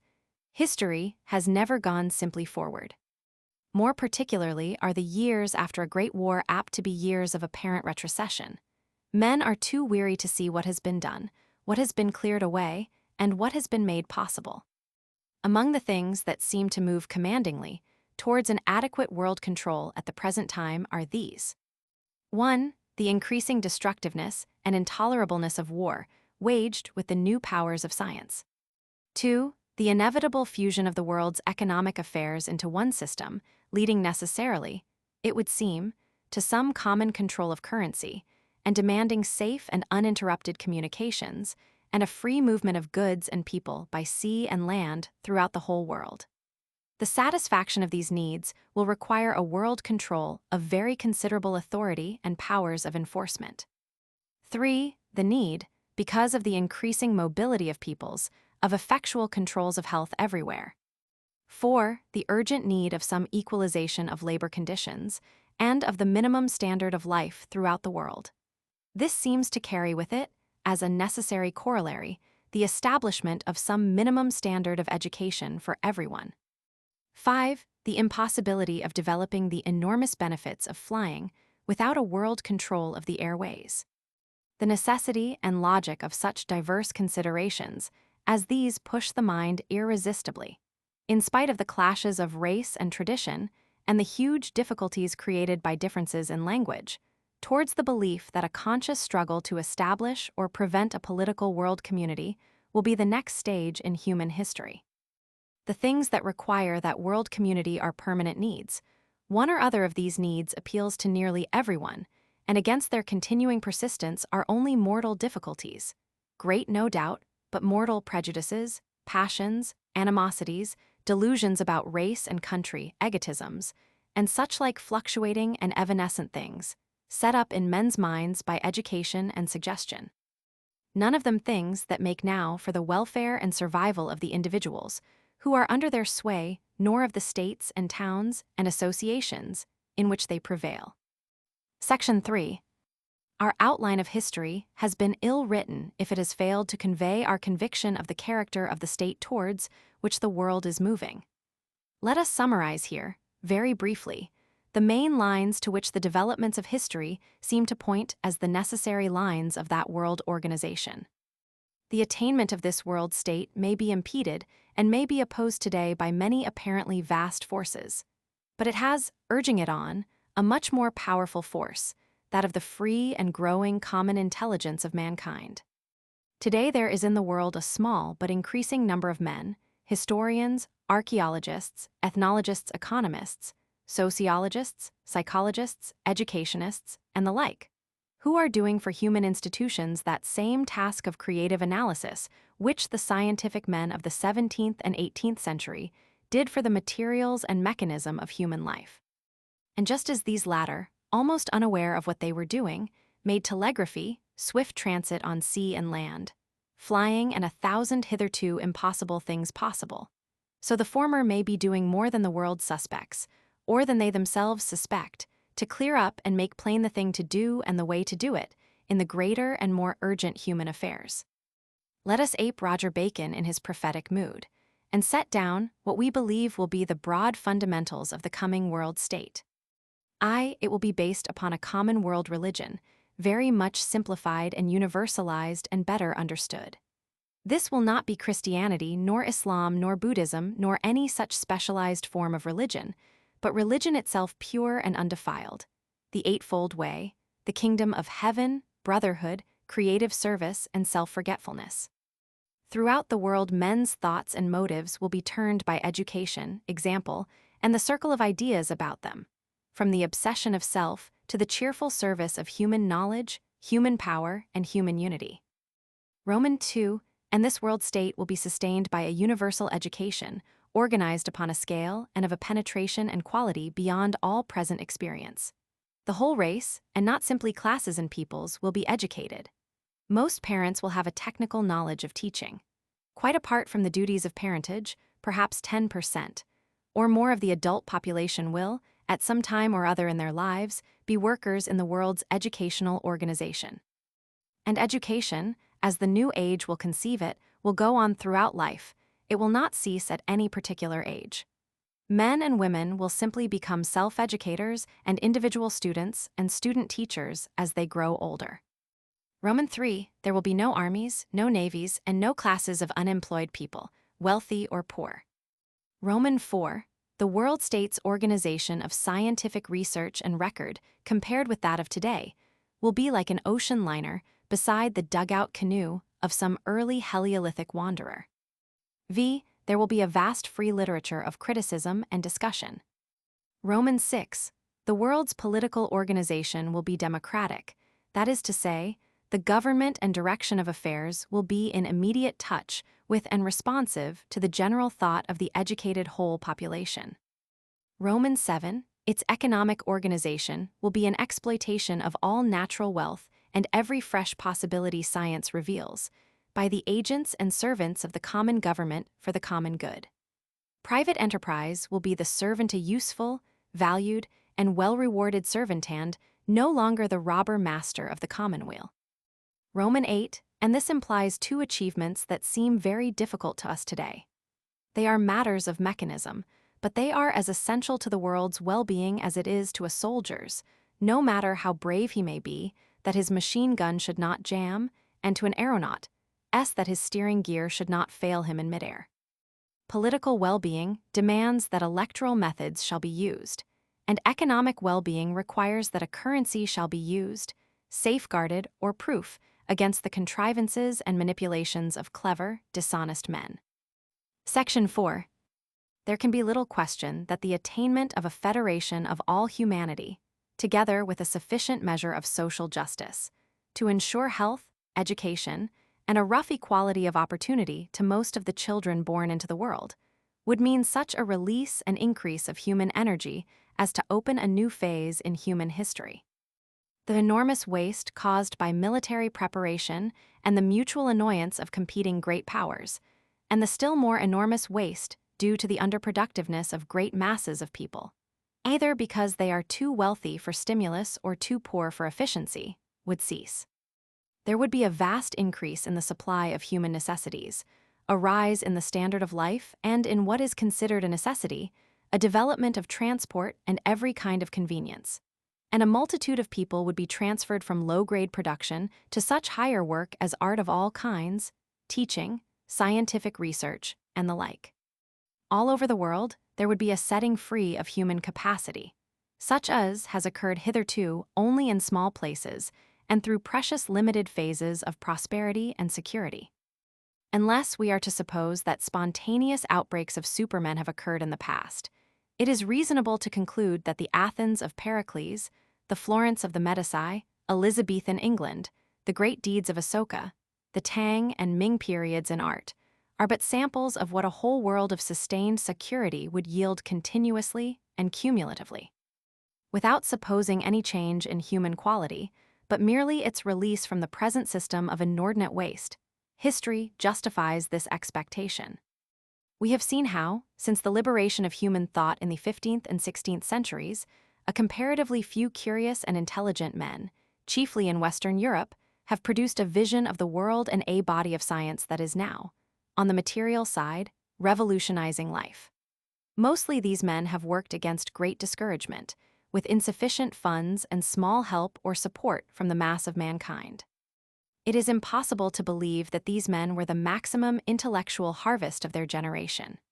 England alone in the last 3 centuries must have produced scores of Newtons who never learnt to read, hundreds of Daltons, Darwins, Bacons, and Huxleys who died stunted in hovels or never got a chance of proving their quality. All the world over, there must have been myriads of potential first-class investigators, splendid artists, creative minds, who never caught a gleam of inspiration or opportunity, for every one of that kind who has left his mark upon the world. In the trenches of the Western Front alone, during the late war, thousands of potential great men died, unfulfilled. But a world with something like a secure international peace and something like social justice will fish for capacity with the fine net of universal education. and may expect a yield beyond comparison, greater than any yield of able and brilliant men that the world has known hitherto. It is such considerations as this, indeed, which justify the concentration of effort in the near future upon the making of a new world state of righteousness, out of our present confusions. War is a horrible thing, and constantly more horrible and dreadful, so that unless it is ended it will certainly end human society. Social injustice, and the sight of the limited and cramped human beings it produces, torment the soul. But the strongest incentive to constructive political and social work for an imaginative spirit lies not so much in the mere hope of escaping evils as in the opportunity for great adventures that their suppression will open to our race. We want to get rid of the militarist not simply because he hurts and kills, but because he is an intolerable thick-voiced blockhead who stands hectoring and blustering in our way to achievement. We want to abolish many extravagances of private ownership, just as we should want to abolish some idiot guardian who refused us admission to a studio in which there were fine things to do. There are people who seem to imagine that a world order and one universal law of justice would end human adventure. It would but begin it. But instead of the adventure of the past, the romance of the cinematograph world, the perpetual reiterated harping upon the trite reactions of sex and combat, and the hunt for gold, it would be an unending exploration upon the edge of experience. Hitherto man has been living in a slum, amidst quarrels, revenges, vanities, shames and taints, hot desires and urgent appetites. He has scarcely tasted sweet air yet, and the great freedoms of the world that science has enlarged for him. To picture to ourselves something of the wider life that world unity would open to men is a very attractive speculation. Life will certainly go with a stronger pulse, it will breathe a deeper breath, because it will have dispelled and conquered 100 infections of body and mind that now reduce it to invalidism and squalor. We have already laid stress on the vast elimination of drudgery from human life through the creation of a new race of slaves, the machines. This and the disappearance of war and the smoothing out of endless restraints and contentions by juster social and economic arrangements will lift the burthen of toilsome work and routine work that has been the price of human security since the dawn of the first civilizations from the shoulders of our children. Which does not mean that they will cease to work, but that they will cease to do irksome work under pressure, and will work freely, planning, making, creating, according to their gifts and instincts. They will fight nature no longer as dull conscripts of the pick and plow, but for a splendid conquest. Only the spiritlessness of our present depression blinds us to the clear intimations of our reason that in the course of a few generations, every little country town could become an Athens. Every human being could be gentle in breeding and healthy in body and mind. The whole solid earth man's mine, and its uttermost regions his playground. In this outline, we have sought to show two great systems of development interacting in the story of human society. We have seen, growing out of that later special Neolithic culture, the Heliolithic culture, and arising out of this in the warmer alluvial parts of the world, the great primordial civilizations, fecund systems of subjugation and obedience, vast multiplications of industrious and subservient men. We have shown the necessary relationship of these early civilizations to the early temples and to king gods and god kings. At the same time, we have traced the development from a simpler Neolithic level of the wanderer peoples, who became the nomadic peoples, in those great groups the Aryans and the Hun-Mongol peoples of the northwest and the northeast, and from a Heliolithic phase, the Semites of the Arabian deserts. Our history has told of a repeated overrunning and refreshment of the originally brunnit civilizations by these hardier, bolder, free-spirited peoples of the steppes and desert.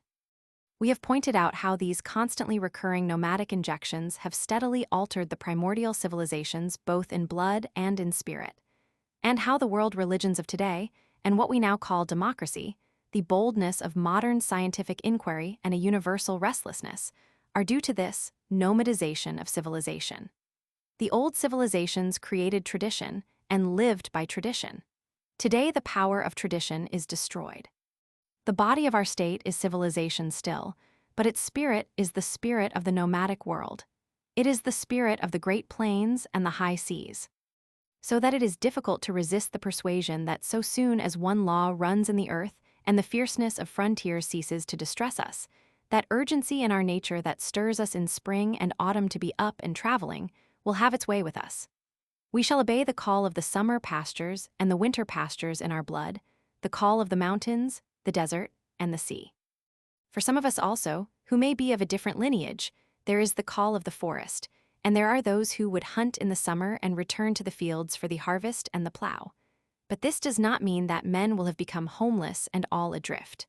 The normal nomadic life is not a homeless one, but a movement between homes. The Kalmucks today, like the swallows, go yearly 1,000 miles from one home to another. The beautiful and convenient cities of the coming age, we conclude, will have their seasons when they will be full of life and seasons when they will seem asleep. Life will ebb and flow to and from every region seasonally as the interest of that region rises or declines. There will be little drudgery in this better-ordered world. Natural power harnessed in machines will be the general drudge. What drudgery is inevitable will be done as a service and duty for a few years or months out of each life. It will not consume nor degrade the whole life of anyone. And not only drudges, but many other sorts of men and ways of living, which loom large in the current social scheme, will necessarily have dwindled in importance or passed away altogether. There will be few professional fighting men or none at all, no custom house officers. The increased multitude of teachers will have abolished large police forces and large jail staffs. Madhouses will be rare or non-existent. A worldwide sanitation will have diminished the proportion of hospitals, nurses, sickroom attendants, and the like. A worldwide economic justice, the floating population of cheats, sharpers, gamblers, forestallers, parasites, and speculators generally. But there will be no diminution of adventure or romance in this world of the days to come. Sea fisheries and the incessant insurrection of the sea, for example, will call for their own stalwart types of men. The high air will clamor for manhood, the deep and dangerous secret places of nature. Men will turn again with renewed interest to the animal world.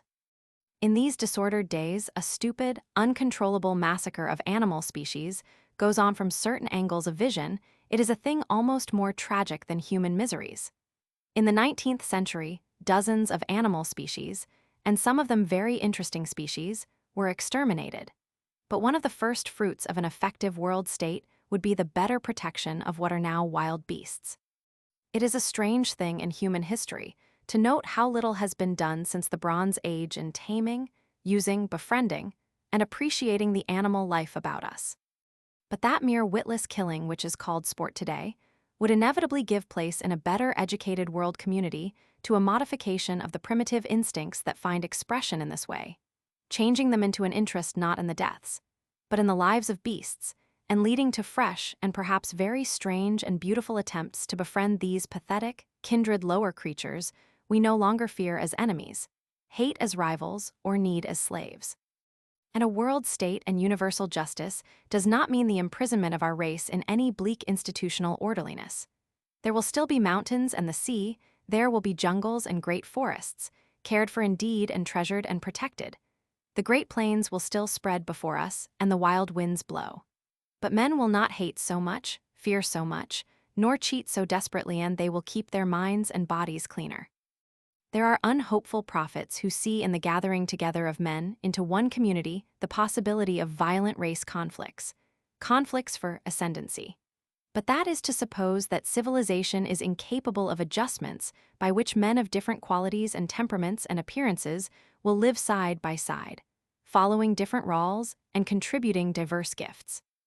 The weaving of mankind into one community does not imply the creation of a homogeneous community, but rather the reverse, the welcome and the adequate utilization of distinctive quality in an atmosphere of understanding.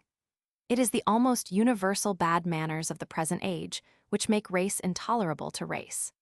The community to which we may be moving will be more mixed, which does not necessarily mean more interbred, more various, and more interesting than any existing community. Communities all to one pattern, like boxes of toy soldiers, are things of the past rather than the future.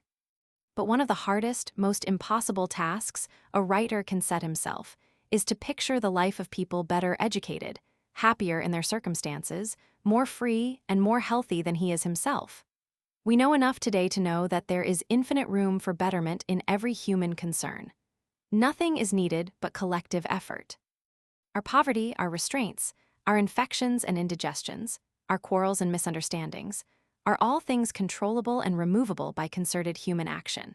But we know as little how life would feel without them as some poor, dirty, ill-treated, fierce-souled creature born and bred amidst the cruel and dingy surroundings of a European back street can know what it is to bathe every day, always to be clad beautifully, to climb mountains for pleasure, to fly, to meet none but agreeable, well-mannered people, to conduct researches or make delightful things, yet a time when all such good things will be for all men may be coming more nearly than we think. Each one who believes that brings the good time nearer, each heart that fails delays it. One cannot foretell the surprises or disappointments the future has in store. Before this chapter of the world state can begin fairly in our histories, other chapters as yet unsuspected may still need to be written, as long and as full of conflict as our account of the growth and rivalries of the great powers. There may be tragic economic struggles, grim grapplings of race with race and class with class. We do not know, we cannot tell. These are unnecessary disasters, but they may be unavoidable disasters. Human history becomes more and more a race between education and catastrophe, against the unifying effort of Christendom and against the unifying influence of the mechanical revolution. Catastrophe 1. New falsities may arise and hold men in some unrighteous and fated scheme of order for a time, before they collapse amidst the misery and slaughter of generations. Yet clumsily or smoothly, the world, it seems, progresses and will progress. In this outline, in our account of Paleolithic men, we have borrowed a description from Mr. Worthington Smith of the very highest life in the world some 50,000 years ago. It was a bestial life. We have sketched too the gathering for a human sacrifice some 15,000 years ago. That scene again is almost incredibly cruel to a modern civilized reader. Yet it is not more than 500 years since the great empire of the Aztecs still believed that it could live only by the shedding of blood. Every year in Mexico, hundreds of human victims died in this fashion. The body was bent like a bow over the curved stone of sacrifice, the breast was slashed open with a knife of obsidian, and the priest tore out the beating heart of the still living victim. The day may be close at hand when we shall no longer tear out the hearts of men, even for the sake of our national gods. Let the reader but refer to the earlier time charts we have given in this history, and he will see the true measure and transitoriness of all the conflicts, deprivations, and miseries of this present period of painful and yet hopeful change. Section 5. History is and must always be no more than an account of beginnings. We can venture to prophesy that the next chapters to be written will tell, though perhaps with long interludes of setback and disaster, of the final achievement of worldwide political and social unity. But when that is attained, it will mean no resting stage, nor even a breathing stage, before the development of a new struggle and of new and vaster efforts. Men will unify only to intensify the search for knowledge and power, and live as ever for new occasions. Animal and vegetable life, the obscure processes of psychology, the intimate structure of matter, and the interior of our earth will yield their secrets and endow their conqueror. Life begins perpetually.